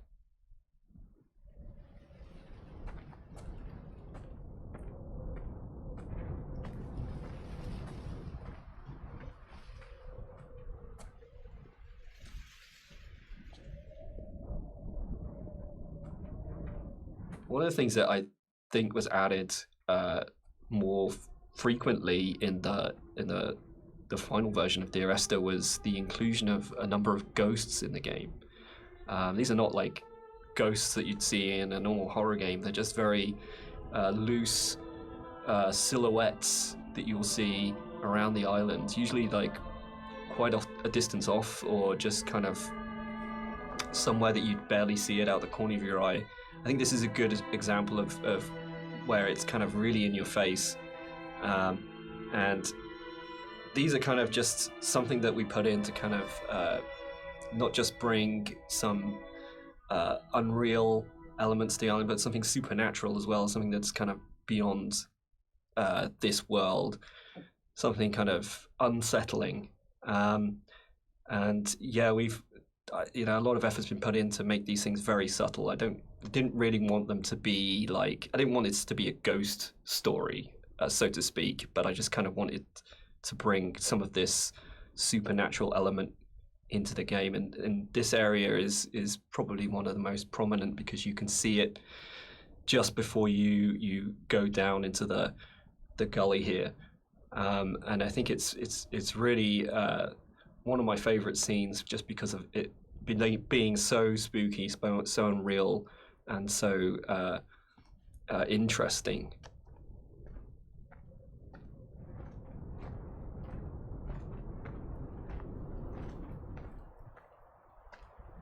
The overlook, the point about this to me is that it's probably the voiceover in the game that kind of sums up the whole story and the experience. It's almost like a recap of everything that's gone before you start the final climb. And you know it's that pause before you're going to start the final climb and before the game's kind of builds to a climax. But you can also see the whole level, and it's like the idea that you are standing looking down on your own journey, a bit like the idea of your life flashing before your eyes, or sort of like seeing your body but having an out-of-body experience at the moment of death. And it was really designed to try and get that feeling as the player that you stop and you take stock of everything, and there's a bit of a sense of there's no going back. You take a breath and now it finishes. And I really wanted to kind of achieve that sort of sense, and I think we did. I think it really came together here, that you got that sense of going, right, now this ends, and now I move forwards to it.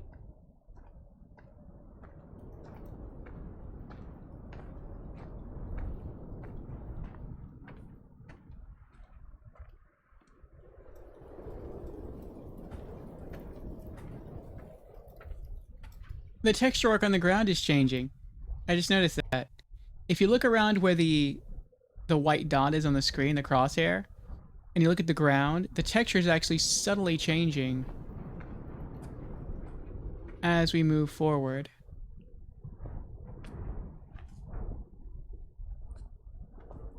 That's interesting.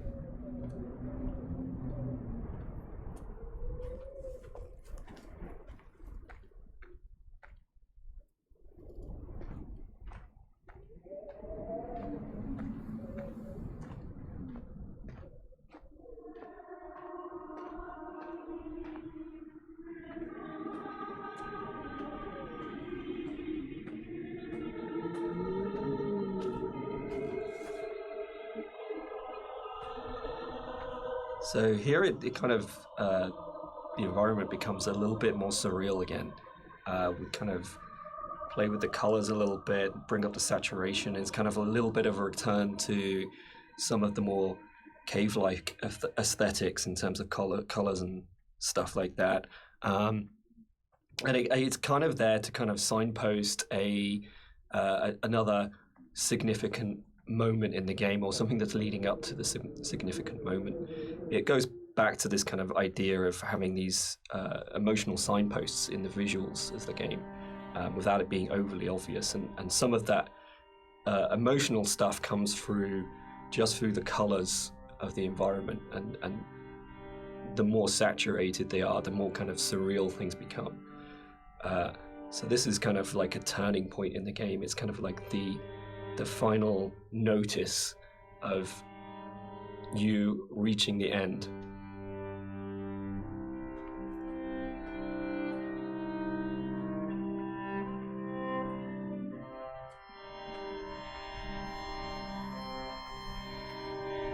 The music that's playing here is a repeat of another cue, and originally we hear it played on the piano, and the string quartet take on the piece here. And it's one of those really nice instances where we were in the studio and I had this idea of how it was going to sound, and I thought it was going to be quite full and rich and, yeah, full-bodied. And then one of the string players said to me, this is wrong, actually, for what we're playing. And they said, let's strip out all the vibrato, let's play it in a really Scottish, plain style. And it absolutely transformed that piece, and it's one of the really special things about being a composer, is that you get to collaborate with people who come fresh to it. So you have this preconceived idea of how it should be, and then they say, no, why don't we turn it around and think about it like this? And it absolutely fits and works for that scene, because what we're getting at this point is a sense of fragility, of an ending, and it's almost reminiscent of a funeral procession. It's slow and it's dirge-like. But yeah, it was just a lovely moment where they gave something of themselves, and that's what's amazing about working with live instrumentalists. You're never going to get that from a sample.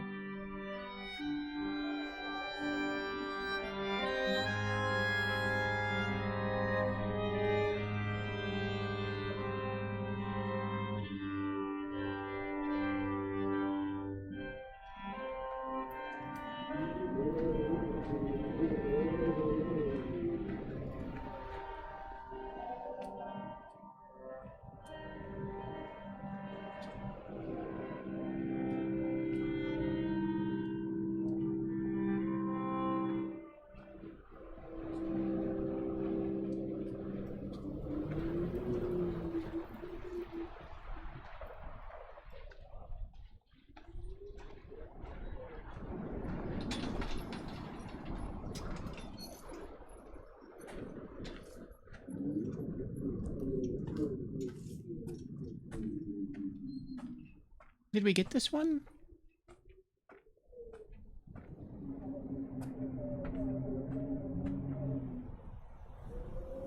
Oh, okay, we did. The music that's playing here is The red light threw me off. A repeat of another cue, and originally we hear it played on the piano, and the string quartet take on the piece here.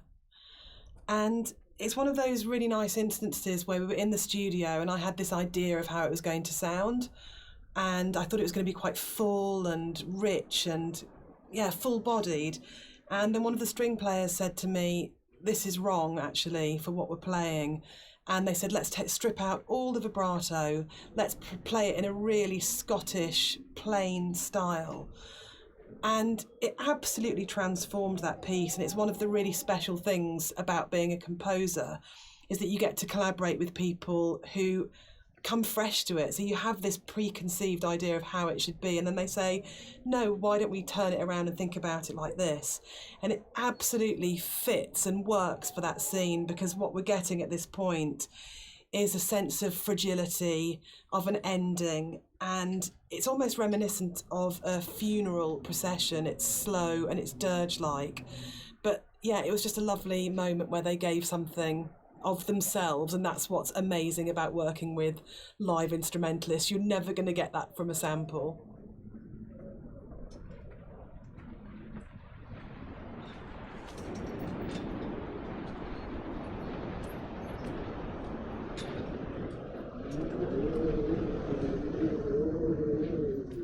It was possible that this last section of the game could have felt quite laborious and forced because it's two long zigzagging paths that just go up, and there was a real importance to getting it right. Quite a lot of work went into it. I think at this point for me, you probably as a player understand that the narrator's going to die at the end and that this is it. And that unlike where the rest of the island, there's this sense of this could just keep going on forever and ever and ever, and you're going to keep the motif of come back.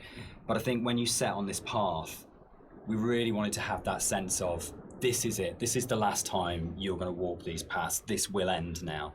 And that sort of idea of going, you're kind of climbing towards your death, but you're also moving towards a point where that glimpse in the caves where you see the motorway and you go, I understand what this is about. For me, the whole path up the side of the mountain is about saying, it's okay. It's that kind of starting to kind of release it and go, it's kind of okay that Esther died. It's kind of okay that the accident happened.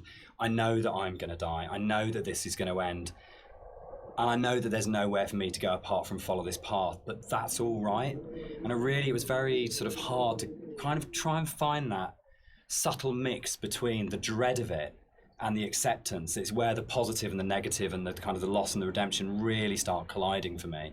At least certainly that was what we were trying to achieve with it.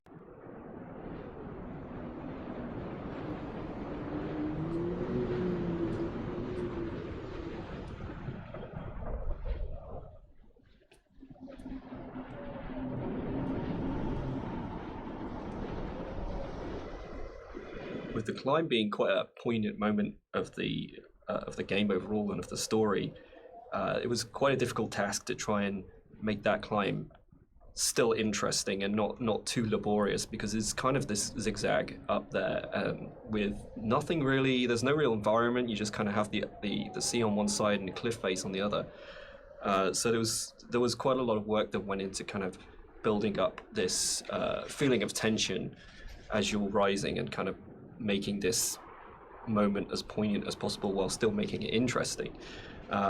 So a lot of effort was put into building up this weather, building up the winds and the swaying of the grass and kind of the volume of the soundscapes and everything mixing together with the music, and just kind of visually really trying to make this a tense moment. And I think it's hopefully been pulled off all right. And you'll notice when you get to the top, there's kind of tension dies, and that's very purposeful. You'll see no more wind. It's just kind of like a symbolic thing where you're coming to the last moment, the point of no return, and that's been very deliberately designed that way. All right, it looks like we've entered another 3-minute break. So we're just going to proceed up the mountain. If there's another director's commentary, we will pause before interacting with it. If there is no other director's commentary, then we will pause right before initiating the ending scene.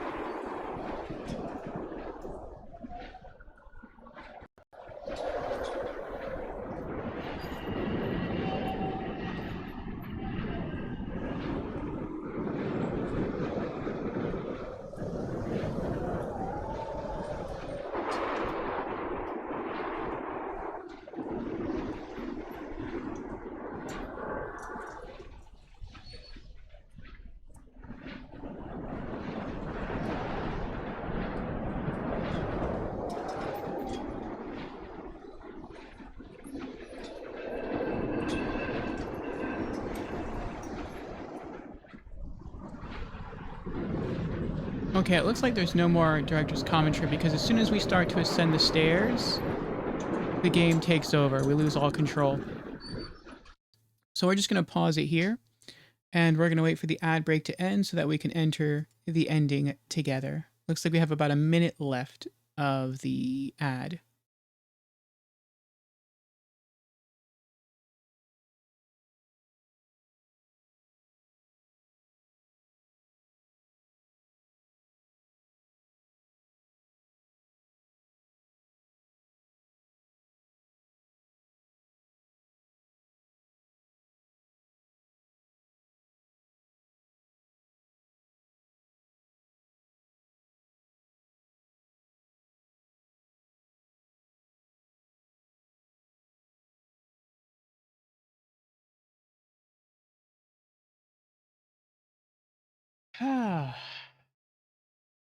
This has been quite the experience.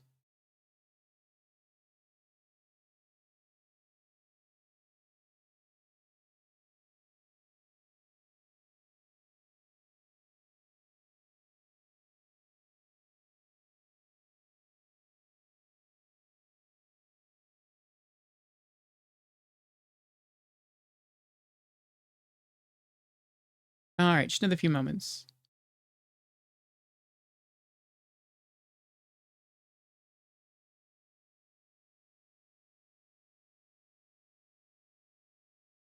Okay.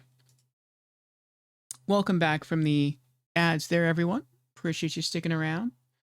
So yeah, I paused the game right before the ending sequence. There was no more director's commentary after the bit that you heard as you drifted into the ad. So now we're going to finish the game together.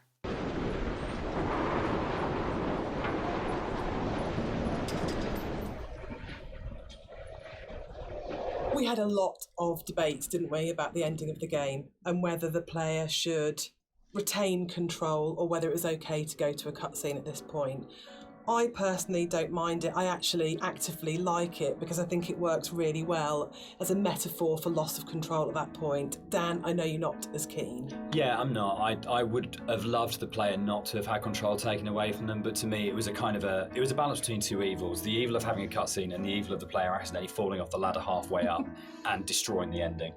Yeah, I agree. Like I think we tried a few different things, and the tech at the time just wasn't, the ladder tech at the time just wasn't there. So, and the other thing for me was pacing. It was making sure all the music, the voiceovers, the timings and everything were perfect for that final jump off point. And just letting the players kind of noodle around going up a ladder for what may have been like 7 minutes because it's a tall tower was kind of an impossible task.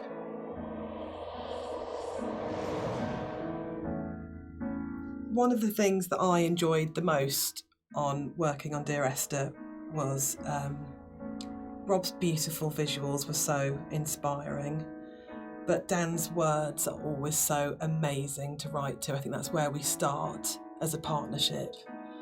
And the music at the end was so easy to write because that last voiceover, it's the pinnacle of the writing to me, as it should be, because it's the last VO, so you would have failed if it wasn't good, but it is just so beautiful and moving. And for me, talking about whether it's a hopeful ending, the music is really hopeful at this point, and it signifies to me transformation, freedom, escape, acceptance. Yeah, and it was just a beautiful cue to write, actually. I don't know, I can't remember quite where it came from in the mod, but the moment when we went, or we could put the bird in there and you could see the bird's shadow, and actually it turned from being kind of like a straightforward literal suicide into a metaphorical, or to my mind, kind of like, I always really believed the narrator did turn into a bird just before they hit the ground, and that was really important. I think it's probably the strongest ending in any of our games so far. But yeah, I'm very proud of the way everything came together in that last section. Yeah, I think it's the bird thing is particularly interesting because I think it was in the original mod, but the timings and everything were just all off, and you never really saw the seagull. Yeah, at least the shadow as well. It was all kind of like a little bit broken. And I remember when we went back in, I made a real effort to try and get that shadow just out of the center of the view, so you kind of have this hint of something happening, and I think you can hear the sound of a seagull flapping its wings. It's like very subtle, but like you say, I kind of really like the way that came together. It kind of it's very like say it's kind of like a release, but at the same time there's still this kind of ambiguity there that's kind of beautiful. And I'm really proud that I got the monitor in at the end for an ending of, it goes into the hospital monitor signifying the flat line. And I think it's one of those moments where you never want to be so clever that people notice it and it takes them out of the moment, but it just flows in through the music, and it just feels like everything comes together at that last point. That last VO, Rob's amazing visuals and the music, and it feels like a really, really strong and beautiful ending. And then in the last second, Nigel Carrington's delivery of just those two words have come back, where he just pitch perfect. Yeah.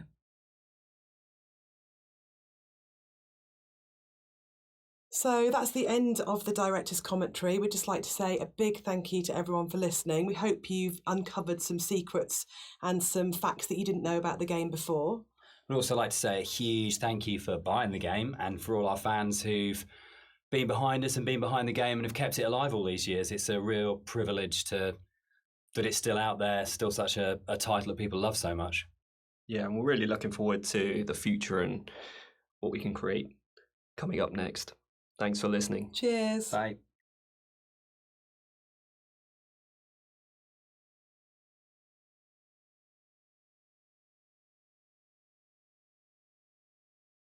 All right. That is the director's commentary. Let's see what else they've worked on.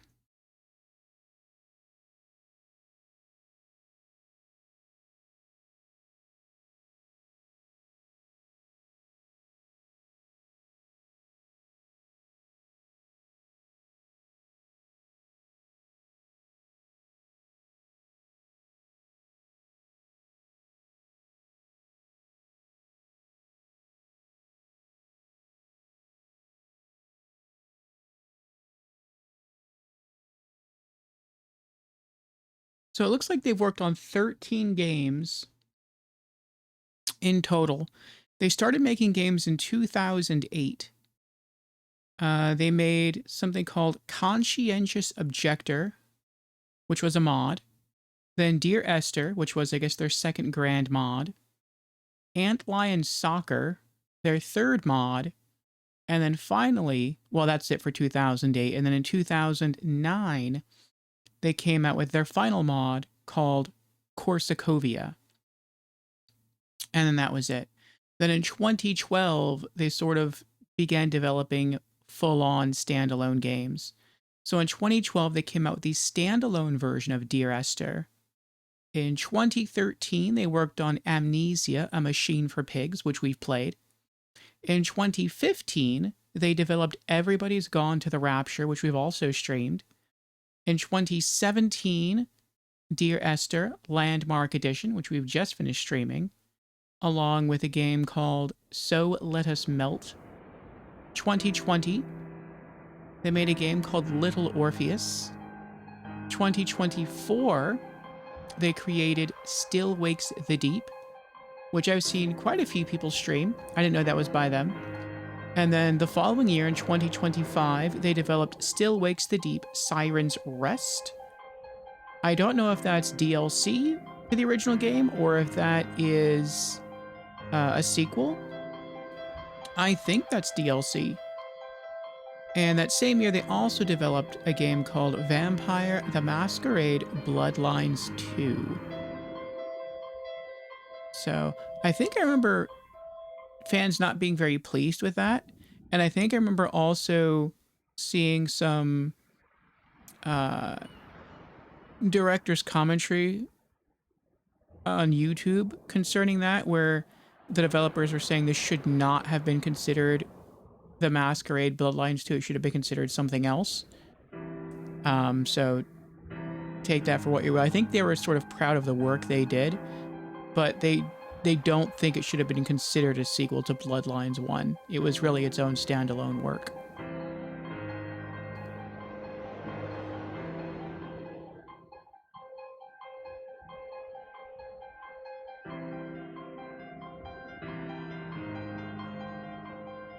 So those are some interesting titles there. And then it was mentioned in the commentary that some of the developers who were talking to us had worked on other things, I think, such as BioShock. So that's pretty cool. Well, I liked the game. As far as we can talk about our final review scores.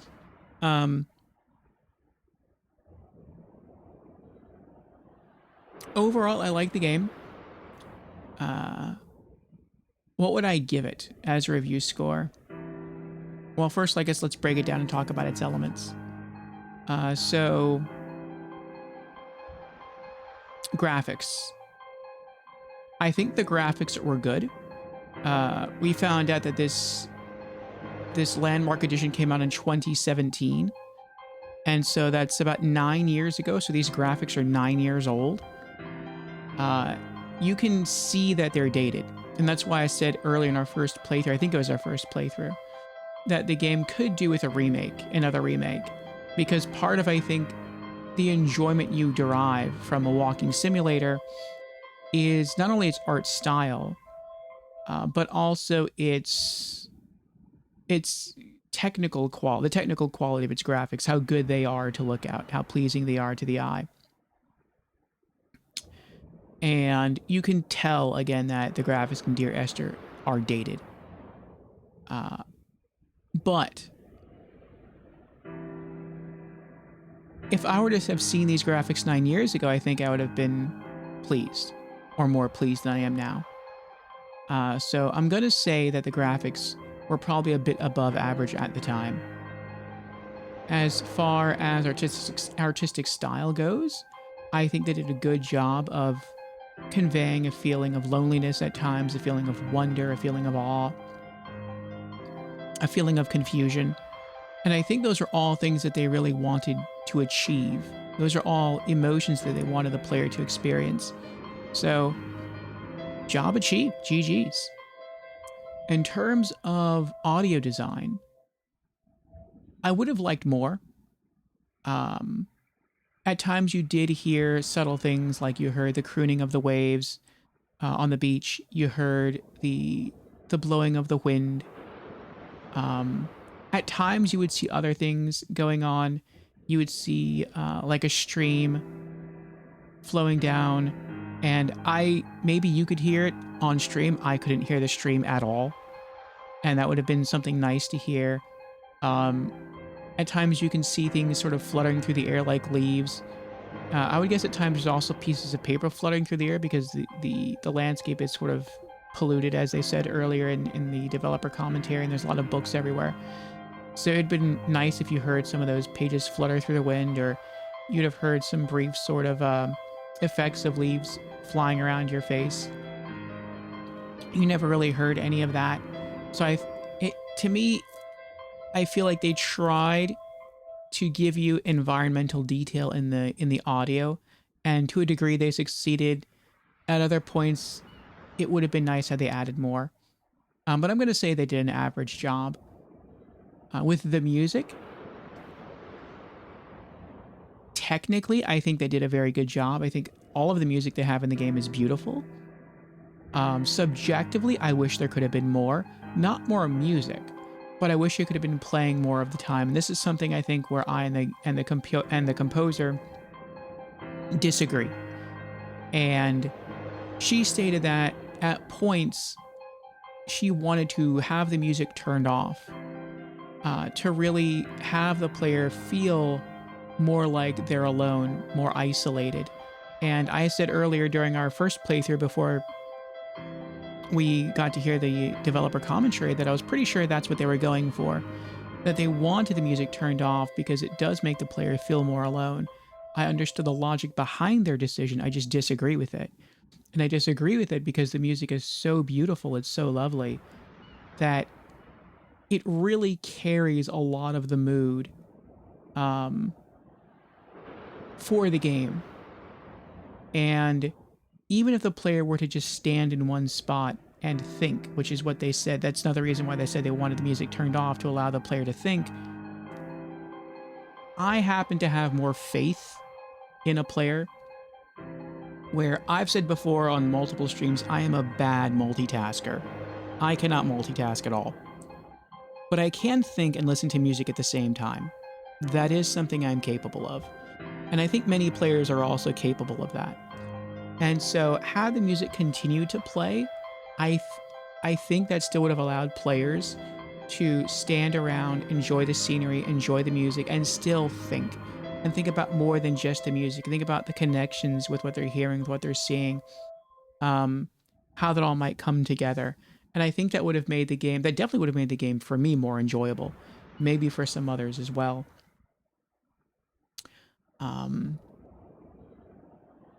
So I'm going to have to give the music an average score.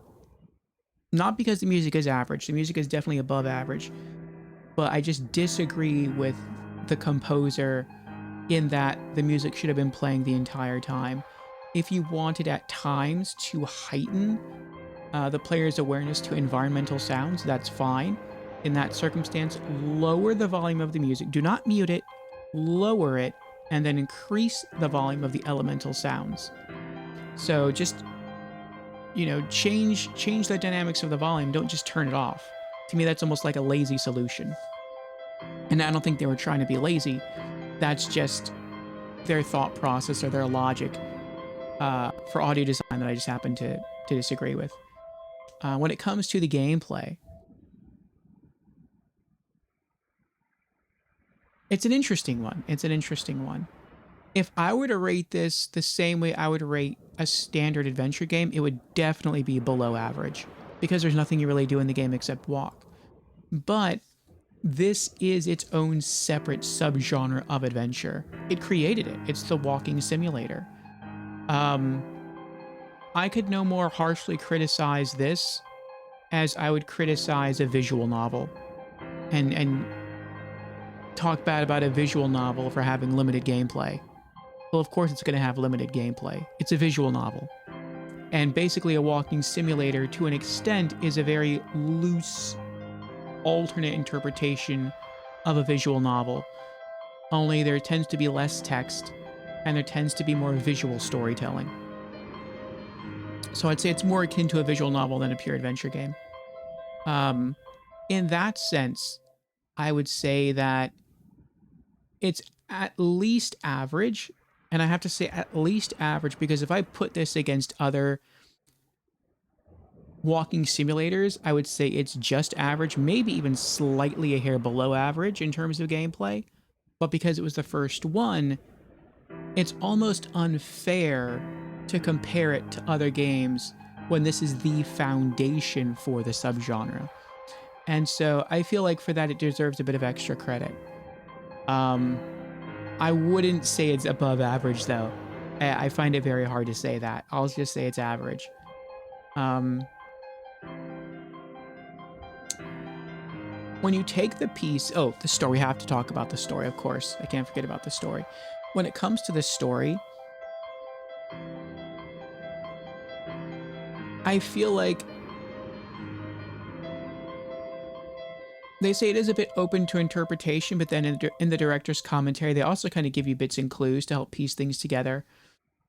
Like, it appears that you are a protagonist, and maybe Esther was your wife or your partner, and she was in a car with you, and then this other guy comes along, and he hits you, and he's responsible for the accident. Esther dies. She was pregnant. Esther dies. The child dies. And the man is just, the protagonist, is just completely distraught. And it seems like they're hinting that the island is not a real island, that the protagonist is in the hospital, and that they're in a coma, and that this is sort of a dream/nightmare that they're on while in the coma. And as they're in this coma, their body outside is deteriorating. It's dying. And as that's happening to their body in the real world, their imaginary self within this world is also deteriorating. That's when the character comments, or the protagonist comments, that they hurt their leg and it's infected and they can't go on, but they do have painkillers. And eventually they decide to take their own life by throwing themselves off the tower. And then at the end, you do hear that flat line that comes in. I don't think you really got to hear that during the director's commentary, but during the end of our first playthrough, you do hear that flat line sound, and that's probably the character in the real world passing on. Though not from killing themselves, but just from the trauma of the accident. And then they sort of get to rejoin their spouse. It's sort of a very somber tale. And I think it's a very sort of special tale. But I didn't put all that together in the first playthrough. And I didn't even entirely put that together in our second playthrough while listening to the director's commentary until sort of just talking about it right now. And so in that way, it kind of reminds me a bit of the story of Bloodborne, though Bloodborne is definitely worse. In that Bloodborne has a really good story, but you either have to play the game a lot, as in multiple times to grasp it, or have people just explain it to you because it's so convoluted. And I feel the story of Dear Esther isn't really convoluted, it's just very ambiguous. And that you can interpret it a lot of different ways. But when you listen to, I think, the developers discuss it, it really helps you understand it more. And I think that's something you can really appreciate. But how many people are going to do what we did? How many people are going to listen to the commentary in the Landmark edition to really put everything together? We did. And because we did, and I guess I am rating the Landmark edition and not the original edition of the game, so I can include my understanding of the story based on the director's commentary, I'm going to say the story is above average. A lot of thought was put into it. It does make sense. If you're playing the base version of Dear Esther without the director's commentary, Or if you're playing the Landmark Edition and you chose not to listen to the director's commentary, then I think your appreciation of the story is going to be more in the ballpark of average or maybe even below average, because it's just a little bit hard to understand everything that's going on. But I thought it was pretty good. Now, if you sum up its parts, its story, its music, its audio design, its gameplay, its graphics, I would say this game overall is slightly above average. So what would I score this out of 10? I would probably score this, I would say, a 6 out of 10. 5 is average. I think 7 is a bit too high. A 7 to me says that this game is really good and that you should definitely play it or give it a chance. I wouldn't say that about Dear Esther. I would say Dear Esther is a very pleasant experience. And I think one of its strengths is its brevity, is that it's so short. And so I said at the beginning of this stream, if we enjoy Dear Esther enough, we'll replay it on the following Monday with the director's commentary. But I really didn't think we'd beat it within 2 hours. I thought it might take us 3, maybe 3.5 to 4 hours to complete it on our first playthrough. And it took us under 2.5. And so because of that brevity, I did want to just jump back into it and play it again. And I figured, why not? Let's turn on the director's commentary. And that provided a more enjoyable second experience. And so I think if you like adventure games and you're okay with walking simulators, I think you'll have a pleasing time with Dear Esther. It's not the best experience in the world. I wouldn't even call it a great experience, but it is a very good experience. It is a good first playthrough, and I would say it's probably even a better second playthrough if that second playthrough has the director's commentary. So yeah, I think that's what I'm going to do after we conclude stream. I'm going to give this a 6 out of 10 on our gaming website rank 1. And yeah, I'll set up our schedule, or I'll modify our schedule on Twitch to reflect next Monday's game.